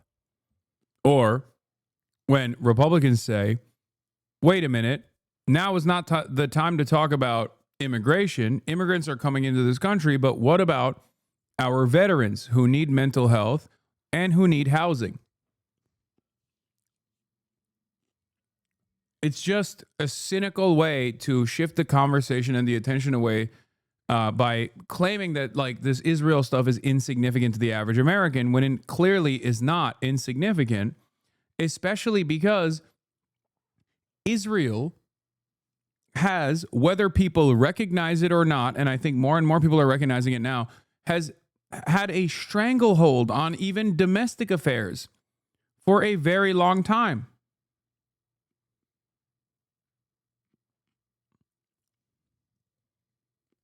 It's ridiculous.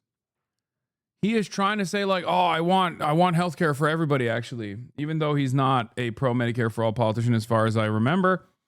But in an effort to move the attention away from the Israel stuff, he's like, well, what about healthcare? People want to be able to pay for healthcare. It's like, okay, what are you doing about that? But the moment that you ask that question, he's already won because he doesn't want you pressing him on Israel. Israel would be an irrelevant talking point if it was not attached to the fucking hip, suckling on the American teat on a daily basis, while simultaneously interfering in the domestic affairs of everyday Americans. Americans love to talk about how much they believe in the First Amendment and the Constitution, freedom of speech, freedom of association, freedom of assembly, free press. There's only one country that has been able to successfully, in the most transparently unconstitutional way possible, undermine the First Amendment. And it has gone on for decades. That country is Israel. The lobby that wrote those bills is AIPAC.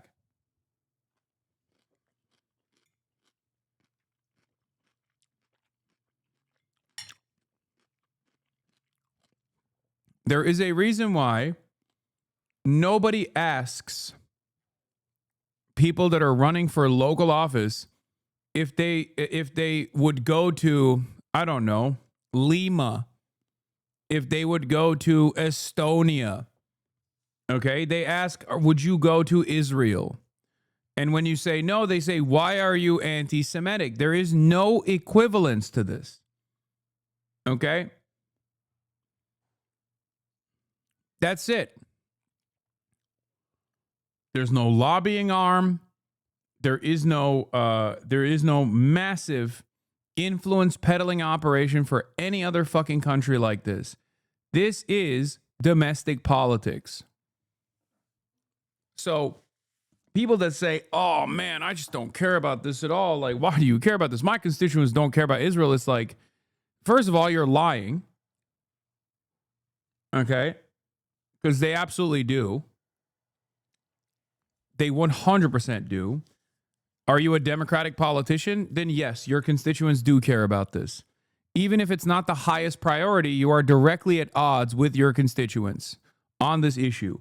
And it's not even like a 50-50, 60-40 split. It's a 80-20 split. It's worse than an 80-20 split, depending on what specific aspect of this Israel stuff that we're talking about. So it's not even a question. You could be finding yourself in the pocket of, I don't know, the great forestry lobby, and maybe the New Jersey constituents don't actually give a fuck about it all that much. But if asked, New Jerseyans said 98% that they don't think that they don't think that they should be destroying the forests, and you were getting unlimited funding from, lumber companies, and were constantly advancing bills that destroyed the national forest, then it would be a perfectly appropriate question to ask. Like, well, here's 98% of your constituents that say not a single dime to subsidize the forestry industry. Okay, like they're destroying our national forest. Seemingly, your constituents care about this. If you turned around and you were like, well, my constituents care about like their day-to-day needs, it's like, okay, but this is an issue where you are directly at odds with your constituents. Why is that the case? Because it seems like you get a lot of money from this specific industry. Perhaps that is the reason.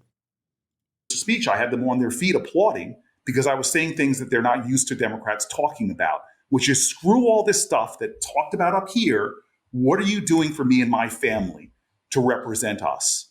I want to get the Democratic Party back to the basics that makes people believe in us again. And first it is getting rid of corruption. And corruption means that I know my politician isn't bought and paid for, that I know my politician isn't. Yeah. The way to fast track this is the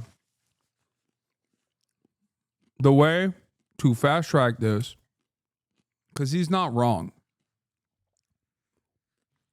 Democrats have a messaging problem. He's not wrong.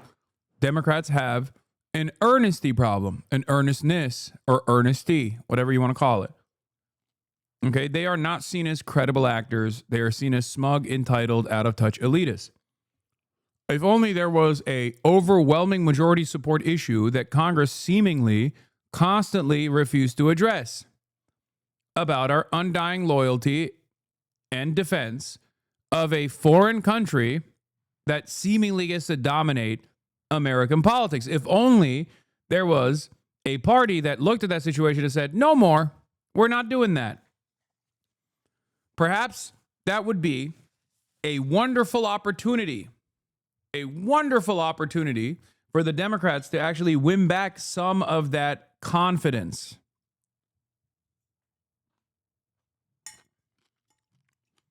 Especially considering that there are plenty of Americans or plenty of politicians who are doing that right now. Trading stocks on information that I don't have, that I know my politicians aren't playing to somebody else's tune. Second is, what are you doing to make my life economically easier? Because 60% of this country can't afford America anymore, can't afford the American dream. Third, what are we doing for families? Because raising a kid in this country increases your chance of going below the poverty line by over 100% just by having a child, because that's how expensive it is. And again, healthcare, being able to have a child without dying.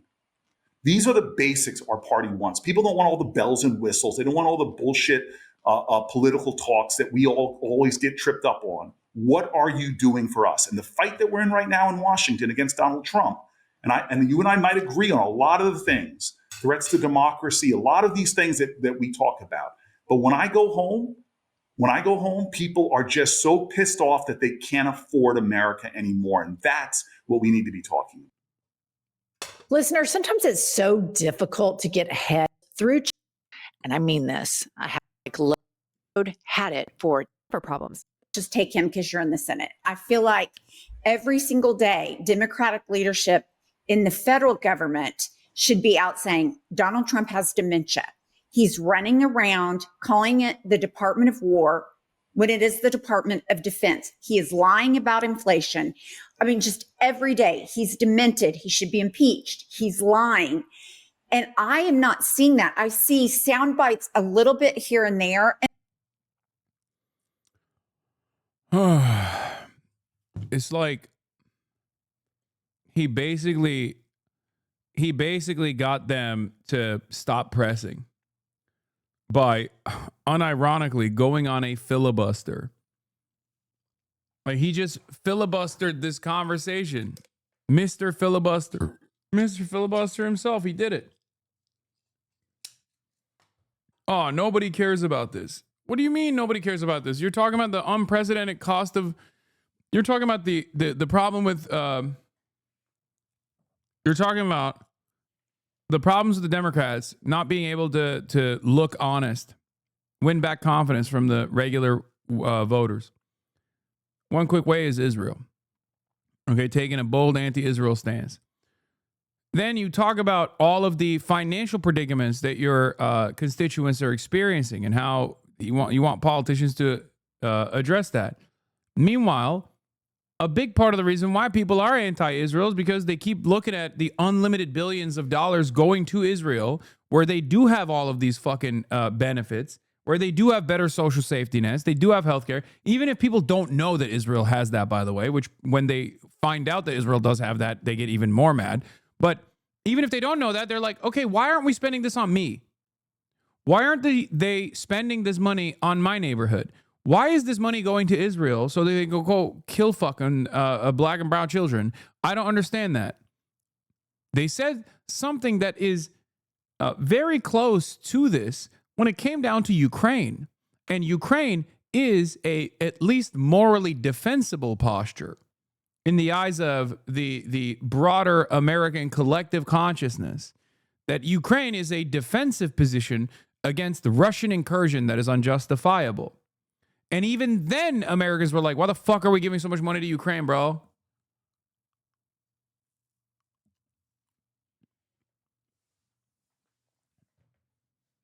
Americans are fed up with foreign entanglements and foreign intervention and demand that this money is spent on them, that their taxpayer dollars go back to funding their neighborhoods. At its base, this is the argument. Okay? At the end, they talk more about Israel again. But I will say, now that we've been doing this for 3 years, I do think that the United States, and particularly the Democratic Party, we have to be leaders on this issue with Israel and Benjamin Netanyahu. It's something that there is a big loud beat in the bass that's permeating all across the country. When you have people in Oklahoma that have never been political before start to talk about it. And here's what I'm scared about. And I've been talking to other politicians that have come on the pod about this. You have Marjorie Taylor Greene, who is an anti-Semite. She is a real Jew hater to the core. And she is starting to message now. MAGA is not America first, where they've been Israel first. And for rural people and suburban people, when they hear that messaging, it allows a grifter and an opportunist like Marjorie Taylor Greene, for people that don't follow the 24-hour news cycle, to say, yeah, why do they have free health care and we don't? Why are we sending them all of these bombs and they're killing kids and we don't? I think in order for us to come together as a party in 2026, it's going to take leadership saying things like Benjamin Netanyahu is a war criminal. We have to stop funding the war. And we've evolved on the issue. And I think it's okay. I think we're all at a place right now where we can accept that we have the leaders that we have. And I agree with you that we agree on 98 out of 100 things. And if we agreed 100 out of 100, we'd be in a cult, would be MAGA. And we're not that. We're always going to disagree on things.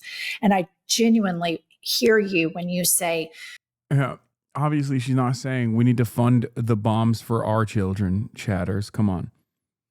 Like, she means all the funds going to bombs to kill children overseas. Why don't those funds go back to our children? people don't know who Chuck Schumer is. You're exactly right. So many Americans do not know who that is at all. We all do, obviously.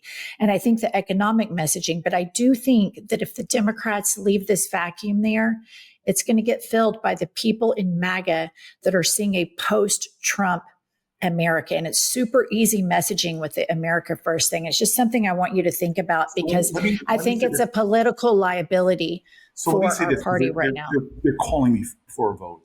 Let me just say this. So first of all, why aren't people talking about when Obama was using American jets to bomb, to refuel Saudi planes that were... What the fuck? Brother. First of all, I mean, we here in this community have talked about that consistently, but that is a crazy... Bro, this man is more loyal to Israel than he is to the God King of the modern Democrat Party, Barack Hussein Obama.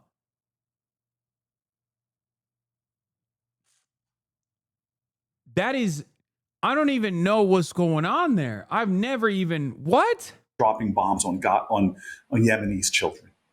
Why weren't we yelling and screaming about it? I spoke out against it. But no, it was bad, but we have to talk about current. Please let me finish, because they're going to pull me away. Okay. Why? And again, I've been fighting for more funding from the Horn of Africa to the Congo to Sudan. Why can't we get people to care? I mean, did Obama give him $800K? True. You know, when you put it like that, when you fucking put it like that, makes a lot more sense.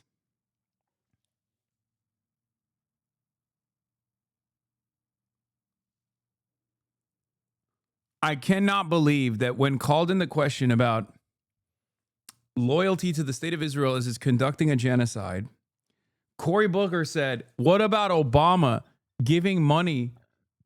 What about Obama giving money to fucking Saudi Arabia to bomb children in Yemen? Hasan just stops the video when someone says something he thinks is controversial to go, what, why, what, who, what are you talking about, bro? Meanwhile, I mean, that's just, it's like seriously. This is true. That's all I do. You called it. You smacked my ass, chatter. You are a brilliant intellect. I will be DMing you my stream key. Anyway, going back to the point, I cannot explain how fucking insane it is to deflect away to Barack Obama of all people. In this country, enough, where our top podcasts are saying it's wrong that we are implicated in so many things, people dying on the continent of Africa. Why Haiti? Why can't I get top mainstream media people?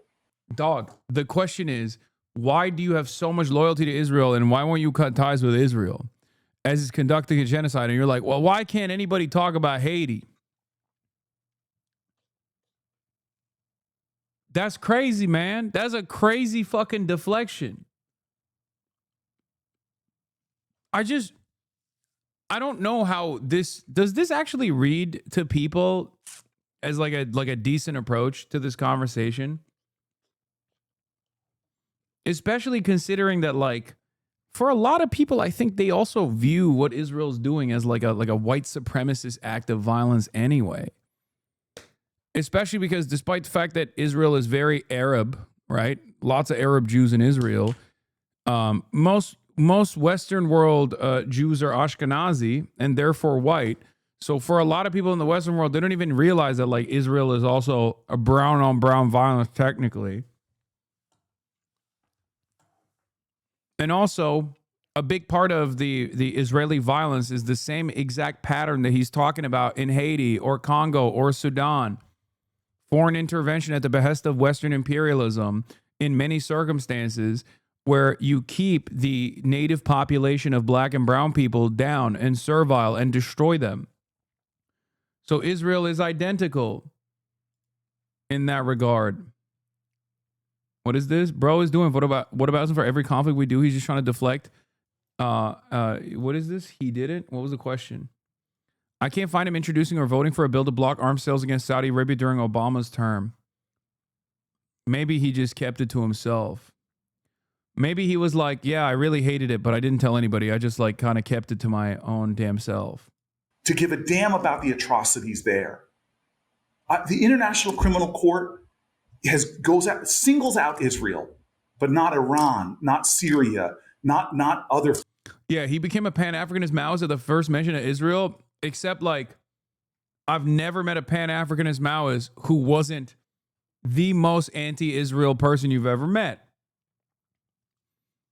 You know? That's a new guy. The new guy.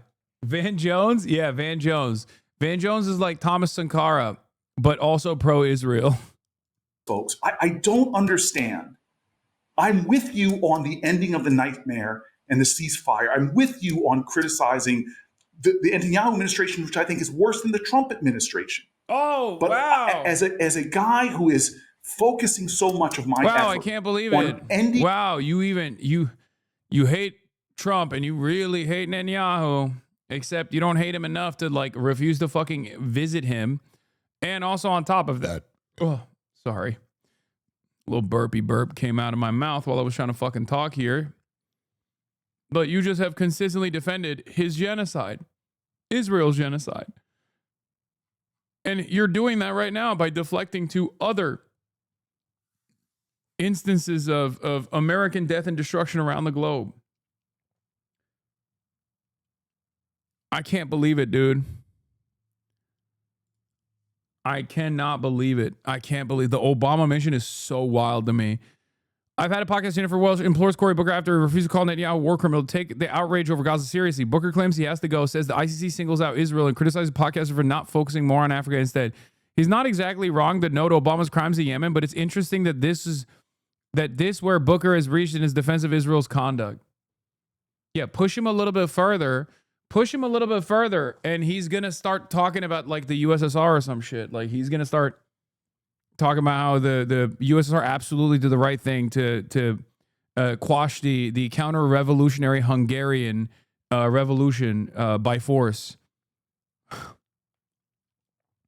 He's just going to start taking more radical positions increasingly. He's just going to keep leveling up. He's like, honestly, a lot of people in China have betrayed Mao by even criticizing the Cultural Revolution. It was actually objectively good, and you should be able to kill as many sparrows as you want to, and that famine isn't that bad. It actually makes people a lot stronger in the aftermath of that famine. Like, just keep building on it all the way until you defend Pol Pot in an effort not to criticize Israel, okay? Yeah. Fucking awesome. The Khmer Rouge were demonstrating real revolutionary potential by assassinating people en masse for the crime of wearing glasses because we hate fucking nerds.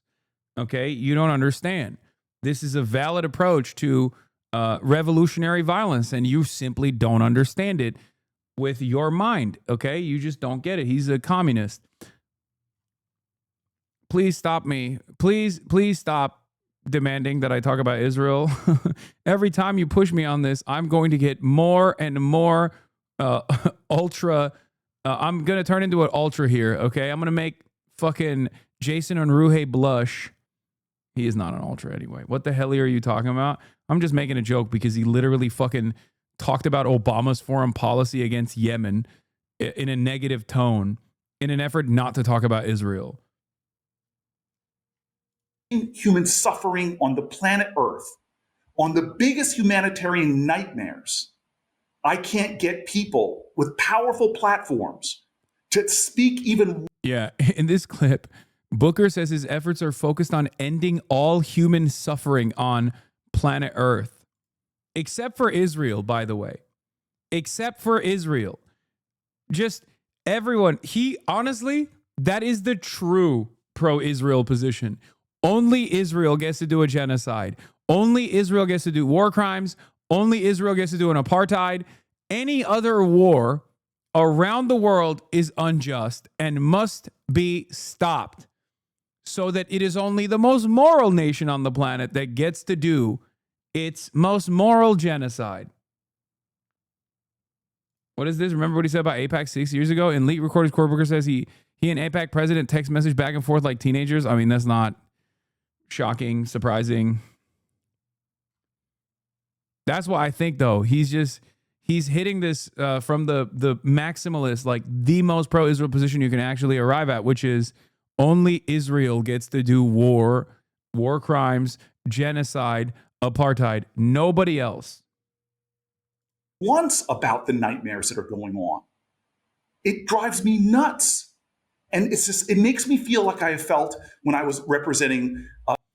As one of the few Sudanese chatters in here, the weaponization of the genocide, famine, and struggles of my people to justify and deflect from the Israeli genocide is so fucking infuriating. It probably stings even more when you realize that the perpetrator of this inhumanity, this genocide in Sudan, is also allowed to do so because of their unconditional, uncompromising loyalty to the state of Israel and the United States of America. That's what makes us, like, that is insult to injury right there. Because these guys who are fucking pro-Israel also never really talk about Sudan at all, because the main perpetrators there are also pro-Israel. Yeah, 12 million people displaced and horrific famines funded by the UAE, and in common political discourse, we get reduced to an Israeli deflection. It is so infuriating. It is mind-boggling, dude.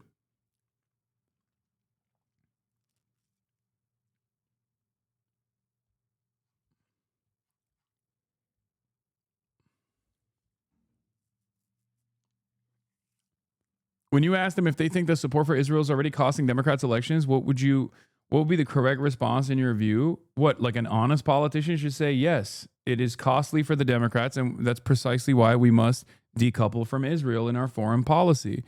Israel has long been a burden, not just on U.S. foreign policy, but also been a major burden on domestic affairs as well. It is utterly ridiculous to be this married to a apartheid ethno-state that has genocidal ambitions, which it's actually seeing out. Newark, New Jersey, to get people in our country to care enough. Why do I stand out and support people that you and others criticize me for voting for? Because I will never forget when nobody cared about mass incarceration of Black and brown people who stood up for them. Why am I get so angry sometimes about my own party, who seems to be distracted by issues that don't matter, and not to the core of people who cannot afford to pay rent and buy groceries? That's why I've chosen to live where I live. Because every day when I come home, I get snapped back to reality, to people who want me to focus on what matters to them And so I hear you about what the causes are that are most making headlines. But my entire career, I've cared about the issues that aren't the popular issues, but are the ones that are affecting the most people that are often forgot about or marginalized. And that's what I want to say with urgency. So you and I are going to agree on the big ticket items, but I want to come back on this show. I beg of you and I'll send them to you beforehand. 3 things that we should be talking about that we're not talking about that are affecting millions of either Americans or hundreds of millions of people or tens of millions of people on the planet Earth. Senator, I want to thank you so much for coming on this podcast, because this is the difference between the left and the right. You come on here, we have conversations, we grow, we learn from each other, and it's not like Fox News or the right wings. We disagree and we embrace the disagreement to make a better country. And thank you so much for coming on. We respect all of the work you do, and we're here to fight this fight with you and find compromise and unity where we can. We are unified, the 3 of us, and you all are voices that, again, the tradition of Black radio in America, you all know this.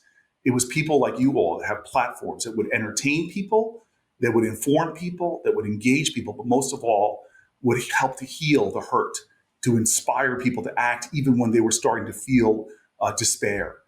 I believe that hope is the active conviction that despair will never have the last word. And you all are speaking up again and again and again, trying to make sure people know that as dark as things are, as challenging as things are, we still have fight, we still have strength, and we still, like my parents said when they marched, we still believe that we shall overcome. Senator, good luck. Thank you. And please come back on. I've had it, ladies. Need a leftist Black woman correspondent? Sure. Good luck compromising with a brick wall. I mean, look. What's the quote? You can't convince a man whose entire bag relies on him not being convincible. Something like that. I'm fucking it up.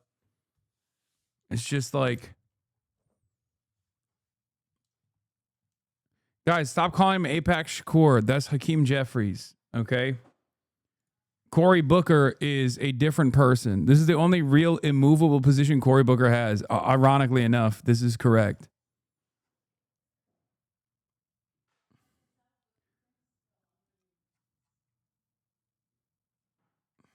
Have you seen the political stuff? I haven't gotten to it yet, but I will in a second. And for those who are wondering what political stuff, we'll get to that in a moment. JD Vance just defended the group chats. Republicans never apologize for anything. This is far worse than anything said in a college group chat that the guy who said it could become the AG of Virginia. I refuse to join the pearl clutching when powerful people call for political violence. Oh, he's using the other private text message between the AG of Virginia to deflect away from the political group chat. Speaking of group chats, JD Vance is a big group chat boy. He has been in those group chats with a bunch of fucking groypers. And who knows what the hell he said, to be fair, in those group chats. We know some of the things that he has said. It is...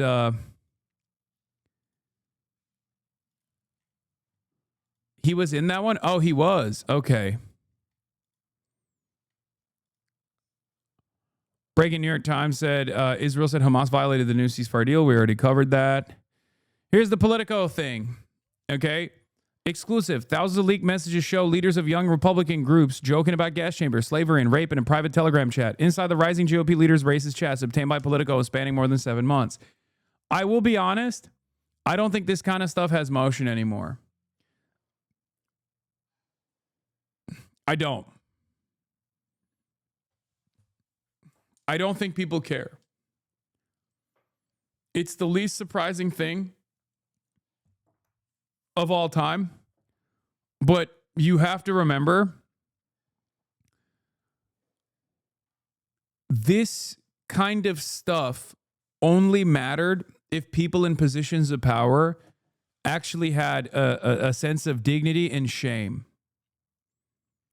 On the Democratic Party side, I think there is still some semblance of dignity and shame or at least like an aesthetic posture towards dignity and shame, which they often weaponize against their enemies or try to weaponize against the Republicans. It doesn't work, but they try to weaponize against like their left flank, and it does kind of work because the left is the only suckers in the game that are super predisposed to not understanding like the complexities of human beings and will measure you on the virtues of like what you represent in that immediate moment.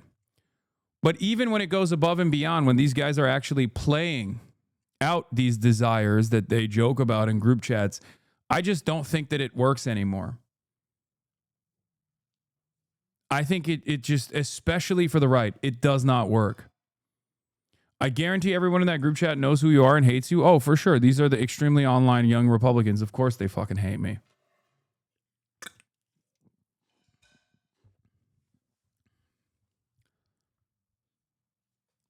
It's just this kind of stuff. Do you want to know why this kind of stuff doesn't matter? Everyone that votes no is going to the gas chamber. When did we bring that site out? You're giving nationals too much credit and expecting the Jew to be honest. You want to know why this kind of stuff doesn't work? Because all of the forces that even remotely acted as though they care about anti-Semitism have in the last 2 years shown their true face, which is that they only care about anti-Semitism accusations as long as they can weaponize that against people who are anti-Israel. Okay? Bro, we got other leaks. Satellites are leaking the world's secrets, calls, texts, and military and corporate data. With just $800 in basic equipment, researchers found a stunning variety of data, including thousands of T-Mobile users' calls and texts, and even the U.S. military communications sent by satellites unencrypted. Oh my God, that's amazing.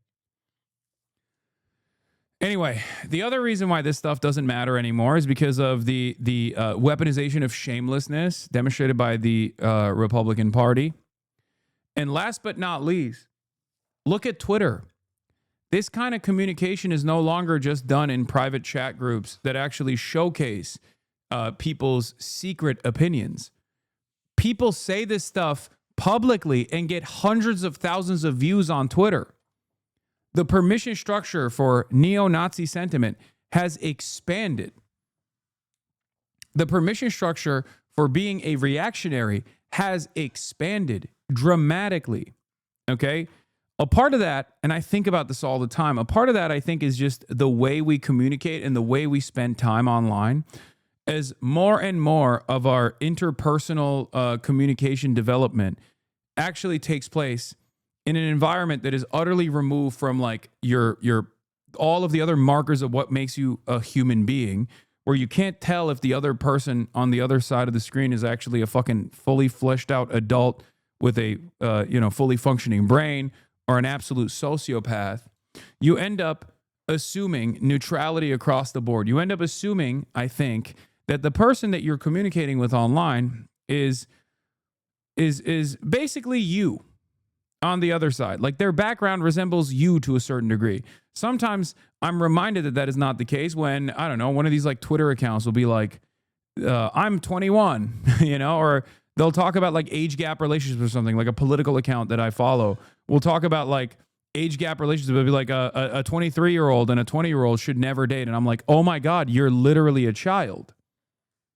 Like that's when I remember that like I'm getting information from an actual child. Okay. And I think this environment, the way that we, the more we communicate almost exclusively online, the more vicious we become as well. And I'll give you one example of this, right? I think you're wrong. This still does matter in political circles. I believe all but one of the people mentioned in this article have been fired from their jobs or resigned. We're not at peak acceptance of racist garbage and shamelessness yet. Scary, it could get worse. Maybe. But I think if that was the case, Turning Point USA would have been shuttered a long time ago, especially considering that this is exactly what TPUSA used to do all the fucking time. And look where TPUSA is now. Charlie Kirk just got a posthumous Medal of Honor today. And for years and years and years, we saw Turning Point USA get for years and years, we saw Turning Point USA get this kind of coverage over and over again.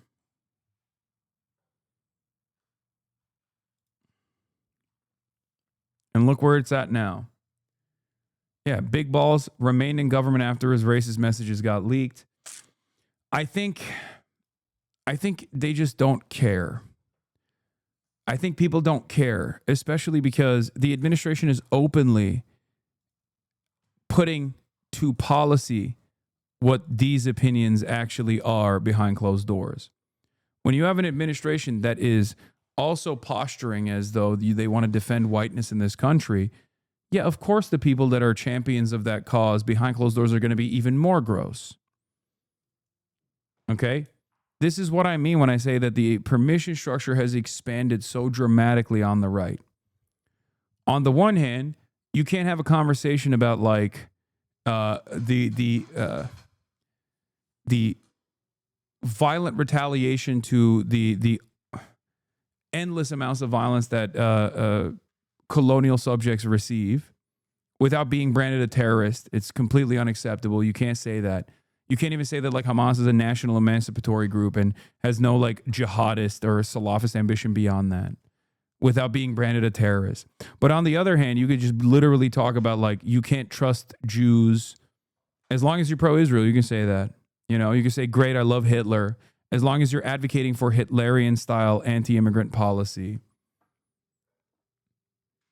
This is exactly the type of rhetoric that unironically is no longer hidden behind closed doors. I think it's like out in broad daylight. Nah, dog, the Republicans don't care, but the vast majority of people care about this. You have no idea how many white Facebook lib wine moms I have seen share the story. I hope the liberal wine moms will defend us. Okay. Thousands of messages shared in a group chat of young Republicans is revealing some racist thoughts that they even worried about being leaked. Well, those exchanges have been leaked, obtained by Politico, and are part of a Telegram chat among young Republican leaders in the following states: New York, Kansas, Arizona, and Vermont. New York State politics reporter Jason Bieferman is one of the journalists who wrote about this for Politico. Jason, tell us about this story, how it came to you, and what... This is the least shocking revelation for someone like myself. Maybe that's what it is. Because, like, of course they're like that. Politico report on a group of chat of young Republicans. Does this reflect some bad apples? Some bad apples. These are the future of the Republican Party. This is so vile, it's hard to find the words to put in the context that these are people who are part of one of two major parties that they believe in gas chambers and rape and discrimination based on the color of people's skin. And for me, when I hear stuff like this, I'm like, have you seen the Republican Party's policies? Like, do you know what I mean? Like, when I hear this kind of stuff, I think to myself, like, how is this shocking? Because we are, and I mean this sincerely, we are like 2 election cycles, if election cycles happen at all going forward. We are 2 election cycles away from the president speaking like that. Okay? I'm going to be honest. That's what it feels like to me. Like, because the policies already reflect this this desire, this vile attitude that people have.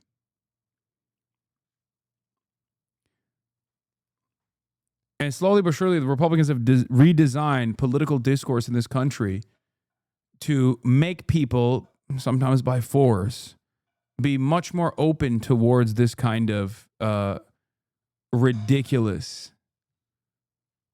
fascist, violent policy making. For us, it's a fork found in the kitchen moment, but for people who are less tapped in, it genuinely is upsetting to see. It's also especially insane because people in the older generations, especially older libs, don't see people in Gen Z and Gen Alpha talking like this because they see the younger generation as a hopeful generation that will fix everything. Yeah, for me, it's not even fork found in the kitchen. It's just like this is fork found in the fork factory, because I've known that the young Republican crop is almost entirely grouped up.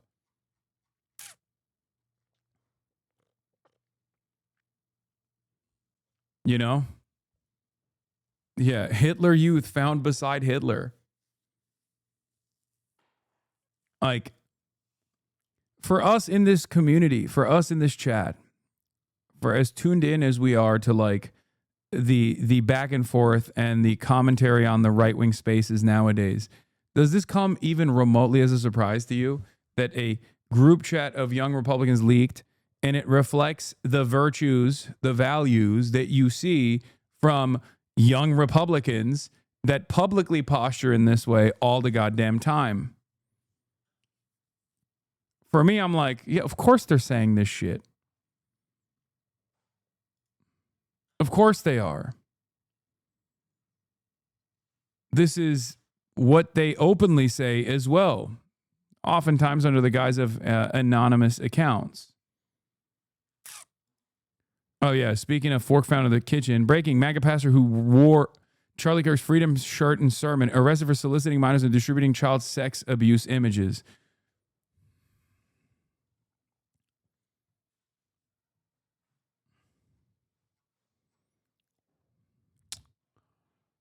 Wow. How shocking. What? How? Oh my God. Another one? Wow. Remarkable.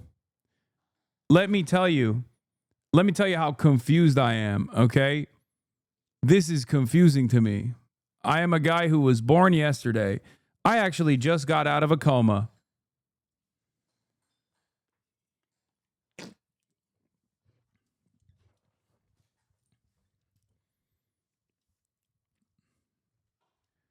Yeah, Fork Meat Kitchen moment number 750,000.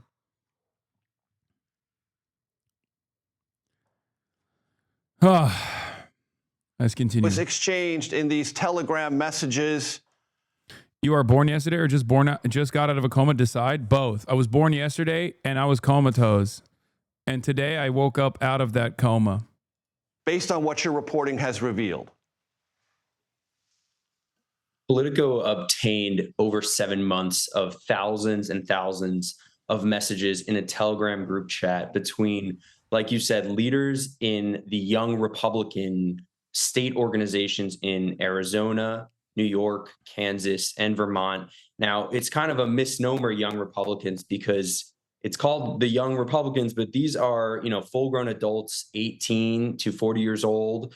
And over the course of these 7 months, they exchanged messages with, extremely anti-Semitic and racist comments. They referred to Black people as monkeys or the watermelon people.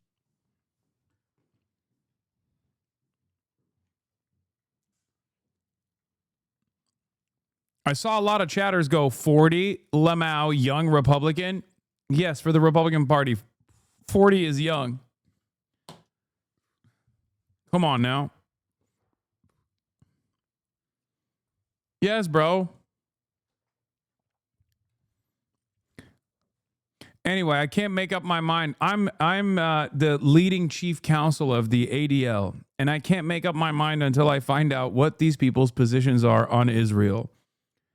Once I figure out if they're pro or anti-Israel, I will really reconsider whether or not I have decided that this is truly anti-Semitic or just a bunch of young guys having fun.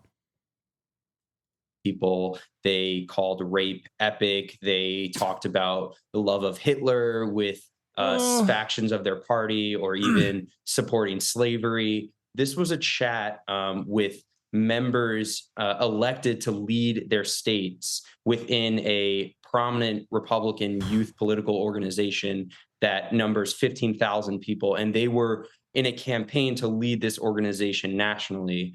My colleague and I, my colleague Emily No, we really looked into this and wanted to see, why are they speaking like that to each other? And does this have anything to do with kind of the way that the norms of our political discourse have been changing? Yeah, ADL thought watermelon people referred to Palestinians, so they were like, this is actually A-okay. Because remember, I have heard, like, that's the new meta. I've heard that from like bot accounts, bot accounts that refer to the pro-Palestinian crowd as watermelon people.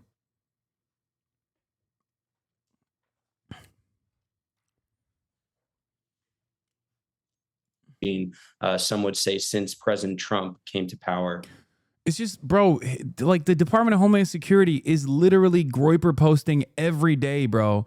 They are literally straight up Hitler posting. Oh my God, these are the fucking racist Nazi losers. Of course they are. Oh my lordy, lordy. Holy moly. Oh, fuck. It is, dude, this is why fascism is a fucking loser ideology, okay? It is a fucking loser ideology. It's an ideology that you only abide by if there is something lacking in your life, okay? And it's not because they're like thick and chunky. There's plenty of thick, chunky boys out there who are fighting the good fight. But you can see them reeking with insecurity. Fascism is the ideology of fucking losers. They have no great ambition to redesign society in an equitable fashion. They have no interest in helping others. They simply are constantly engaging in battle and in some instances violence to restore a mythological project of person because it's something that they lack internally. They have something that's missing. And that insecurity causes them to fantasize about the entire in-group being this superior, playing a superior role in society. And we have to like reassert dominance in this way. That's what it is. That's what I've seen in so many circumstances. Like when you're lacking something in your life and you have a sense of overwhelming entitlement and your personal experiences in the real world do not match what you thought society owed you, you turn to ideologies like fascism. Okay? That's when you do it. You turn to an ideology like fascism because like, oh, we're big and strong actually. We're descendants of Vikings. We're descendants of great Roman legionnaires. We're descendants of Romans, which is really interesting because Rome was an unimaginably diverse empire. Like these guys would literally look at like all of those like 5'4" North African dudes and be like, these were the fucking this is the beacon of white excellence. Like this doesn't make any fucking sense, but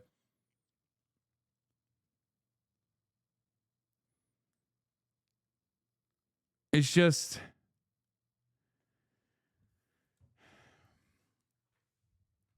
you only go back to this mythological higher being and what your personhood actually represents, this broad unit that you're a part of that is destined by God to dominate, if you are deeply fucking insecure about what's going on in your immediate life. And sometimes the inflection could be something as stupid as like not getting pussy. Okay? Straight up. Just like other people get laid, I can't. Why not me? I deserve it as well. If only they knew that I was at the top of the racial pecking order.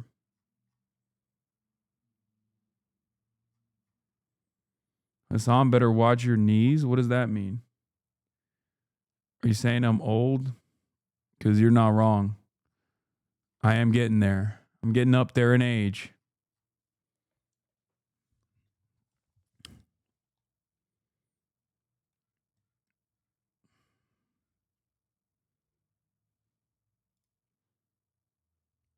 A friend of mine got blackmailed to leak in these chats, a total fucking coward and useless piece of shit. One of the people in here, he attended his wedding with me and still sold him over to the devil, all for some useless YR beef, young Republican beef. And then the GOP condemned them. Fuck these people. The GOP treated my fire.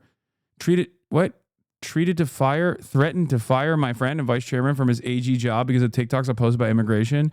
I wasn't allowed to talk about replacement theory or any mainline immigration stances. They asked me to resign over Trump's green card diploma mill comments.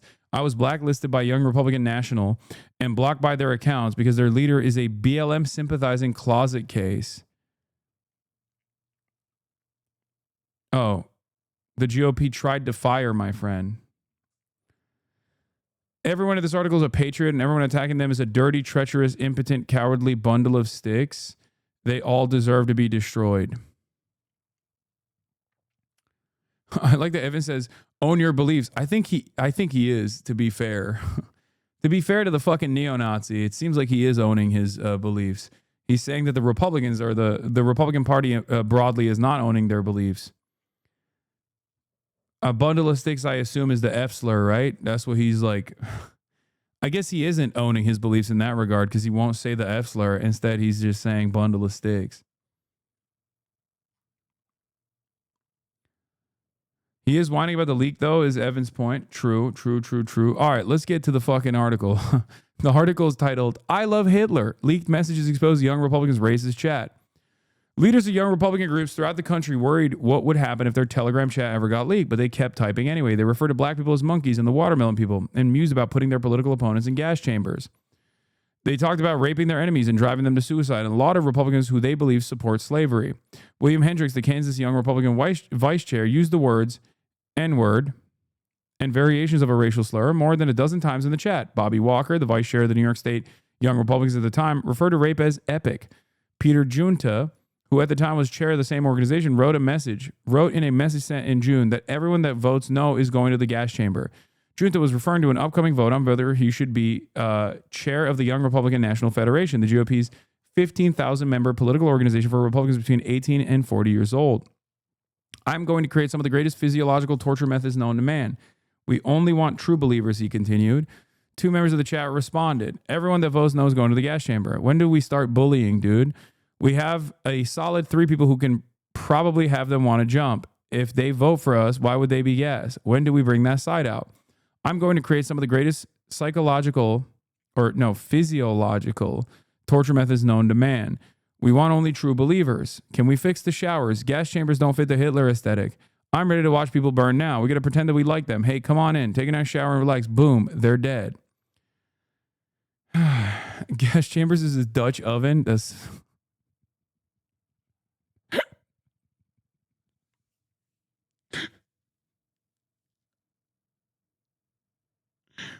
He's gonna fart and put the covers over their heads so hard that the person is gonna be driven to suicide.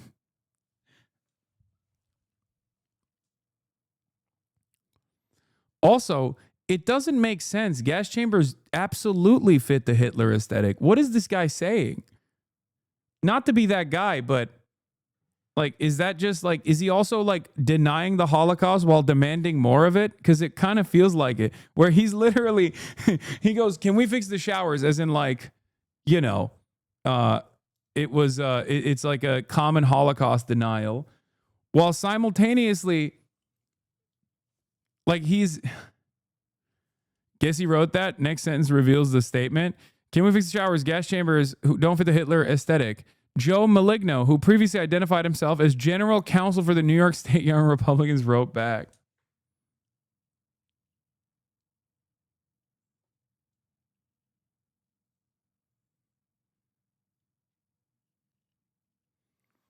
He just thinks that they only use shower traps and not actual gas chambers because he's historically illiterate. I'm ready to watch people burn now. Annie K. Katie.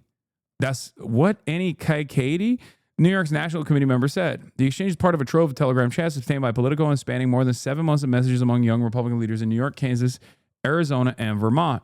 The chat offers an unfiltered look at how a new generation of GOP activists talk when they think no one is listening. Since Politico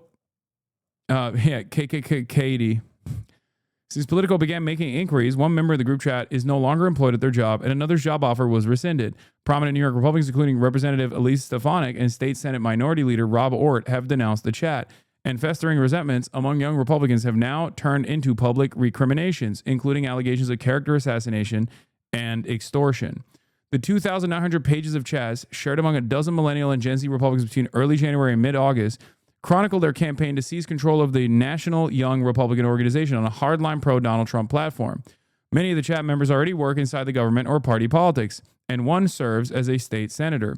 Together, the messages reveal a culture where racist, anti-Semitic, and violent rhetoric circulate freely, and where the Trump-era loosening of political norms has made such talk feel less taboo among those positioning themselves as the party's next leaders. The more the political atmosphere is open and liberating, like it's been with the emergence of Trump and more right-wing GOP even before him, it opens up young people and older people to telling racist jokes, making racist commentaries in private and in public, said Joe Fagan, a Texas A&M sociology professor who has studied racism for the last 60 years. He's like, I've been studying racism for the last 60 years, and let me tell you, okay, shit's gotten so much more open, which is ironic because that's literally what I've been saying. So I guess you don't have to be a fucking professor of racism to recognize this, okay? This man is a professional racist. This man is a doctor of racism, okay? It turns out your boy, your dumb fuck favorite Twitch streamer, also has a doctorate in racism, maybe a PhD. I'm an engineer of racism. This is Annie Kate, Annie K. Katie, Bobby Walker, and Peter Junta and Joe Maligno are the ones that talk shit in here, lol. What's up with young Republicans, bro? They always look the same way. What is this aesthetic?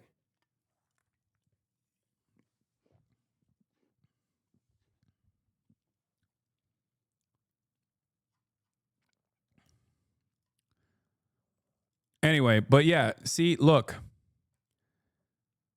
Young people and older people use the expanded permission structure of jokes or racist quips left and right in an effort to normalize this kind of behavior, normalize this kind of attitude.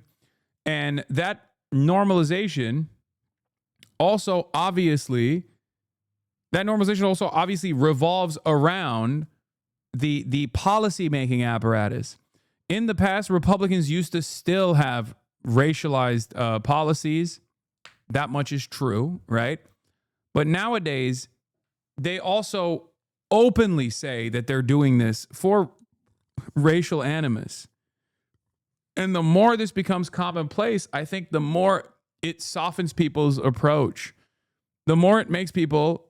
the more it makes people feel comfortable with this kind of approach.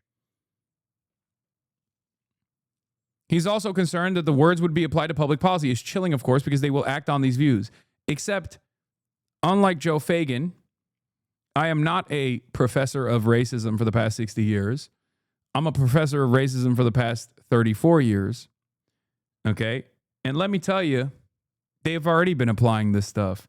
They're just getting more ruthless openly and also communicating the ruthlessness of these policies without trying to even shelter the broader public from the racialized element. There will come a point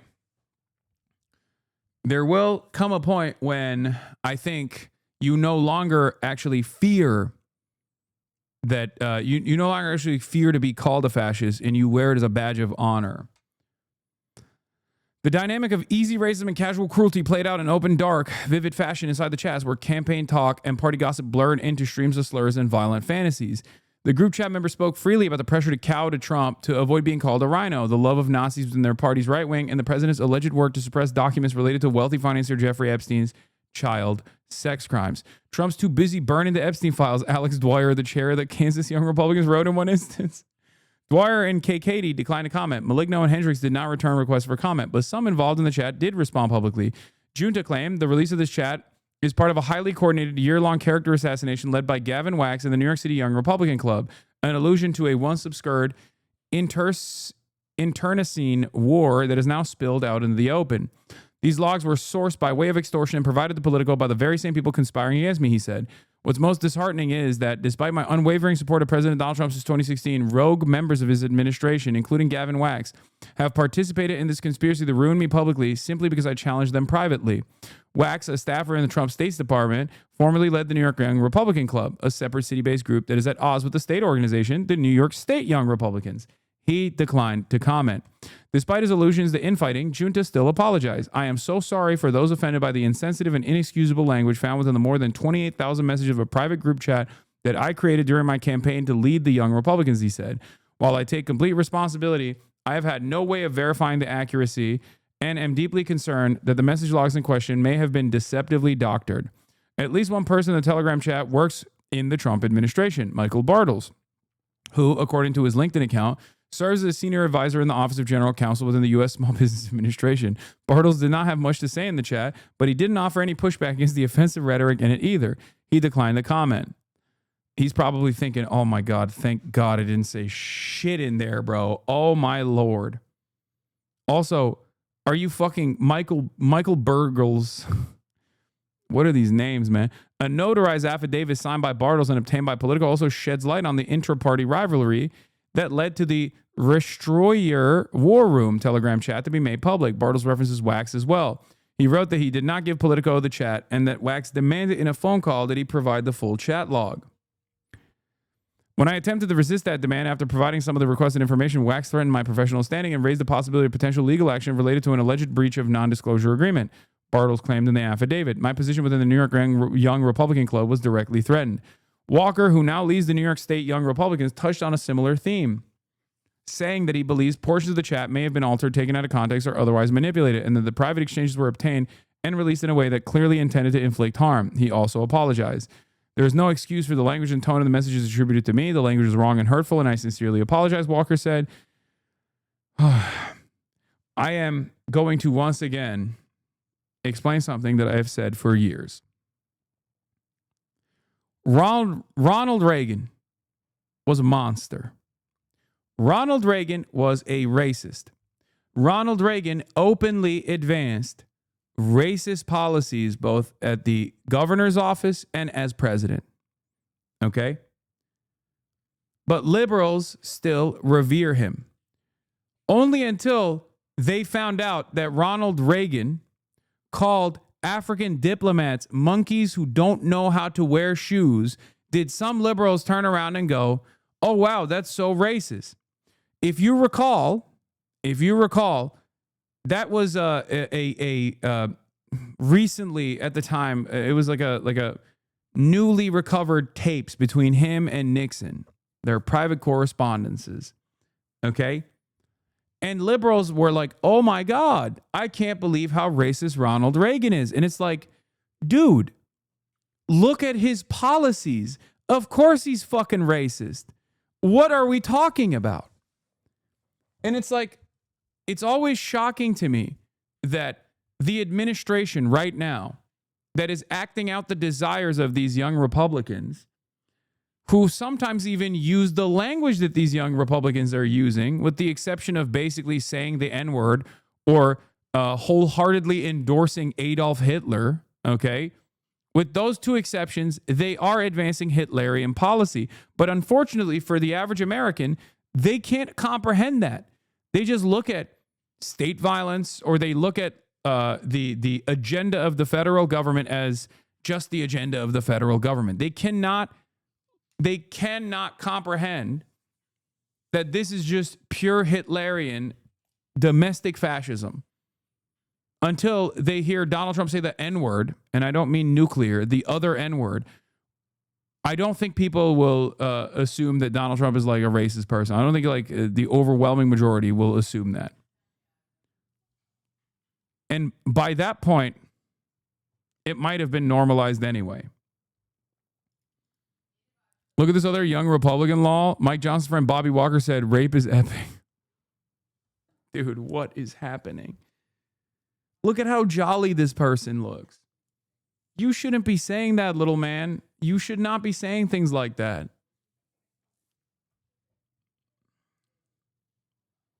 The kid from Up.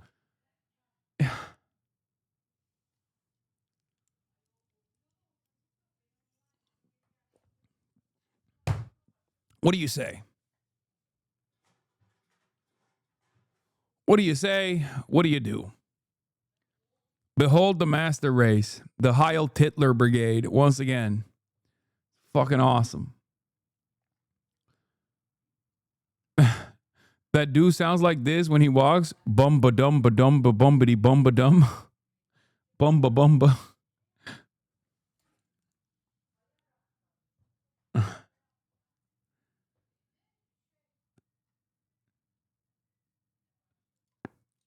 It's just like, I don't know. I have a lot of opinions on this. On the one hand, it's like these guys have basically decided that vice signaling shows your honesty, your earnesty, okay? And I don't think a lot of people understand that. On the Republican side, they have fully adopted villainous behavior, okay? They see that as being real. And I'm afraid that even a lot of normies who get brain broken by correspondence online also kind of feel that way. This is something that I criticized a while back when people would come after me and Pokey and be like, you guys are, you know, Disney streamers, right? You're bad, you're wrong. And it's like, and I think a part of that was because like people on the other hand who like present themselves as like bad dudes or advocate for awful shit or make edgy jokes, those people were seen as like honest. Those are content creators that were being real, right? Because on the internet, it's very difficult to figure out if the person that is on the other side of the screen is being a real one, right? So most people assume that any sort of graciousness, any sort of open-mindedness, it immediately means you're being fake, you're being phony, you're just fake nice, you're fake nice, you're fake nice. You couldn't possibly be real nice. And it's really interesting because no matter how evil someone is on the internet, no matter how evil they present themselves on the internet, in the real world, they would never in a million years behave that way. Okay? That's the difference. I think we need to expand on that, right? We need to think about that. You wouldn't say that shit to my face. Might come across as like some truism or a trope, something silly that people say, but in reality, it is actually an accurate reflection that we are much more mean to one another. We're much meaner to one another on the internet as opposed to in the real world, because there are so many other factors in the real world that come into play when you can actually hurt someone, both physically or mentally, when you can watch their anguish. All of a sudden, when you're not anonymous, the way that you approach people changes dramatically. You become an infinitely kinder person. Okay? The real world has real world consequences. I say this as someone who does not have any sort of anonymity in my life. I say this as someone whose every single action is constantly placed under a microscope by people who are heavily scrutinizing it specifically so they can present me as a bad person. Okay? So I live at that intersection of like being a real human being on the internet with my fucking face, and I'm constantly being treated like I'm not a real human being. Okay? So I see this every day. And I think it genuinely stems from the way that online has reshaped interpersonal communications in its entirety. I think that's part of the reason why people feel much more confident expressing these sorts of desires in private group chats, and maybe even feel confident expressing these sorts of desires in the form of white nativist policy and in the ways that they promote it openly on the internet. I guess it's the This is the longest way to say the internet is making us more mean. Okay. Mixed into formal conversation about whipping votes, social media strategy, and logistics, the members of the chat slung around an array of slurs, which Politico is republishing to show how they spoke. Epithets like the F slur, R-worded, and the N-word, soft A, appeared more than 251 times combined. In one instance, Walker, who at the time was a staffer for ORT, talked about how a mutual friend of some in the chat dated this very obese Indian woman for a period of time. Ginta responded that the woman was not Indian.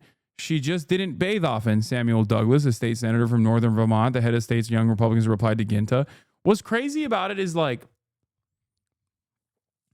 what's crazy about this anti-Indian hatred is that for the longest time, this kind of anti-Indian sentiment was fairly limited, I would say, in mainstream discourse, because in comparison to Canada or in comparison to the UK, there's just not a lot of Indian people or Pakistani people in America as a significant minority population. I feel like they learned this shit from the European races. It's everywhere now. It's unstoppable. And it blows my mind because Americans Americans don't really know the P slur, for example, right? I used to talk about that all the time. The P slur, Pakistani shortened to the first 4 letters, is not known in the United States of America as a common slur. And it's really interesting because it's so not known as a common slur that I think George W. Bush once famously said it and didn't realize that he was saying a slur and had to apologize for it. Whereas in Canada or in other places, in other British colonies, where there is a higher density of brown migrants, specifically from places like India and Pakistan, that is a slur that people know. And it's a big no-no.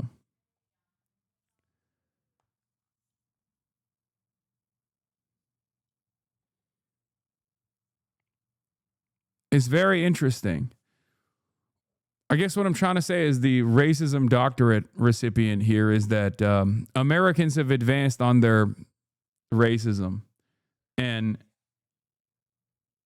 you're confusing George Bush with KSI? No, dude. Act presidential, the linguistic faux pas, an embarrassment. In yesterday's speech advocating for peaceful negotiations between longtime rivals India and Pakistan, President Bush stressed that the U.S. is working hard to convince both the Indians and the bleep that there's a way to deal with their problems without going to war. The White House said Bush had no idea the P word was considered an ethnic slur.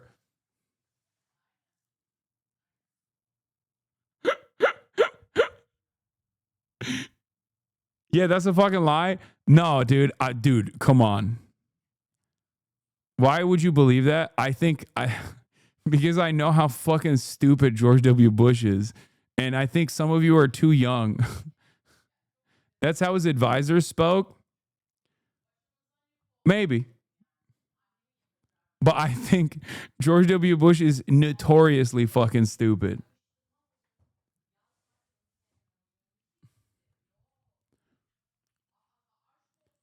This is probably true. It's unlikely that Bush would want to upset Pakistan given its importance to the cause of the moment. However, Bush's offhanded, if unwitting insult, the White House's subsequent dismissal of it, and the fact that the whole ordeal was largely ignored by the American media will only worsen the United States' already lousy international sensitivity record. Yeah. The reason why they largely ignored this is because in America, people don't fucking know that as a slur. That's probably the reason why they largely ignored it. Anyway, the broader point that I was trying to make is that Americans don't know this because Americans don't have didn't have the advanced racism of other British colonies. Especially against, this doesn't mean that there wasn't anti-Indian hatred, for the record. Make no mistake. Of course there was. But it was making fun of Indians for owning 7-Elevens or something. You know what I mean? It wasn't as advanced as the Euro style anti-Indian hatred is. I'm Pakistani American, and most other Pakistanis I know didn't even know it was a slur, lol. Yeah. In America, the most common form of racism I feel like that Indians experience was when people asked them if they're a 9/11 brown person or a 7/11 brown person. Like that was what they would that's what they would say.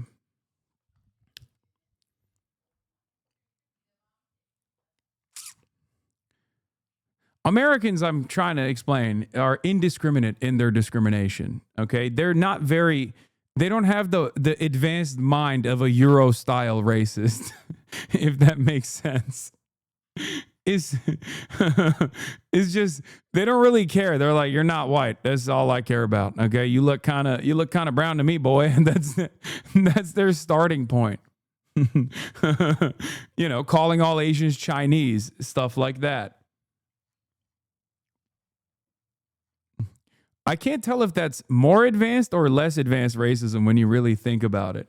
Because I feel like with accelerated transphobia, for example, like the most transphobic people know shit about trans culture that like the average trans person doesn't know. You know what I mean? Like they've studied the fucking ancient tomes of like trans medical research and shit. Specifically to be more hateful, more successfully, okay? More sophisticated versions of hatred. Anyway, let's just get back to it. In a separate conversation, Ginta shared that his flight to Charleston, South Carolina landed safely, then offered some advice for his fellow young Republicans. If your pilot is a she and she looks 10 shades darker than someone from Sicily, just end it there. Scream the no-no word. Ginta wrote. Douglas did not respond. Dude, what is up with this shit, bro? These motherfuckers.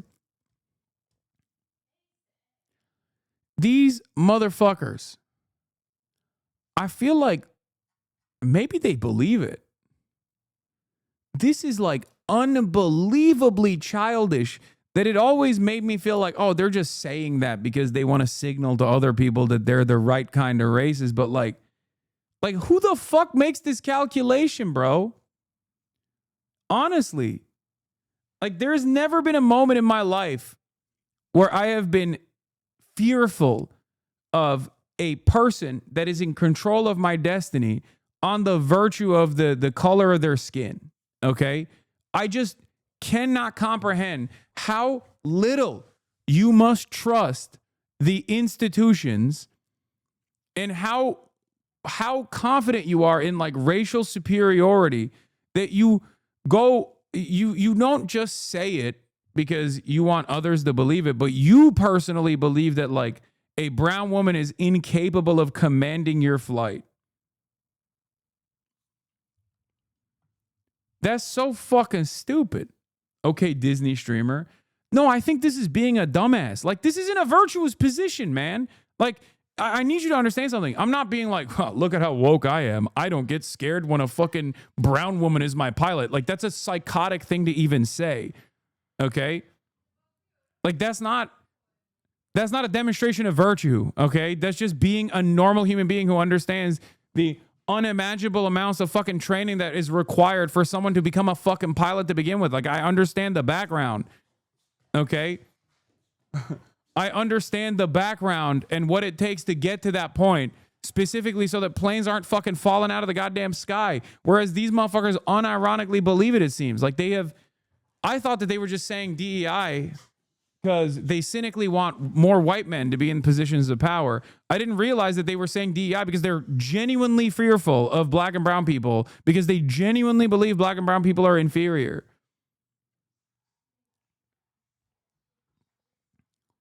I thought they just kind of cynically said that. Does that not make sense to you? Do you like it's just I feel like this is sorry, not being a fucking dumbass is woke. Yeah, literally. I guess that's where we're at now. Oh my God. You're fucking virtue signaling because you're not the stupidest person I've ever encountered in my entire life. In a statement, Ort called for members of the chat to resign. I was shocked and disgusted to learn about the racist, anti-Semitic, and misogynistic comments attributed to members of the New York State Young Republicans, Ort said. This behavior is indefensible and has no place in our party or anywhere in public life. Really? Because this statement right here was very famously channeled by a posthumous Medal of Honor award recipient that got a Medal of Honor after his untimely demise today. His name was Charlie Kirk. Maybe he didn't say it like this, but he said things, in that same field. Oh, Medal of Freedom. Sorry, not Medal of Honor. Yeah, Charles James Kirk, Medal of Freedom recipient. Not Medal of Honor. I apologize.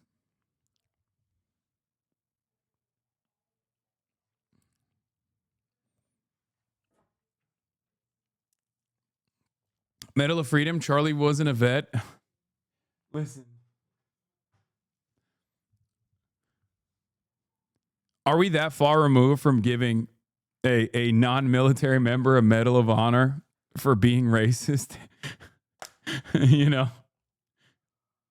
Especially considering how he passed away. I feel like that's something that the Trump administration could have entertained, I think.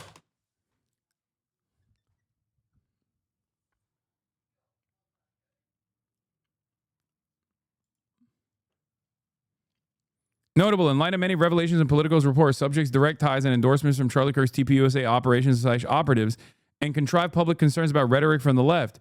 Video, Roger Stone, the day before the 2020 election, more below. Yeah, I'm proud to have supported Peter Ginta, the real chairman of the YRNF. Having a hell of a time in Nashville with Peter Ginta, Tex Pileski.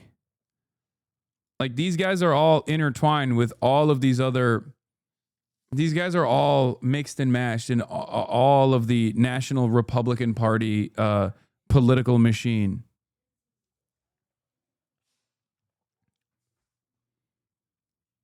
The whole thread ties in. While shocking, this is unsurprising and was foreseen by many who closely follow campus conservatism and the like, and the sort of people recruited and fostered by that whole industry. More below.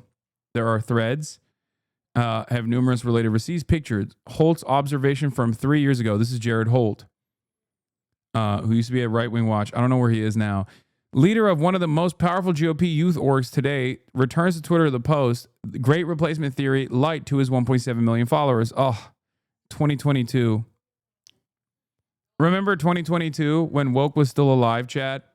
And we would say, oh my God, these guys are saying great replacement stuff. That's scary. That's Nazi rhetoric. Nowadays, that's just fucking policy. This is what I mean. Woke is so dead. Oh my God, woke is so dead.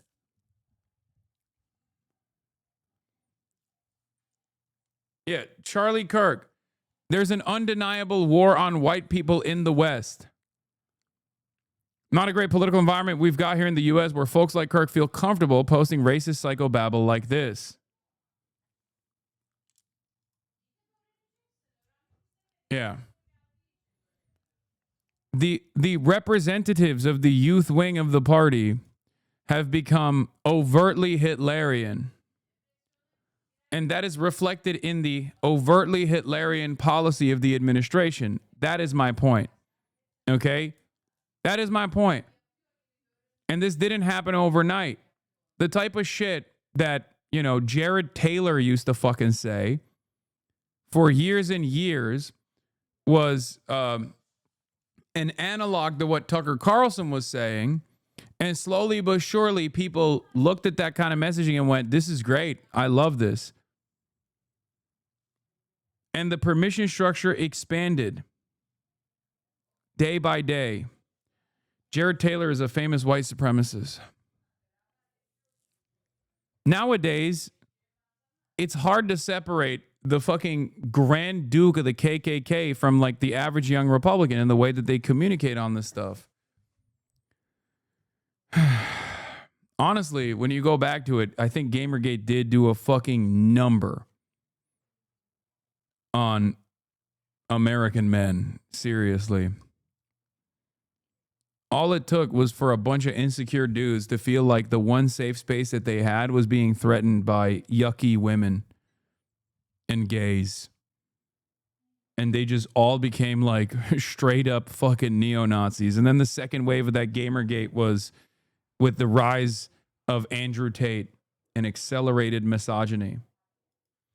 Also, the subtext that you called out right up top, Trump Vance admin wants to deport people for criticizing Israel, which they say is anti-Semitic, but apparently this is not. Of course. Of course. Come on. I can't think of a more anti-Semitic thing that you can do, which is to combat anti-Semitism while simultaneously being an overt anti-Zionist. This is the maximum anti-Semitic position you can arrive at. In his 2024 campaign, Trump spread false reports of Haitian migrants eating pets, and at one of his rallies, welcomed comedian Tony Hinchcliffe, who called Puerto Rico a floating island of garbage and joked about black people carving watermelons on Halloween. Liz Huston, a White House spokesperson, rejected the idea that Trump's rhetoric had anything to do with the chat members' language. Only an activist left-wing reporter would desperately try to tie President Trump into a story about a random group chat he has no affiliation with, while failing to mention the dangerous smears coming from Democrat politicians who fantasize about murdering their opponent and called Republicans Nazis and fascists. No one has been subject to more vicious rhetoric and violence than President Trump and his supporters. In the group chat, Ginta tells fellow Republicans that he spoke with the White House about an endorsement from Trump for his bid to become chairman of the National Federation. Trump and the Republican National Committee ultimately decided to stay neutral in the race. A White House official said it has no affiliation with Restore YR, that hundreds of groups asked the White House for its endorsement. Ginta was the most prominent voice in the chat, spreading racist messages, often encouraged or liked by other members. When Luke Moisman, the chair of the Arizona Young Republicans, asked if the New Yorkers in the chat were watching an NBA playoff game, Ginta responded, "I'd go to the zoo if I wanted to watch monkey play ball." Ginta else refers to black people as the watermelon people. Hendricks made a similar remark in July. Bro is at a chicken restaurant ordering his food. Would he like some watermelon and Kool-Aid with that? Bro, this is like, I feel like this is so, like, this is either like 70-year-old racism or like a 7-year-old's racism. Like, this is not, do you know what I mean? Like, this is the type of racism that like 7-year-olds hear from their grandparents and then say in the fucking playground until, you know, they actually get into trouble. They experience their first time out or some shit. It's so strange. Oh, you're at a chicken restaurant? What's next? Watermelon and Kool-Aid? Like, what the fuck? Hendricks was a communication assistant for Kansas Republican Attorney General Chris Kobach until Thursday. He also said in the chat that despite political differences, he's drawn to Missouri's Young Republican organization because Missouri doesn't like F slurs. Wait, this is the guy? This is Hendricks? I think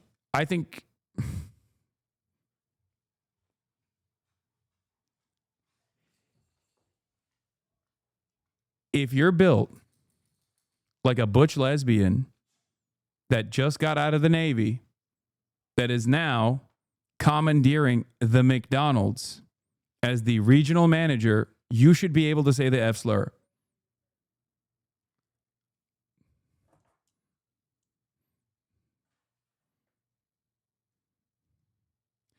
It's actually fucked up because ladies who look like this are some of the kindest individuals on the planet.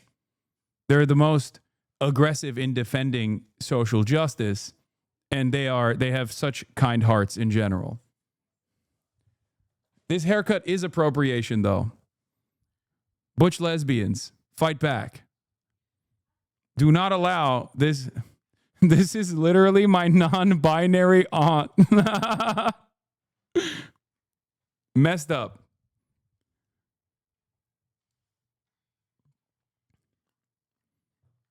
It's messed up. This is the built-in haircut of the most selfless lover who spends their entire lifetime rescuing former dogfighting pit bulls, okay?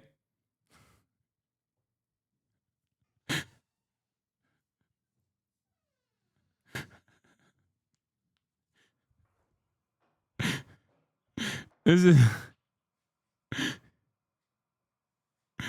like, this person would not be out of place at a No Kings rally with a protest placard that reads like, you know, hands off my body or something. Okay.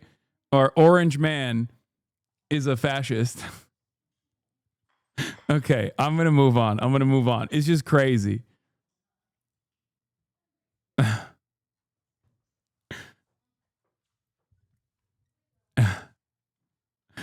Politico reached out to Denadri Herbert, a spokesman for the Attorney General who serves the Kansas GOP chair, and shared with her excerpts of the chat involving Hendricks. In response, Herbert said, "We are aware of the issues raised in your article and that Hendricks is no longer employed in Kobach's office." Great. I love Hitler. What the fuck? Yeah, I had some back and forth with the VC in Michigan. Current chair is a deer in headlights. We have a call on Wednesday. Many agree. He did say my delegates I bring will vote for the most right-wing person. Great. I love Hitler.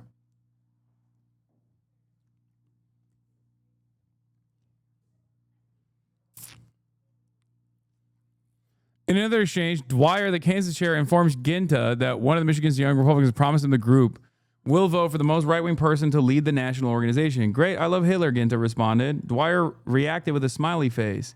Few minority groups are spared. Ginta, who serves as chief of staff to the New York State Assembly member Mike Riley, ultimately fell 6 points short of winning the chairship to lead the Young Republican National Federation earlier this year. Was it like he was too racist or something? Is that what it is? Like, or was he not racist enough?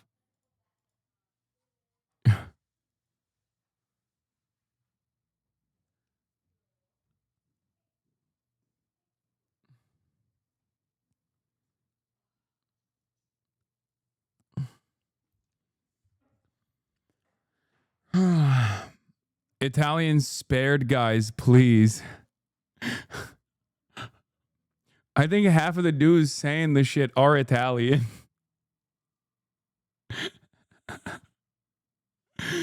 Earlier this year, Stefanik accepted an award for the New York State Young Republicans. She lauded Ginta for his tremendous leadership in August and had her campaign and the political PAC she leads donate to that state organization.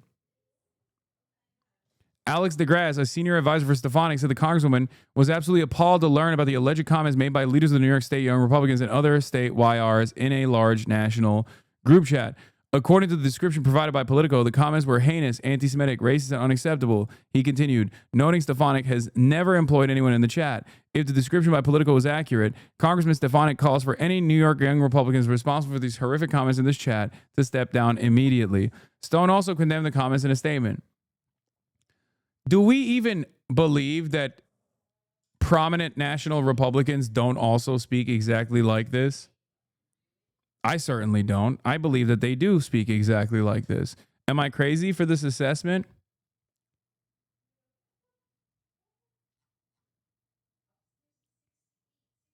Because, like, I'm old enough to remember at least Stefanik quite literally endorsed a person who did say that about Adolf Hitler in a New York local race. That's not even a joke. She did do that. Okay. Let's look it up. Elise Stefanik Hitler. Hey, Hasan, do you still take finasteride? I do. Where is it? Yeah. GOP House candidate. Why is this on imdb.com? What the fuck? It's a Rolling Stone article. GOP House candidate backed by party leadership said Hitler is the kind of leader we need. Carl Palladino, whose campaign for New York's 23rd congressional district is backed by House Republican Conference Chair Representative Elise Stefanik, made the comments to the Our House radio show host Peter Hunt. Okay. Hey, son, I've been a fan for a while, but what the fuck is this? Why haven't you addressed this? And it's an anti-Piker link. You know my ass is not fucking clicking on that on screen.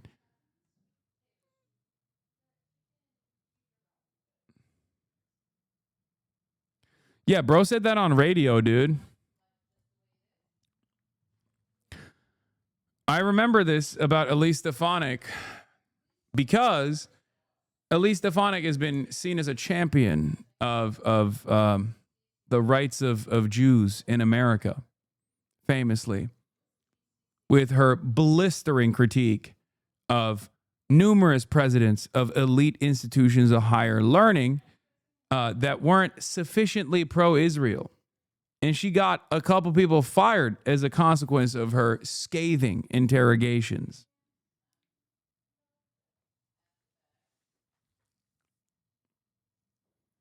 He's still not addressing it and it's slightly concerning. Listen, you got to sometimes let your homies kiss you goodnight, okay? And tuck you into bed.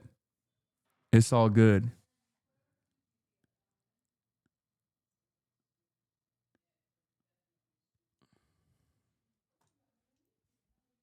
It's not gay, man. Of course, I've never seen this alleged chat room thread, he said. If it's authentic, I would, of course, denounce any such comments in the strongest possible terms. This would surprise me as it's inconsistent with Peter that I know. Although I know him in his capacity as the head of the New York Young Republicans, where I thought he did a good job. Few minority groups are spared from the Young Republicans group chat. Their rhetoric, normalized at most points as dark humor, mirrors some popular conservative political commentators, podcasters, and comedians amid a national erosion of what is considered acceptable discourse. Ginta's line on darker skinned pilot, for example, echoes one used by slain conservative activist Charlie Kirk last year when he said, if I see a black pilot, I'm going to be like, oh boy, I hope he's qualified. Yep. Walker also used the moniker Eye Patch McCain. Originally, what? No, that's unacceptable. If I catch these motherfuckers yelling at what I said back in the day about who they are referring to as Eye Patch McCain, Dan Crenshaw, I'm going to fucking lose it. Because these dudes are so cynical, okay? They love talking about how fucked up it is when a young leftist is out there making jokes, cracking jokes about a congressperson by the name of Daniel Jedediah Crenshaw. Okay? Yeah, how dare they? He's a hero. I was young when I did those jokes. I'm not young anymore, but I was a young leftist when I made those jokes. I'm an old leftist and I still make jokes like that, but I was young at some point.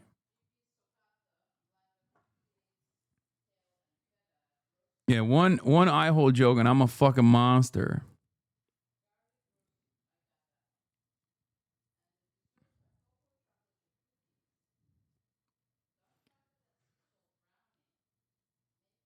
Anyway, Crenshaw lost his eye while serving as a Navy SEAL in Afghanistan. Walker also makes the remark, I prefer my war heroes not captured, a repeat of a similar 2015 line from Donald Trump. Art Gibson, a professor at the University of Dayton who specializes in white racial extremism, surmised the young Republicans in the chat were influenced by Trump's language, which he said is often hyperbolic and emotionally charged. Trump's persistent use of hostile, often inflammatory language that normalizes aggressive discourse in conservative circles can be incredibly influential on young operatives who are still trying to figure out what is that political discourse, Gibson said. White supremacist symbols. Gibson reviewed multiple excerpts of the Young Republicans chat provided by Politico. One was a late July message where Moseman, the chair of the Arizona Young Republicans, mused about how the group could win support for their preferred candidate by linking an opponent to white supremacist groups. But Moseman then realized the plan could backfire. Kansas Young Republicans could end up becoming attracted to that opponent. Oh my God. Oh my God. Come on, dude.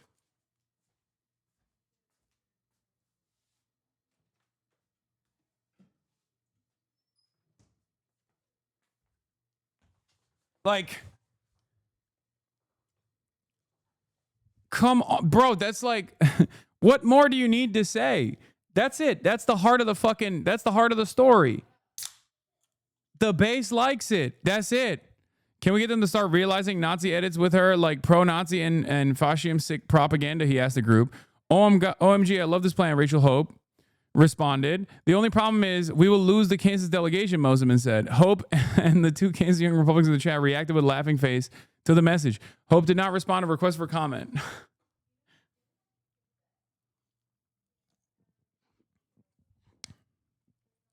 Too woke take, but I think calling Abbott Hot Wheels is bad, just like Eye Patch McCain, but I don't know. Yeah, it is a too woke take. I think. Gibson said the Young Republicans conversations reminded him of online discussions between members of neo-Nazi and white supremacist groups. You say it once or twice as a joke, but you say it 251 times, it's no longer a joke, Gibson said. The more we repeat certain ideas, the more real they become to us. Weeks later, someone in the chat saying, staying in a hotel asks members, guess what room we're in? 1488, Dwyer responds. White supremacists use the number 1488 because 14 is the number of words in the white supremacist slogan. We must secure the existence of our people and a future for white children, and H is the 8th letter in the alphabet, and 88 is often used as shorthand for Heil Hitler. In another conversation in February, Ginta talks approvingly about the Orange County Teenage Republican Organization in New York, which appears to be part of a network of national teenage Republicans, and how he was pleased with its young members' ideological bent. They support slavery and all that shit. Mega based, he said. The term based in internet culture.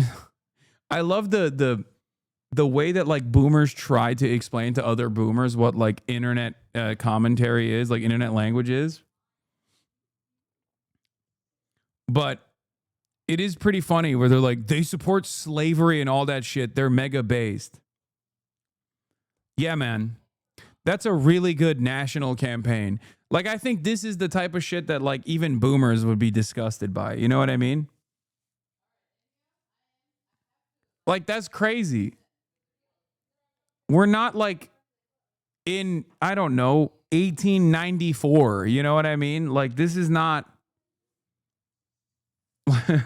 like this is stuff that's been well established in American history at this point.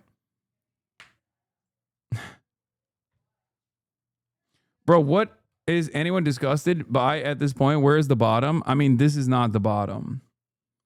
Because remember, there's like esoteric neo-Nazi groups online that go even beyond this stuff.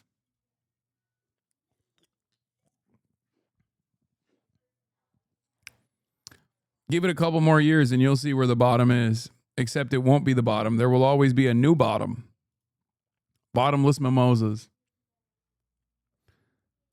In a statement, Orange County GOP Chair Courtney Canfield Green said the party was disappointed to learn this teen group was mentioned in the chat. Our teen volunteers have no affiliation with the New York Republicans.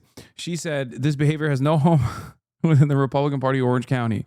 Ed Cox, the chair of the New York State GOP, also condemned the remarks made in the chat. I was shocked and disgusted to learn about these reports and comments made by a small group of young Republicans. Dude, this is how all young Republicans are. They are so unimaginably groped up. Ironically enough, Charlie Kirk was trying to pack this up to the best of his fucking ability before his untimely demise.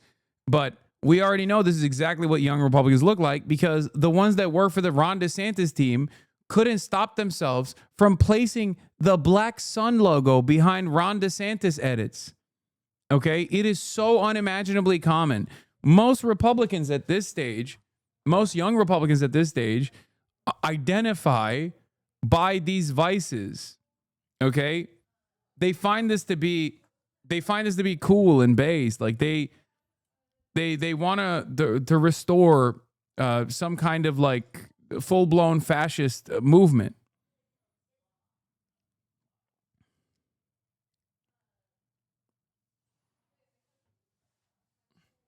Untimely? Come on, man. I mean, I can say that. That's appropriate to say. Jesus Christ.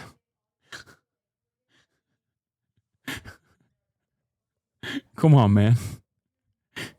He was 31. He was literally like, that's ridiculous. Chill. Okay. Anyway. Members of the Telegram chat speak about their personal lives too. Extensive discussions about everyday lives include one exchange about how devoutly Catholic some chat members are and how often they attend church. Many of the slurs, epithets, and violent language used in the chat often appear to be intended as jokes. Mosman was derided by members of the chat as a B word and the S word. Stay in the closet F word. Walker of New York also jested in July, though he is the group's main target for the same epithet. The group used slurs against Asians too. My people built the train tracks with the Chinese, Walker says at one point, referring to his Italian ancestors. Let his people go, Maligno responds. Keep the C words, though. In another instance, Mosman tells a group that the Spanish came to America and had sex with every single woman. Sex is gay, Dwyer writes. Sex, it was rape, Moseman replies. Epic, Walker says.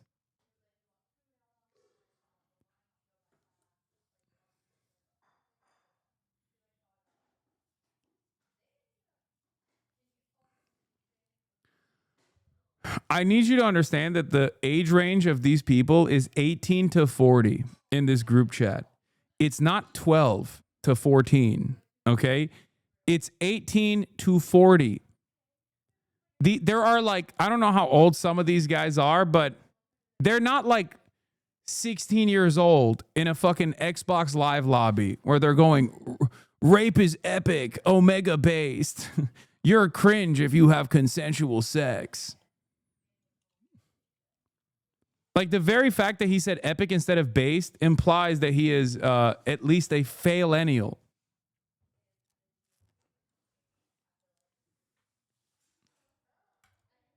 Just understand that. This dude is a 9gag memester.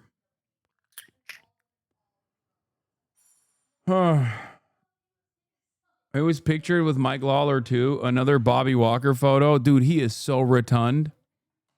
Oh my God, he looks like Kyle Rittenhouse bass boosted. I just realized all of these young Republicans turn into Kyle Rittenhouse. Matt Walsh coming to defend this as edgy.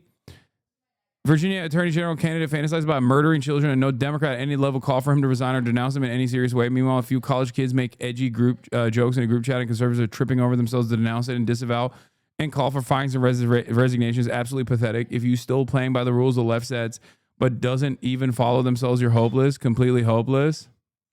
They called rape epic, and this proud Christian's response is to engage in whataboutism.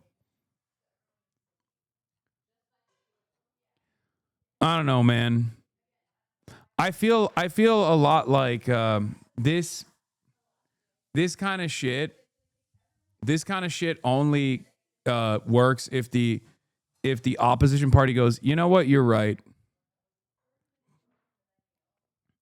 Yeah, it's edgy locker room talk when it's Republicans and it's hateful terrorist rhetoric when it's the left. And the hateful terrorist rhetoric from the left is sometimes just saying that Trump's policies are fascist.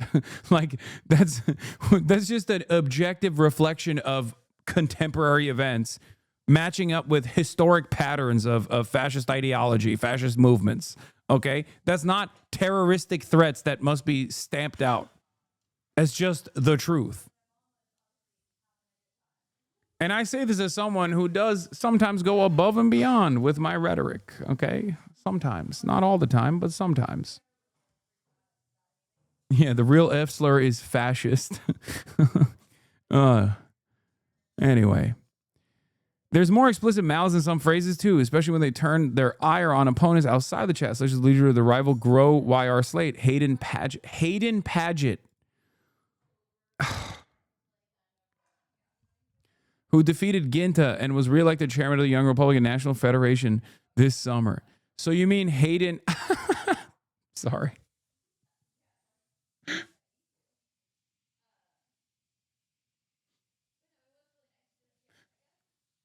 That one caught me off guard. That one's...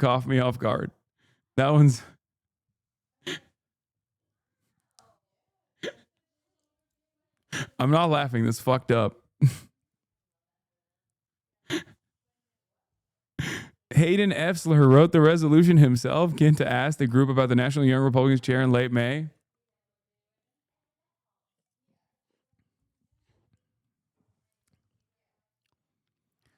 True, missed opportunity to make the first name Gaydon. That's also a good one. You're not wrong. It's just, this is funny because like, if they weren't like hateful shitheads and were gay themselves, this would be perfectly appropriate language. You know what I mean?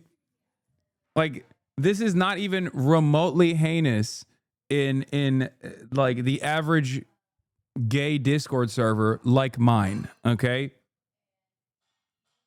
It's just, this doesn't even like meet the standard of like offensive speech in that situation.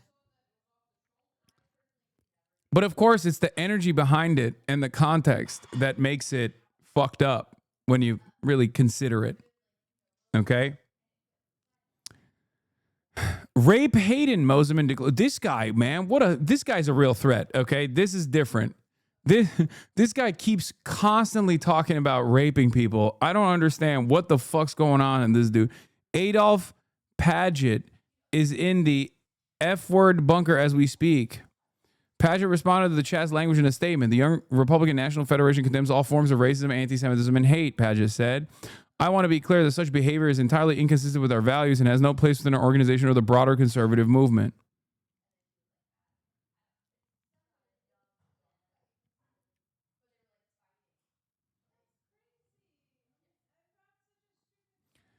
Ginta also had expletive-laden criticism of the young Republicans in the states that were supporting or leaning towards Paget's faction. Minnesota F-words, he messaged, continuing, Arkansas, inbred cowfuckers, Nebraska, revolt in our favor, block their bind, and have a majority of their delegates Maryland, fat stinky Jew, Rhode Island, traitorous C-words, who I will eradicate from the face of this planet. And no, it's not cracker. It's the one used towards women, unless you're in Australia, in which case you use it all the time. Ginta also said he planned to make one of the competing young Republicans unalive himself on the convention floor. Dude, come on. You're dropping the fucking F slur left and right. You're calling people like stinky Jews, but you can't say kill himself? Oh my God. What is wrong with Zoomers, man? What the fuck happened? TikTok break motherfuckers so hard. In another instance, like that's crazy. You're saying the N-word in one message, and then the next, you're acting like the fucking TikTok TOS moderators are up your ass. You say unalive. What the fuck is this? This makes no sense. Is a good case study in the case that they had any anti-Israel sentiment. This would be headline news everywhere. I think this is still a big story, regardless, because of how transparently racist these guys are. I think this is like, I mean, I'm sure the Republicans will be like, oh wow, this is really fucked up, but oh well. This is going to put the Young Republicans organization who demanded resignations of the group chat members in an awkward spot. Who are they to say it's bad if the vice president says it's pearl clutching? By the way, I told you that this was going to be the response from J.D. Vance and even Donald Trump and shit, if it even gets to Donald Trump at all. I love how in a story where someone called rape epic, the thing you were most upset about was when one of the literal Nazis said unalive. Yes. Because on the one hand, they're talking about putting their opponents in gas chambers, but they can't fucking say kill himself. Like that juxtaposition melts my mind. That's the point. You can't on the one hand be like, oh, I can't wait to put people in gas chambers. And then also are like, I'm going to unalive them in the gas chamber. It's like getting mad at Hitler for being in an inappropriate age gap relationship, okay? Like, what the fuck are we doing? Like, it's crazy. Oh, Jesus. I was going to say you're giving nationals too much credit and expecting the Jew to be honest. Breonna Douglas, Sam's wife and Vermont Young Republicans National Committee member, replied to her husband's message. Breonna Douglas did not respond to a repeated request for comment. If we ever had a leak of this chat, yeah. Politico's report detailed how organization was missing required financial disclosure forms. Subsequent efforts to fill the forms revealed that the organization was more than $28,000 in debt. NYSYR account be like 500 balding cream, 1,000 Ozempic. Walker sent him one message. They'll be declaring bankruptcy after this. I just know it. I drained $10K tonight to pay for my next vacation in Italy. Ginta appeared to joke about the organization bank account. I spent it on massage. Great. Can't wait to get sued by our venture, Walker replies. All right. Anyway, the story basically ends with, in one instance, he joked about bombing the Young Republican National Federation's convention in Nashville and then remarked, just kidding, for our assigned FBI tracker. In another, he considered the totality of the 1,000 messages he and his peers had written and what would happen if the public saw them come to light. If we ever had a leak on this chat, we would be cooked for real, he wrote.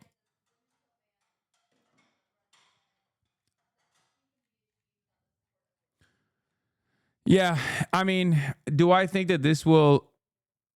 Yeah, it turns out they're wrong. The VP defends it. Yeah, I'm not surprised by that. I think in this day and age, we've gotten to a point where this kind of like shameless, transparent, overt white supremacist, fascist rhetoric is seen as a benefit by those who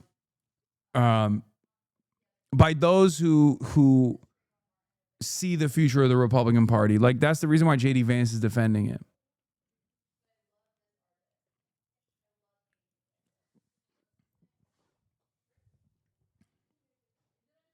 And the Nazi base is mad at the leaker.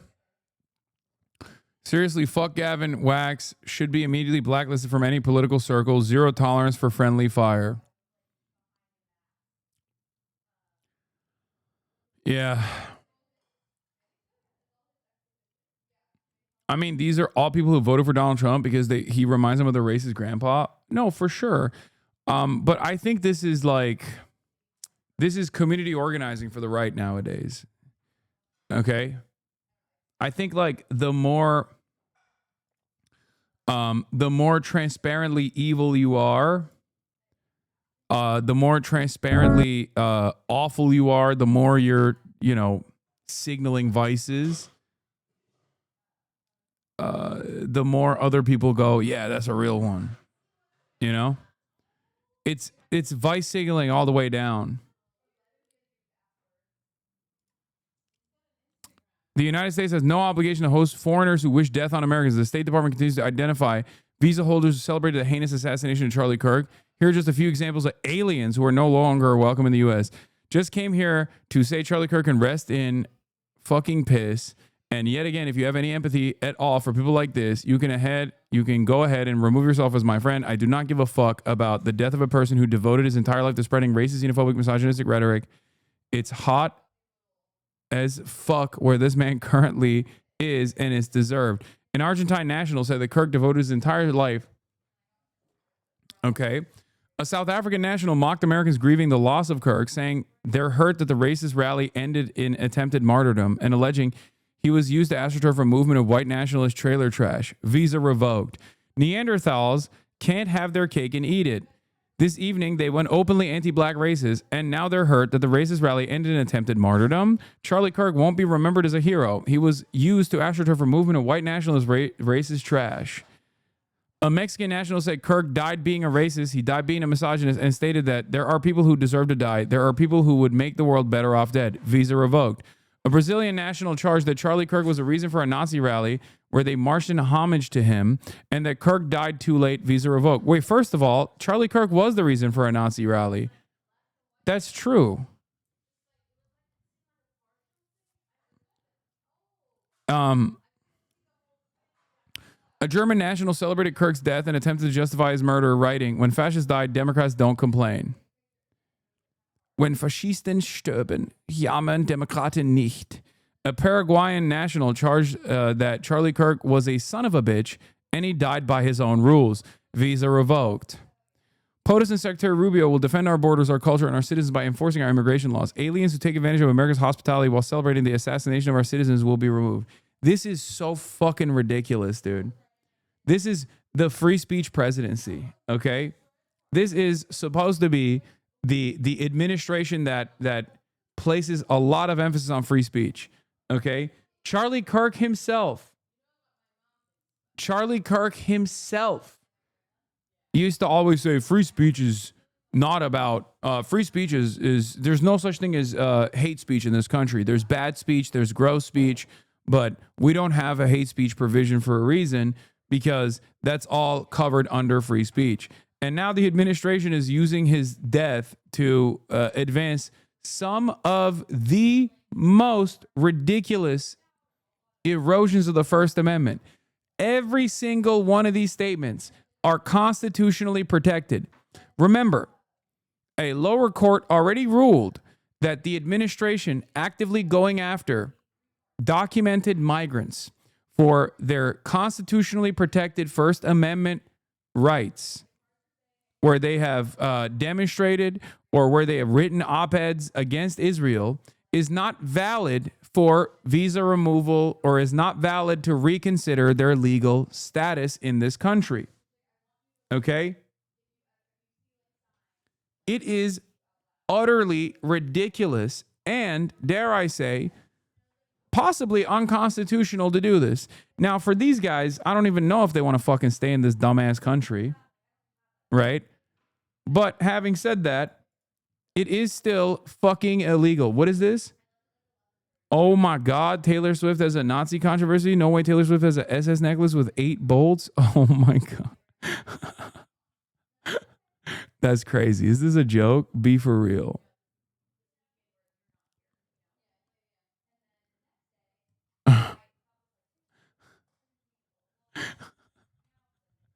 That's crazy.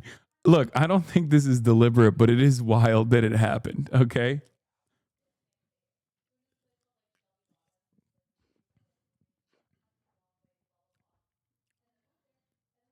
That's crazy.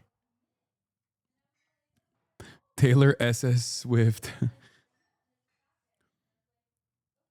8 bolts and the star has 8 points. Yeah, 8-8. Heil Hitler.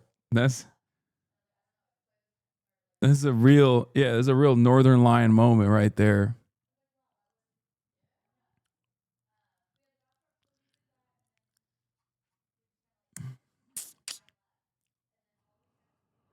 That's crazy. Anyway, getting back to this though, completely unacceptable and dare I say, most likely illegal, okay?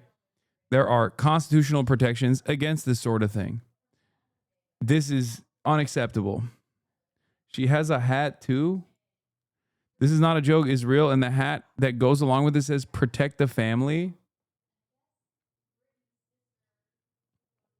Wait, what? Protect the family? I mean, do I think Taylor Swift is like actively signaling white supremacist dog whistles? I don't. I don't, but I also don't know. I don't know. Guys, everyone on the internet is yelling at me. I don't want the fucking Swifties to come after me too, okay? I need some support. I need some support from the Swiftie. Swiftie Groiper 88 on Twitter. I need one group. I need one group of ladies to defend me. Jesus Christ. Fuck, man. Nah, you're on your own on this one. Didn't she have a song like I Love Hitler? No, she did not have a song like that.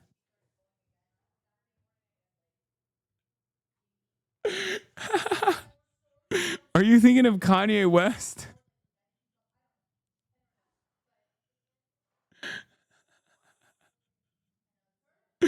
I feel like the largest recording artist in North America having a song like I Love Hitler would probably make people a little bit more skeptical about her position, right?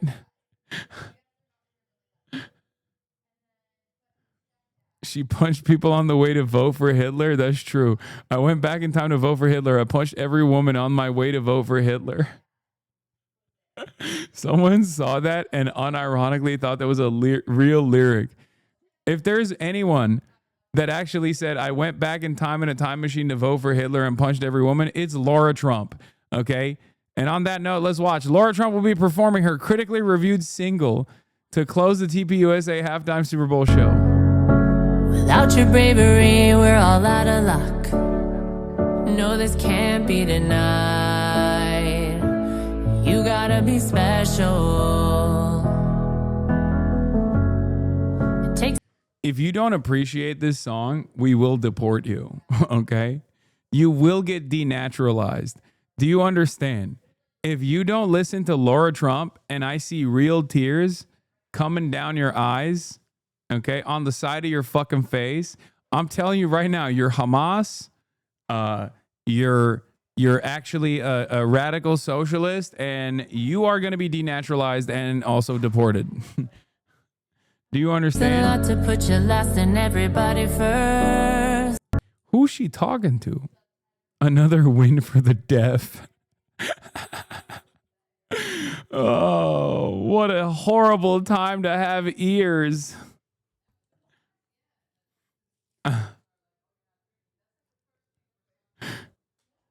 She's literally closing out the show, brother. They are juiceless. That's... Oh my Lord. No Laratic here. I'm a Laratic. I'm a Laratic. Respect. Find the note, dear. Better Trump song. Oh my God, Tiffany Trump. This, for the record, is the lost Trump daughter that Trump avoids. Tiffany Trump. This is a real song. This used to be a banger on this broadcast. I used to play this all the time. I'm not gonna lie, this grew on me.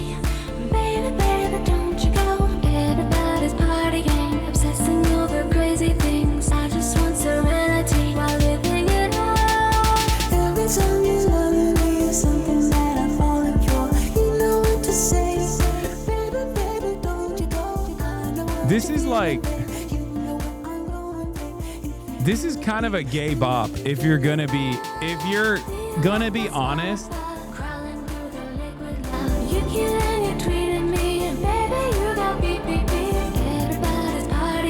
Like, the problem with this song is that it's like a little too ahead of his time. Like, oh, if Grimes was the one, she was pregnant with Addison here, and JoJo thinks she invented gay pop. I don't know why, but the Amazon Prime sticker in the upper left corner just makes it even more hilarious. I just want serenity while living it up. Tiff speaking straight facts. Damn, son, where'd you find this? Yeah. I feel like, 100 Gex needs to do a hyperpop remix to this. And you don't even have to tweak it that much to hyperpop it. Yeah, I think Logic is on this track.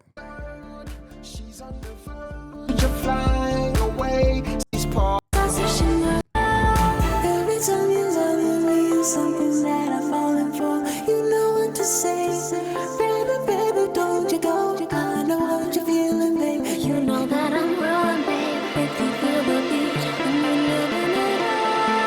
Like a bird, like a bird, like a bird. We fly away. Like a bird, like a bird, like a bird, like a bird. See those sunny days. Like a bird, like a bird, like a bird. So high away. Like a bird, like a bird, like a bird, like a bird. Need to escape, escape.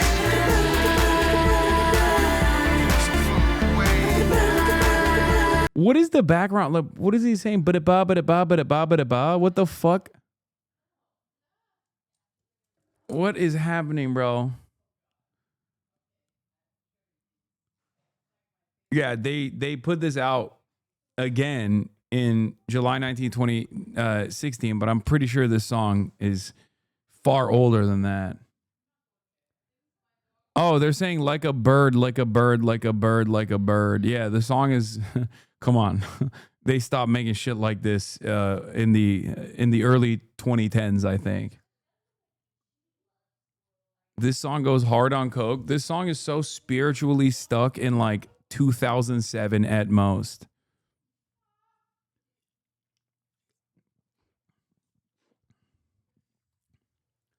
This song is the most Motorola Razr ass song I've ever heard in my entire life, okay? When did they make this? What year did it came out in 2011? Okay, it was aged out at that point, I feel like.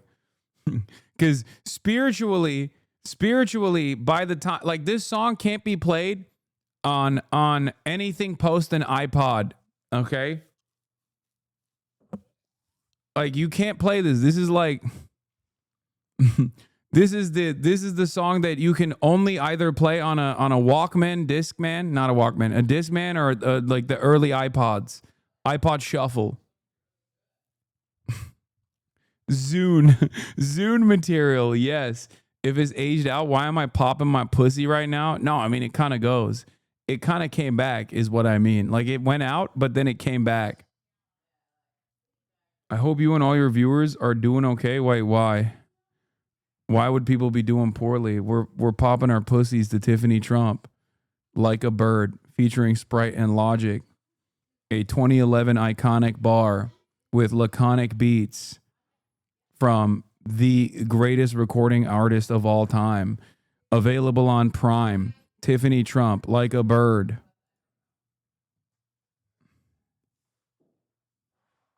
Excuse me. Just cuz, no punchline, thank you. I mean, we're better than ever before as we are popping our pussies. Is it a hot take to say she's the hottest Trump? I disagree with you. I do think that Ivanka is the hottest. Not the rapper Logic? Nope, the rapper Logic, man, for real. For real, dude. For real, for real. Oh, by the way, we're entering the third week of the government shutdown, but I'm a little too tired to continue going at this point. Okay, so that's all I got for now. And game, you motherfucker. All right, it's too late for me. It's too late for me. I'm too tired. Maybe tomorrow. Maybe tomorrow. Maybe tomorrow. Gaming when himbo? Tomorrow. Gaming tomorrow. Okay? How about that? How about that? L streamer, L part-time streamer. Yeah, you already know. I've been tired as fuck lately, dude. I don't know why, because I get a lot of sleep, but I don't know what it is. Anyway, love you guys. And I will see you tomorrow as always, all right? Peace, everybody. Love you. Bye-bye. All the chatter's trickling in. Hostile people hate. Sunny Los Angeles, California, says Hasan. The stun lock to the stun lock to the topic just begun. There he is again. Hasan is streaming. Hasan is streaming. There he is again. Hasan is streaming. Hasan is streaming. Reviewing the P.O. box. Uncle Euger's face. Sudden discord agitprop. Gray names take on race. Tiny Bernie Sanders, LGBTQ Air Force.